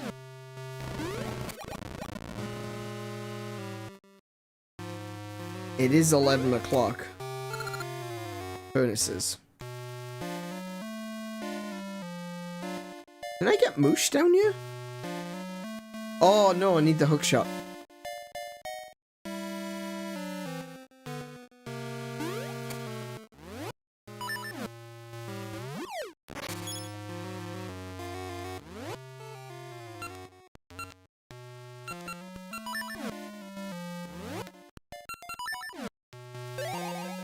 Oh, that's the wrong one. Ah, that was gonna be...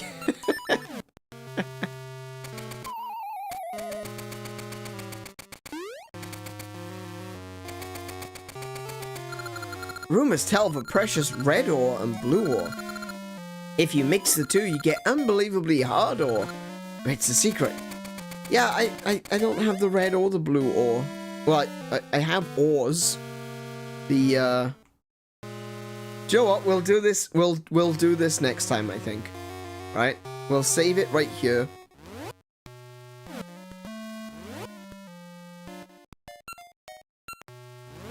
How do I do that? There we go. Save. And we'll quit right there.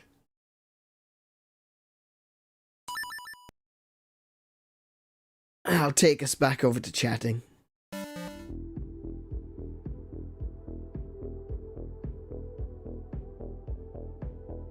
All right. Big stretch. Oh dear. Alrighty. And that's what we'll call it for this evening.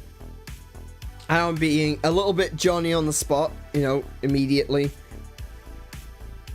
after it reaches 11, but I'll be honest, guys, I am exhausted. I did not sleep well last night. Had a little bit of personal drama, and I didn't sleep well. So yeah, just had a really poor night in general. I tried listening to stuff as I always do, you know, but you know, my mind is just turning over and turning over and turning over. Wouldn't let me sleep, and it was getting really frustrating, honestly, because I just wanted to, you know, not think about it anymore.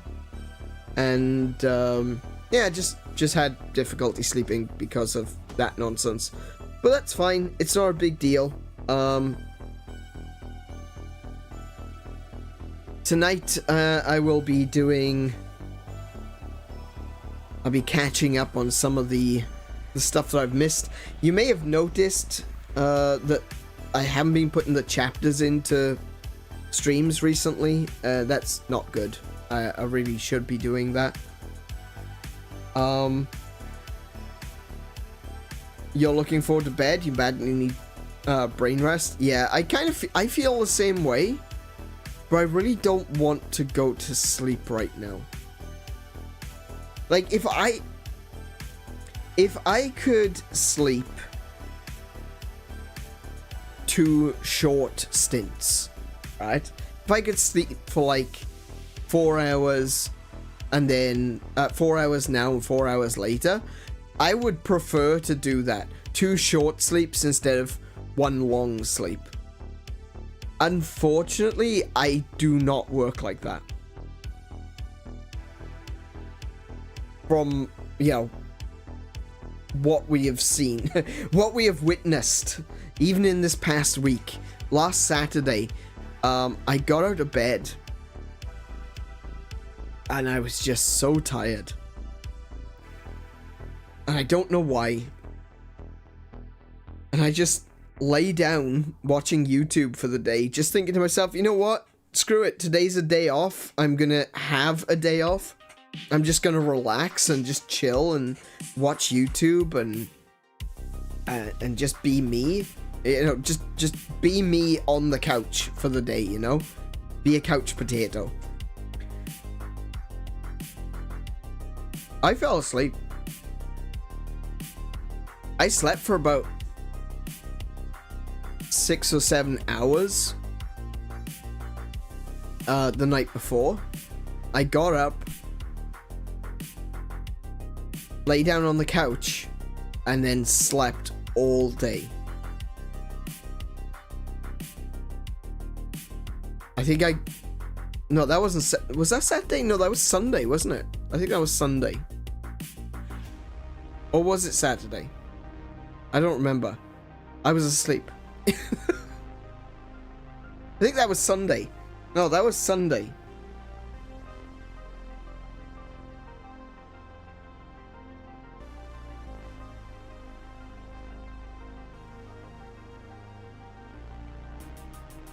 Either way, I slept like ridiculously long. Way longer than I should. Concerningly long, you know?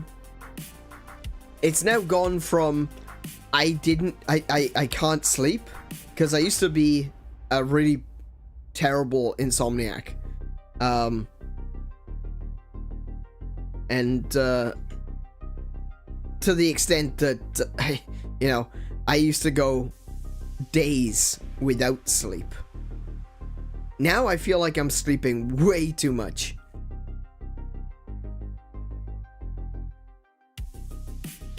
Way too much.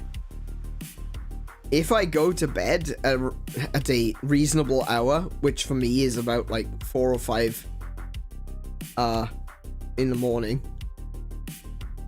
I'll actually sleep until nearly 4 p.m. I can sleep for a full 12 hours, and that's a little concerning. I've been doing a little bit better now that I've reduced my sleeping medication. I sleep for about between 8 and 10 hours.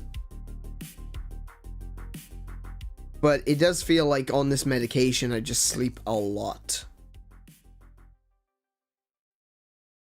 And I'm barely functional unless I've got something like caffeine to, you know, keep me awake the day after. So it's a weird time for me at the moment when it comes to sleep and stuff, because like I said, yeah,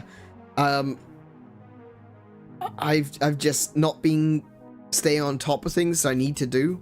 I've not been on the ball when it comes to keeping up with the chapters on streams and things. So I need to do that today. And I definitely need to do that tonight. I don't think I'll catch up to everything, but I'll do okay. I'm pretty convinced I'll be okay. You know? I'll get a few of them done, but I won't get much of them. I won't get all of them done, obviously. But I'll let everyone know when they get updated, because it's been a while since I've done any chapters updating. So I'll make sure to tell everyone, I can speak. Make sure to tell everyone. I'll probably put out a post on Twitter. Usually that's where I'll do it. I'll just say like, update, I've done the chapters. So if people want to watch it, and people want to watch with chapters, that they can. And yeah, that's gonna be That's basically what I'm going to be doing tonight.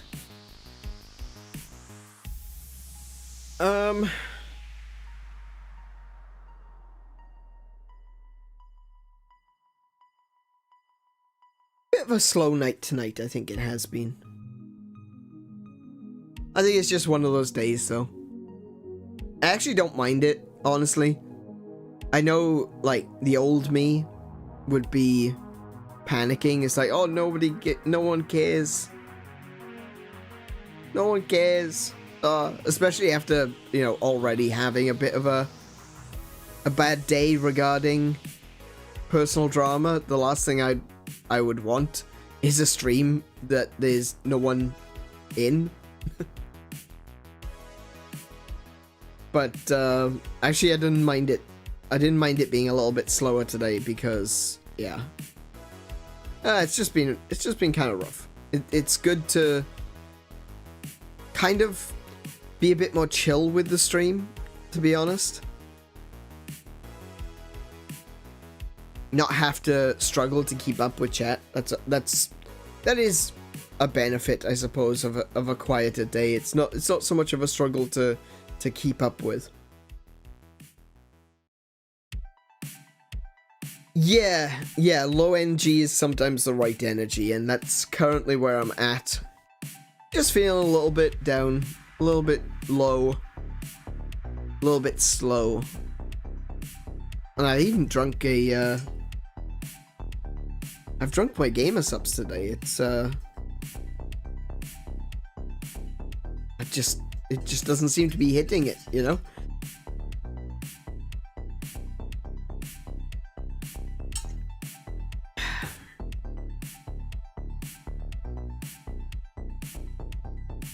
But no, I'm really enjoying Oracle of Seasons. Even though I am low energy today. Even though I am low energy today, I am really enjoying Legend of Zelda Oracle of Seasons. Much, much more than I did Oracle of Ages. Oracle of Ages had its good moments, but unfortunately there's a lot of moments in Oracle of Ages which just feel like they're wasting time. Which is ironic. Not ironic? Not really. Which is humorous. A humorous coincidence, given the fact that it was about, you know, someone stealing time. It kind of, yeah. Congratulations, you were successful on getting the theming right. Because there was a lot of that game that really just felt like I was wasting my time. But Oracle of Seasons, I'm really enjoying. I'm loving the mechanics more in this game. I feel like this game was more... There's definitely been a lot more thought gone into this game than into Ages.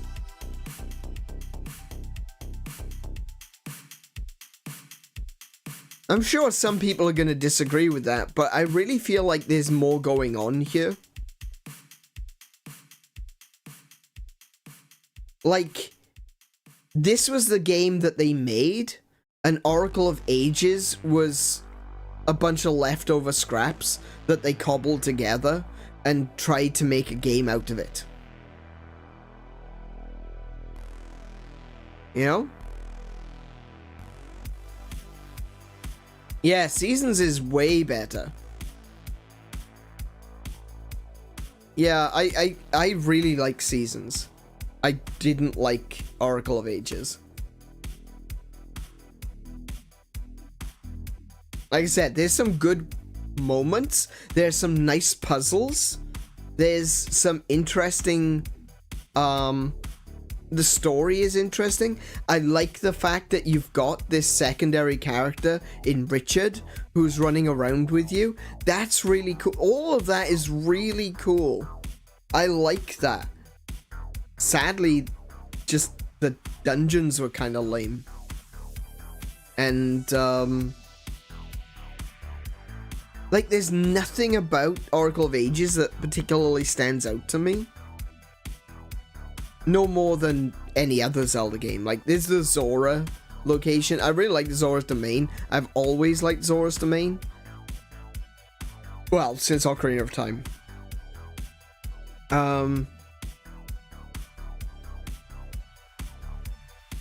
You can tell that the Gorons are the fan favorite, or not necessarily the fan favorite, but the developer's favorite, because the Gorons are in both. And then the Zora are in Oracle of Ages, and the Subrosians are in Oracle of Seasons. So you can kind of see, you can kind of tell that that the developers were like, no, we really like Gorons. We want Gorons.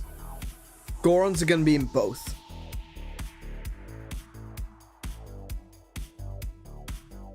Like, it might have been interesting if they'd thrown in a different race. Instead of Gorons, they put something else on the mountain in Ages. Because, like, if you've got the Zora, which is... Zora and Gorons, obviously, very recognizable from Ocarina of Time. Okay? I feel like if you had the Zora and another race in Ages, and the Gorons and another race, in this case the Subrosians, in Oracle of Seasons, I think that would have been really cool. But it's quite clear that the developers, they just wanted Gorons. You know?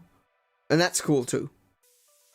It's I like it when the developers like have a favorite and that they want to play with. Unfortunately, it did mean that we ended up with Goron dancing, which is kind of a black mark against the Gorons. It's like, how could you? At very least, you could have made it, yeah, I don't know, Mogma dancing. Then I'd be okay with it. I don't like the Mogma anyway.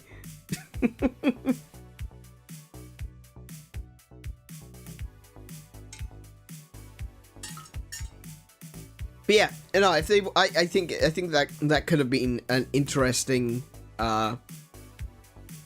development. You know, another new race added to Ages instead of the Gorons. But yeah, the best Goron dance is Darunia's dancing. Agreed. Yeah. Darunia just rocking out to Saria's song is so good.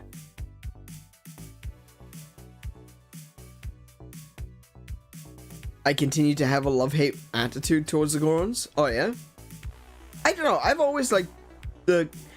I think when I first played Ocarina of Time, I thought the Gorons were pretty dumb. I'll be honest. I just like, okay, they're just like rock people. Alright. Okay, whatever. I didn't really have an opinion in Ocarina of Time. They just seemed like idiots that got captured. It's like, why would you go into the temple? If you think that it's full of dragons and evil things, why would you even go there? But, okay.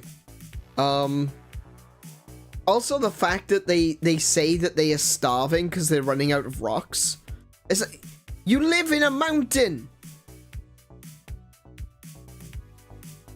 It's made of rocks! What is the matter with you?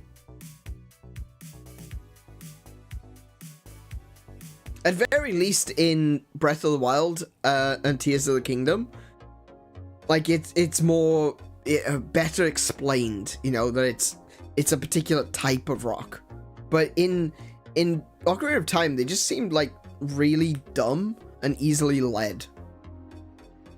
You aren't selling the good points to me? No. But that's the thing. In Ocarina of Time, I didn't... It wasn't that I didn't like the Gorons, I didn't care. You know? But, now then. You want to talk Gorons? Slaps the hood of his Wii. Twilight Princess has got some bloody good Gorons.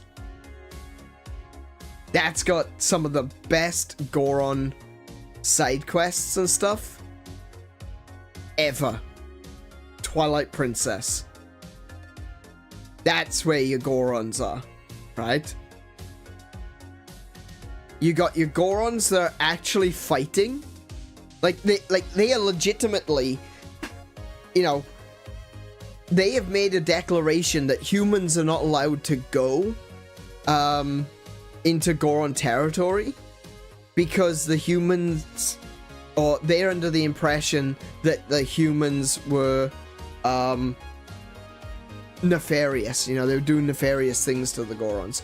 So the Gorons are actively fighting for their territory, you know? They're actually doing things for themselves. You've got the Goron minigame, which I think is the best Goron minigame that has ever existed, and that is Goron sumo wrestling, which is awesome.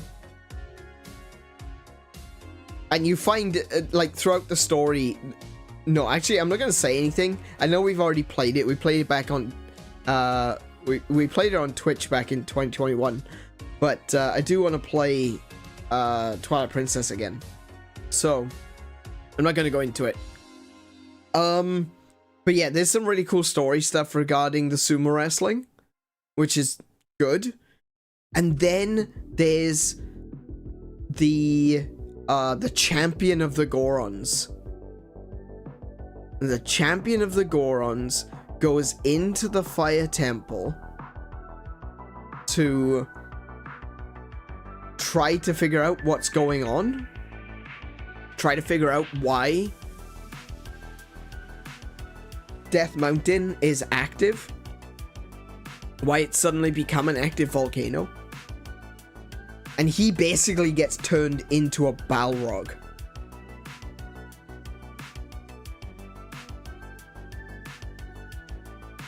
And you have to fight him. And it's a really good fight too. So like, the whole Goron territory sequence, the whole meeting the Gorons, the fact that they don't like Hylians, the fact that there's a really cool minigame with the sumo wrestling, the fact that all of the Gorons look different.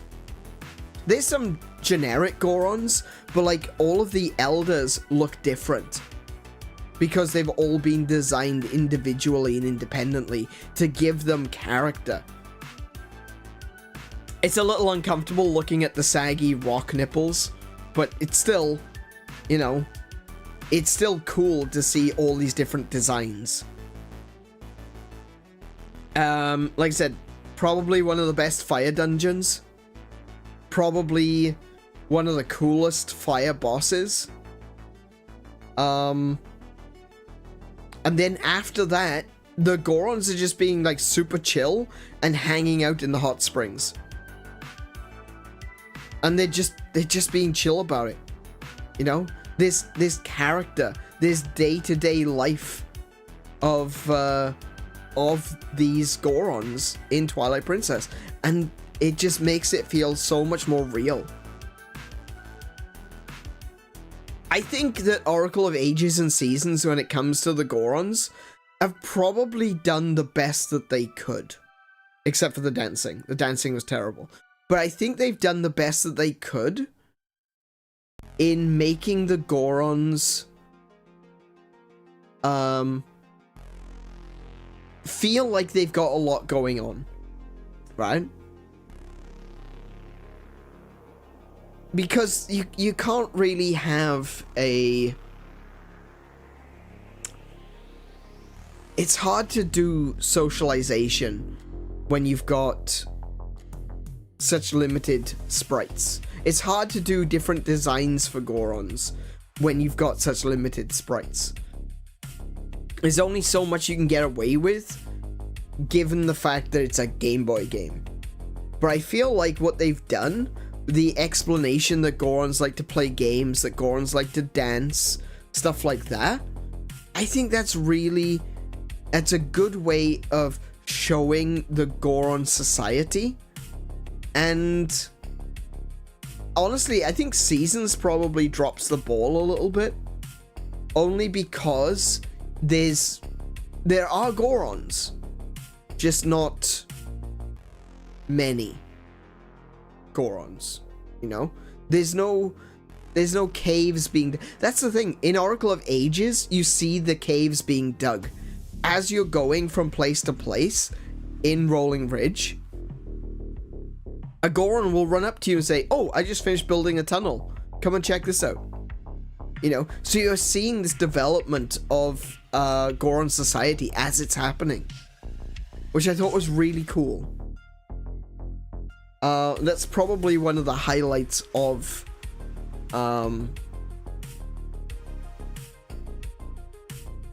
Oracle of Ages. Sadly, the Gorons are, on one hand, really, really good, but also, on the other hand, dancing.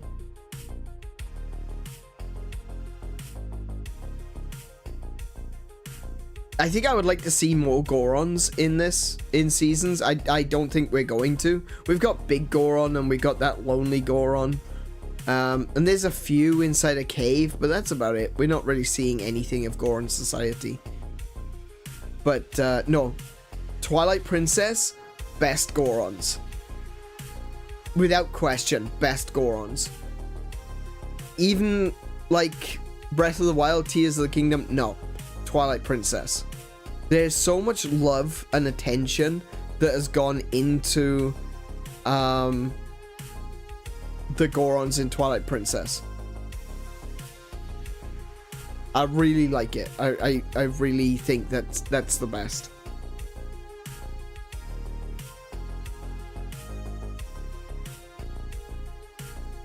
I don't remember why we were talking about Gorons specifically, but yeah. Yeah, I'm really... Oh, yes, because I was saying that I'm really preferring Oracle of Seasons, and I am. Oracle of Seasons is pretty chill. I think it's a little bit more generic in its pacing, you know?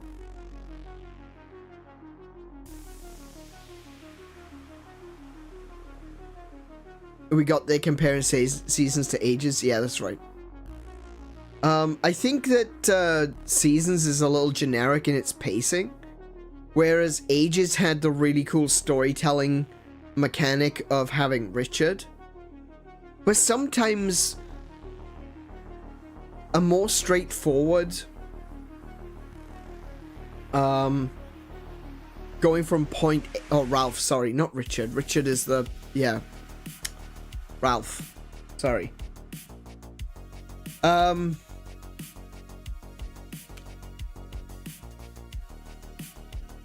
Yeah, so Ages had Ralph running around, and they were, you know, revealing parts of the story as it was going along. Occasionally you'd run into him and he would be like, oh, I'm going over here to check this out. And, you know, the tower was being built gradually over time, and as you kept going back and forth between the two different time zones, you got the villagers commenting on the fact that the tower seems to be getting bigger, but they don't remember it being bigger, you know? Showing that the timeline is changing, but the people seem to remember. And that's possible because they are locked in a single day. So they're just seeing it get bigger and they don't know why. So that's really cool. I like that. I think that was a really well, interestingly paced and set out story. Whereas Seasons is a little bit more generic. It's go to Dungeon 1, go to Dungeon 2, go to Dungeon 3, so on and so forth. But it also has more going on for it in terms of exploration. Like, how many of those little huts have we found now with old men telling you to either give you some cash or telling you to pay for the door? I think we encountered the whole of one in Oracle of Ages. One.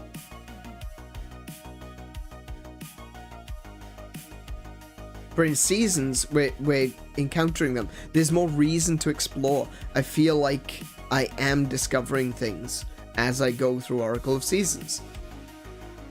I feel like there's a lot of the elements that they took from the original Legend of Zelda went into Oracle of Seasons, but then they didn't do that for Oracle of Ages.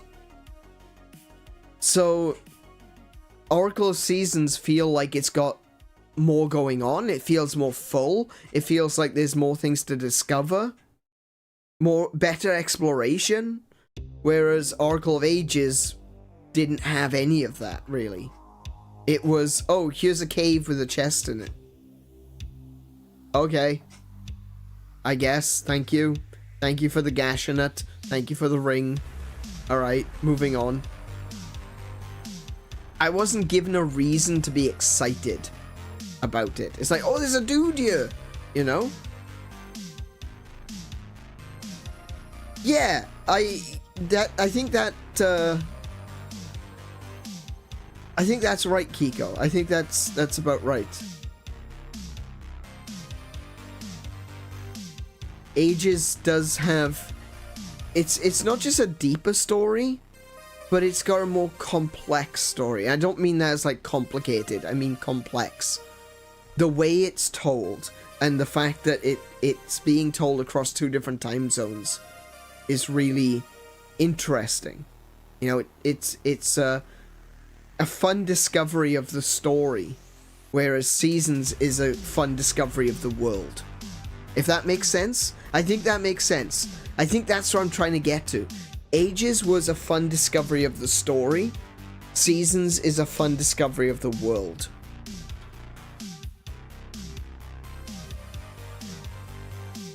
And I'll be honest,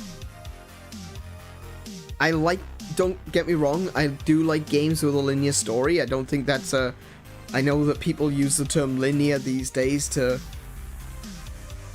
be a negative. I don't agree with that at all. Sometimes I prefer a game that is beginning, middle, and end. But when it comes to games like Zelda, I do feel like more exploration is better. So I am definitely enjoying Seasons more. Maybe the time mechanic was where exploration took a backseat to more puzzle solving. Yeah, that's... Do you know what? You're not wrong there. The going back and forth in time in Oracle of Ages felt like it was more of a puzzle. It turned the whole world into a puzzle. You want to go from this location to this location? Well, you need to go back in time here, walk down these steps, go forward in time here, go into this cave, come out the other side, go back in time here, drop off this cliff, go forward in time there, and the whole world felt like a puzzle. With Oracle of Seasons, it definitely still has puzzles, but it doesn't feel like the entire world is the puzzle. It feels like the puzzle is figuring out what season you need to be in. And once you figured out what season you need to be in, you do the puzzle. And that's about it. You know? It's nice. It's more short, to the point puzzle solving. It's like a shrine. It's like a shrine in Breath of the Wild or Tears of the Kingdom. It's a bite-sized puzzle that you can do and then be like, oh, I did something, and then save and quit. You know? It's more aware of your time and aware of the constraints that you might be you might have when you're playing a Game Boy game. Because that's the thing. That's the big thing that annoyed me the most about Oracle of Ages, was the fact that it felt like it didn't respect your time. There were so many segments of those games that I was just wandering around for ages thinking to myself, man, if I was doing this on a train heading to work, or heading home from work, or in a lunch hour in school, or something like that, I would be so pissed off because I'd feel like I wasn't getting anywhere.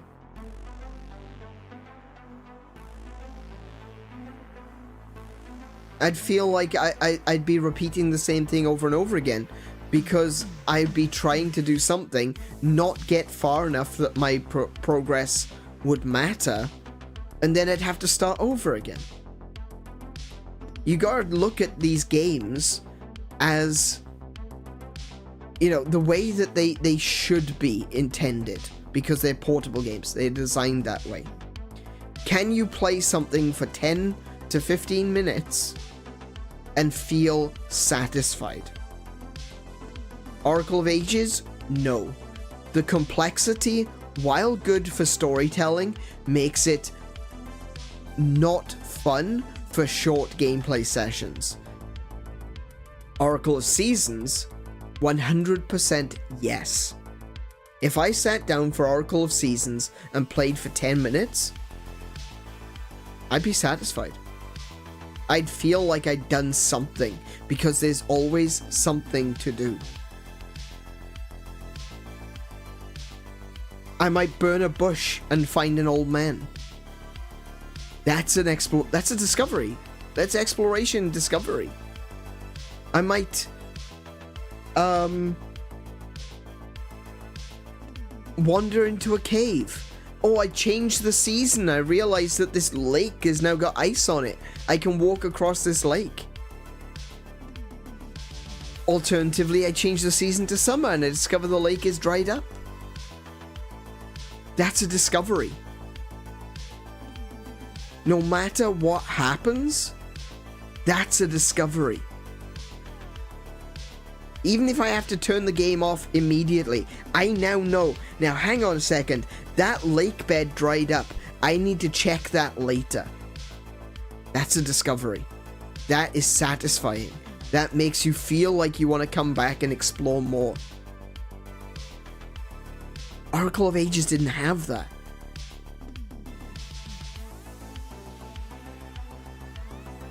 So yeah, I'm really enjoying Seasons. I think Seasons is going to end up much higher on my list than Ages. Ages is, I'll be honest, Ages is pretty low on my list of favorite Zeldas. Like, every Zelda is a good Zelda, but like, even the worst Zelda games are still usually good games. But Ages, it's pretty low. And I think Seasons is going to end up being pretty high on my list. I don't think it's going to be quite as high as... I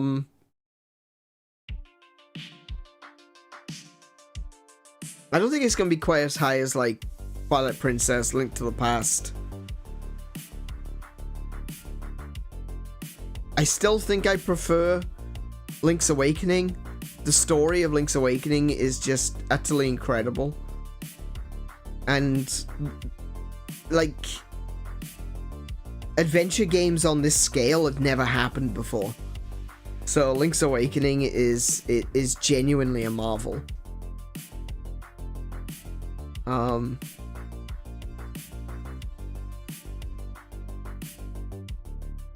I think Seasons is probably gonna fight with Ocarina of Time a little bit. I think that's where it is for me right now.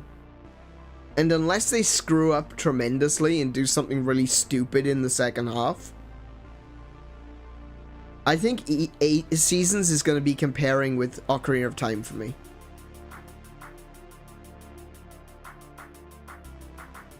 That's another way of saying Link's Awakening is handheld heartbreaking. Absolutely. Damn, that's such a good game. It's not necessarily my favorite Zelda, but it is incredible what they achieved. And I mean, it is still a really good story as well. So maybe it is among my favorite Zeldas. But I think Seasons is going to be pretty high up there. It doesn't hurt the fact that I'm really fond of the aesthetic as well. I think Seasons is beautiful. It's one of the most beautiful Game Boy Color games I've ever seen. I've seen some really incredible Game Boy Color games. I watch a YouTube channel called Sticker. Let me find it for you. Let me give you the link.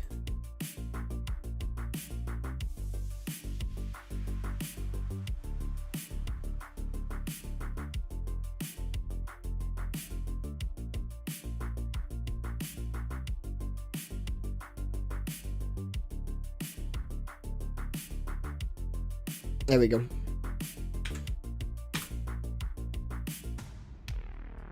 I think it's supposed to be said Sticker. S-T-I-K-A.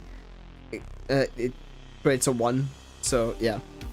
This guy does some incredible videos. Like, genuinely. You'll have to forgive there is a little bit of clickbait. There's always a pretty gamer girl on the thumbnails. But the games, the videos I want you to watch are going to be like forgotten 8-bit gems, new Game Boy releases, 8-bit horror. That's another really good one. Because what these games are like modern. They're like system pushers from the past. They're forgotten games, but they're also some really incredible new games that have recently been made for these consoles, and the sort of art that some of these games have. One of the ones in 18 incredible 8-bit hidden gems you've never played. There's a game called Seraphina. And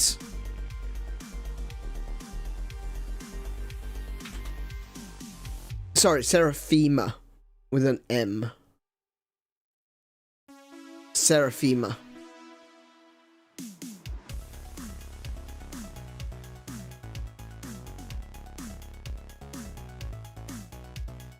Now, I don't know if this is going to mean much to everyone. Look, hang on a minute. Let me show you something.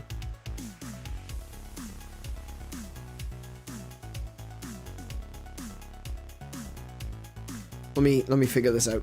Here we go.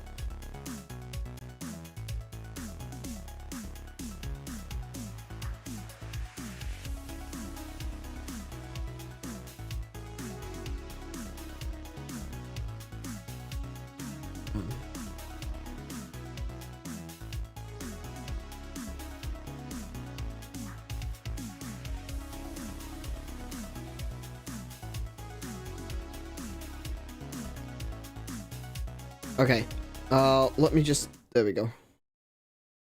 Okay. This is a game called Seraphima. Right, I'm just gonna play this.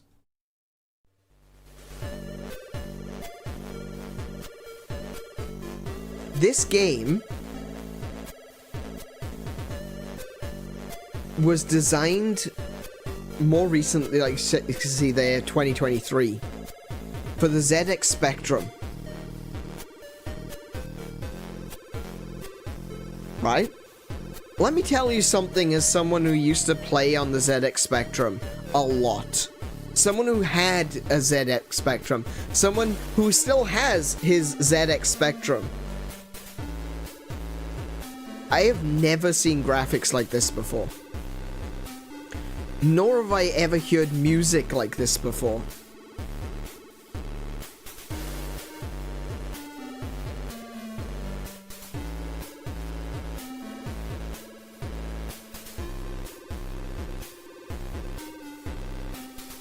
It doesn't look like much, right? I understand that. Voice, right? Parallax scrolling backgrounds on a Spectrum game.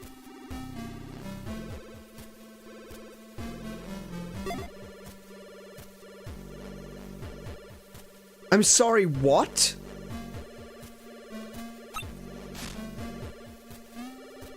Look at this art.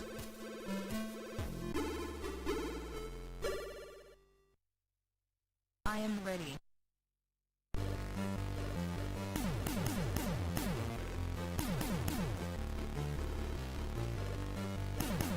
Look at how fluid the animation is.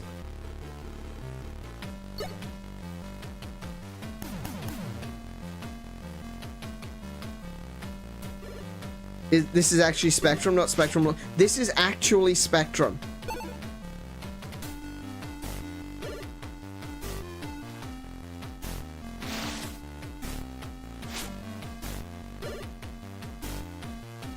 And that music is amazing.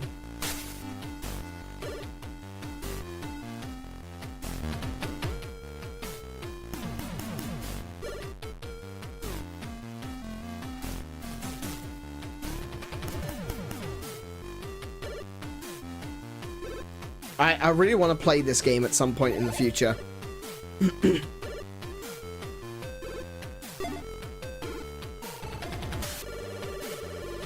But I'm really impressed by this game, right? So let me just pause that a second. Right, let me show you another game. Something that I would have played.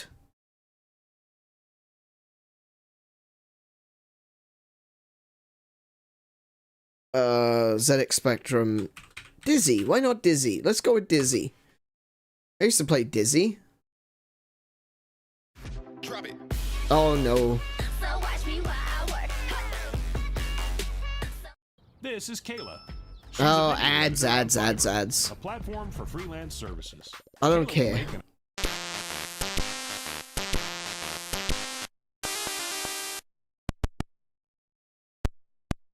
Notice the difference?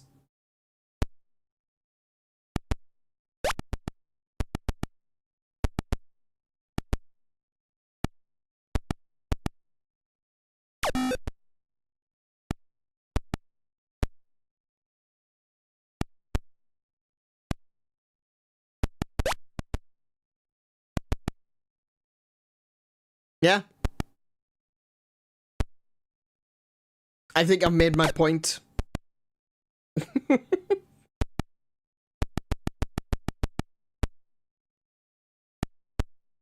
Yeah, this was good for the time. Dizzy is actually really good. I do enjoy the Dizzy games. It's kind of like a platformer cross with a point and click, where you've got to pick up an item and then you know, take it somewhere, use it on a thing.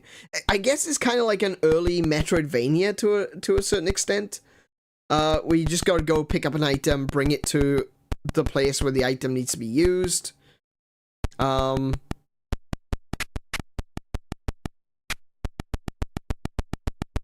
then, you know, use it, unlock the next area, go do that. It's not a bad game. It's very primitive, but I think that's like a very important distinction to make, is the difference between primitive and bad. This wasn't bad.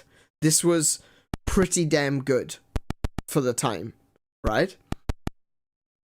But the fact that this game is running on the same system as Seraphima is... It says a lot for Seraphima. A lot of games on the Spectrum didn't have music. It would have music to start with, and then it would have very primitive sound effects like this, where you can use the tapping sound that you get from the speakers, just using noise to make the sound of footsteps. Seraphima's got full background music. What? Seraphima has got full backgrounds. What? How? Yeah, stark difference. Very, very stark difference. Anyway.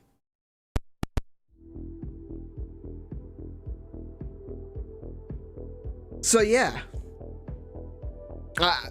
I strongly recommend Sticker's channel. Sticker, I don't know, I'm not sure. He's Portuguese, right? So we want to hold it against him. But no, he's really cool. I love his videos. I love watching his videos, learning about a bunch of new games that are for like older systems. And at some point, I'm probably going to play 𝗬𝗂𝗵𝗵 on stream because I really want to play some of these older games. I want to show off some of these systems that I used to play as a kid, you know? So we'll do something with that. It won't just be Atari stuff, it'll be Spectrum stuff as well in the future, if we can figure out a way to do it. The hardest part of playing Spectrum games on stream is the fact that the Spectrum uses a tape deck. So all the games are on cassette tape. And in order to get it to work, you need the sound files, right? So you need the sound files from the tapes to be able to play them. At the moment, I've got no means by which I can get the sound files from my tapes. And some of my tapes, I'm a little concerned because I've got 100, easily 100. Maybe not 100. I've got a good 50 or so demo tapes. And I would love to play some demo tapes from the Spectrum. But I don't trust them. Because they're old.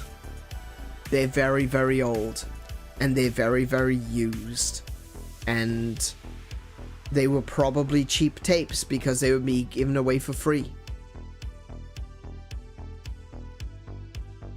So I'm dreading putting those tapes into a tape recorder to withdraw the sound files from the tapes and put them into an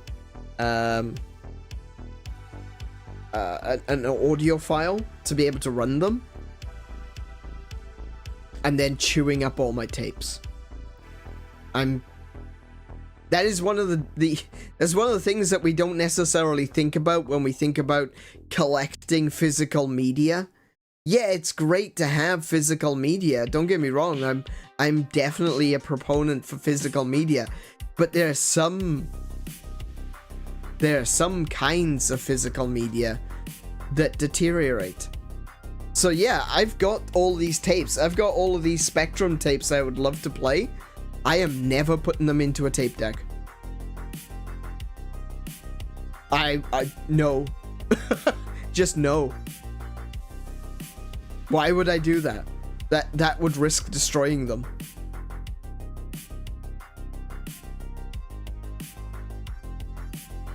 Maybe look up how others have streamed Spectrum games on original hardware. Probably through modding their system, to be fair. But either way, this is a problem for another day. Still, I strongly recommend... I kind of got distracted with all the ZX Spectrum stuff. Check out Sticker. Sticker has got some really cool videos looking into some of these new games for old systems, but also some of these older games that people maybe don't know about, right? Because there's some beautiful artwork out there. And I am a big fan of what I have seen in Oracle of Seasons. Let's get back to that topic. I'm genuinely in love with the world of Oracle of Seasons. I love the color palette. I love the sprite work. It is gorgeous. It is one of the best looking Game Boy games I think I've ever seen. There are some others which are also really good.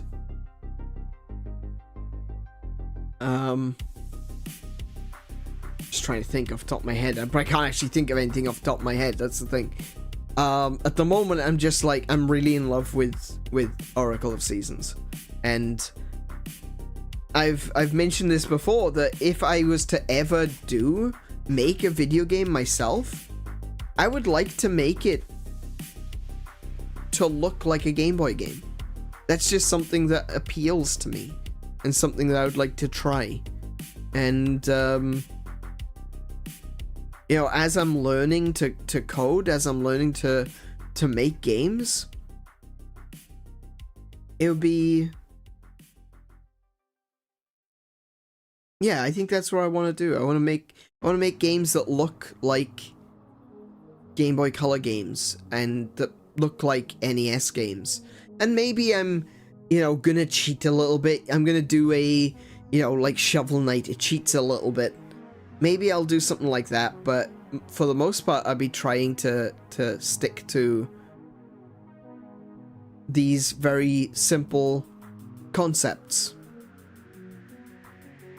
to make games that feel right, that feel enjoyable, and that have this nostalgic sense to them. I was thinking today while playing Oracle of Seasons, as we were walking through Horan Village in springtime, or was it summertime? Either way, I was thinking to myself, man, this reminds me of when I was a kid. I didn't play this when I was a kid. It wasn't out when I was a kid.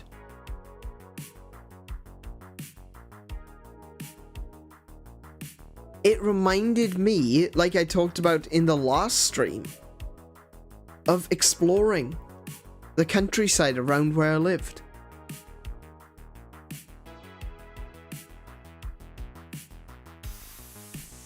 It reminded me of that experience as a child. Out and about, exploring. And there's just something about the way the world is drawn, because it is a Game Boy game, because it's got a low pixel density. It just feels like it came straight out of that time. And it takes me back. It's nostalgic. It's not nostalgic. I didn't experience it. It's anemoia. It's the nostalgia for something I never experienced. And if a game can drag that out of me, man, it's doing everything right. I'm grateful you accidentally played Ages first. Me too, Kiko. I would only imagine how awkward it would have been after playing Seasons before. Yeah, do you know what? That I would have quit. I don't do that very often. I would have quit. If I had played through Seasons and I've got a smile going from year to year right now because I'm really loving this game. If I had gone from Seasons to Ages, I'd have been so upset. I would have quit. I absolutely would have quit. I might have come back to it later and been like, okay, look, we didn't like it before, but we'll give it another shot. But I would have quit. I'm glad this accidentally happened to be my second game because it's such an improvement. It's such an improvement. But unfortunately, that is all we have time for. You played Seasons first? Hang on. How did you feel about Ages, King? Like, if you played Seasons first, was Ages a disappointment, or were you okay with it? I mean, like, you, I think Charlie was saying that they were quite happy with Ages and Seasons. I would like to talk to someone who prefers Ages. That would be an interesting conversation. I'd like to find out why. Though I think it would probably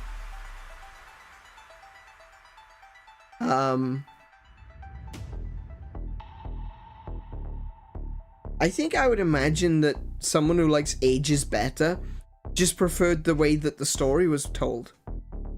Because that is genuinely that is really good. I feel like Ages kind of falls down in its gameplay, but it still tells a really good story.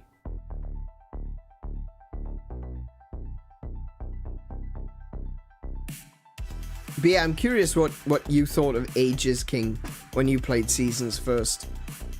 I'm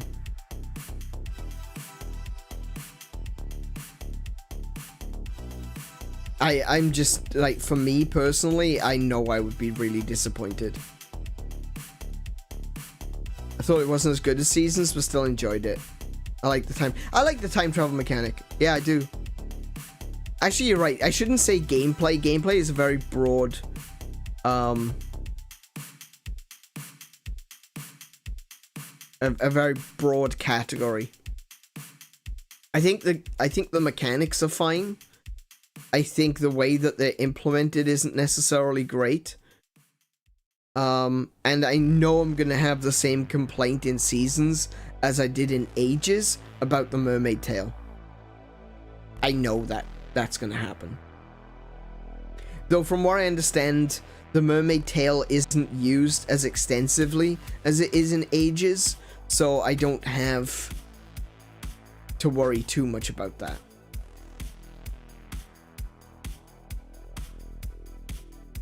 Because the Mermaid Tale is just a disaster. Absolute disaster. A strictly worse item. So sad. But yeah. Yeah, I do like the time travel mechanic. I just didn't like the way it was implemented, really. Okay. Well, unfortunately, that is everything that we've got time for this evening. I really need to get off here. We're already knocking on midnight. So, Kiko needs to go to bed. I need to go get something to eat because I've only had beans on toast today. I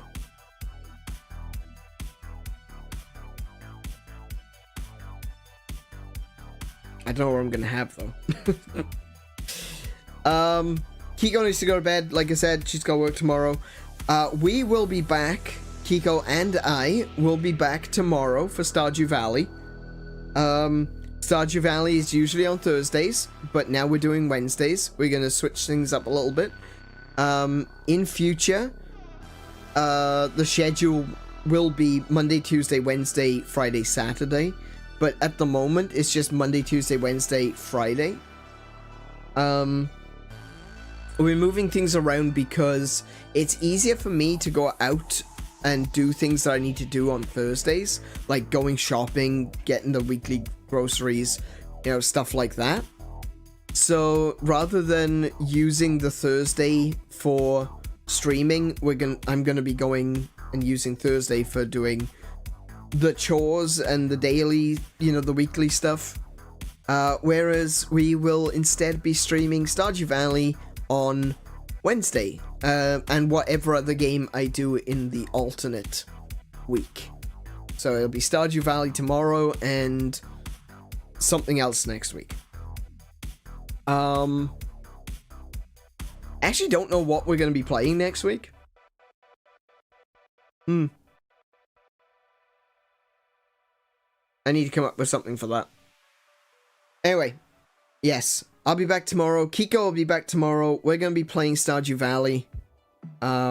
We got some cool stuff that we're working towards currently on the farm, so do come along and join us for that one. And yeah, big thank you to everyone who's joined us this evening. I know it's been a bit slower. Been a little bit more low energy. I think that's okay from time to time. I hope you've enjoyed it. So, be good to yourselves. Be excellent to each other. Play more video games. And until I see you, I wish you all peace and high scores. Good night, everyone.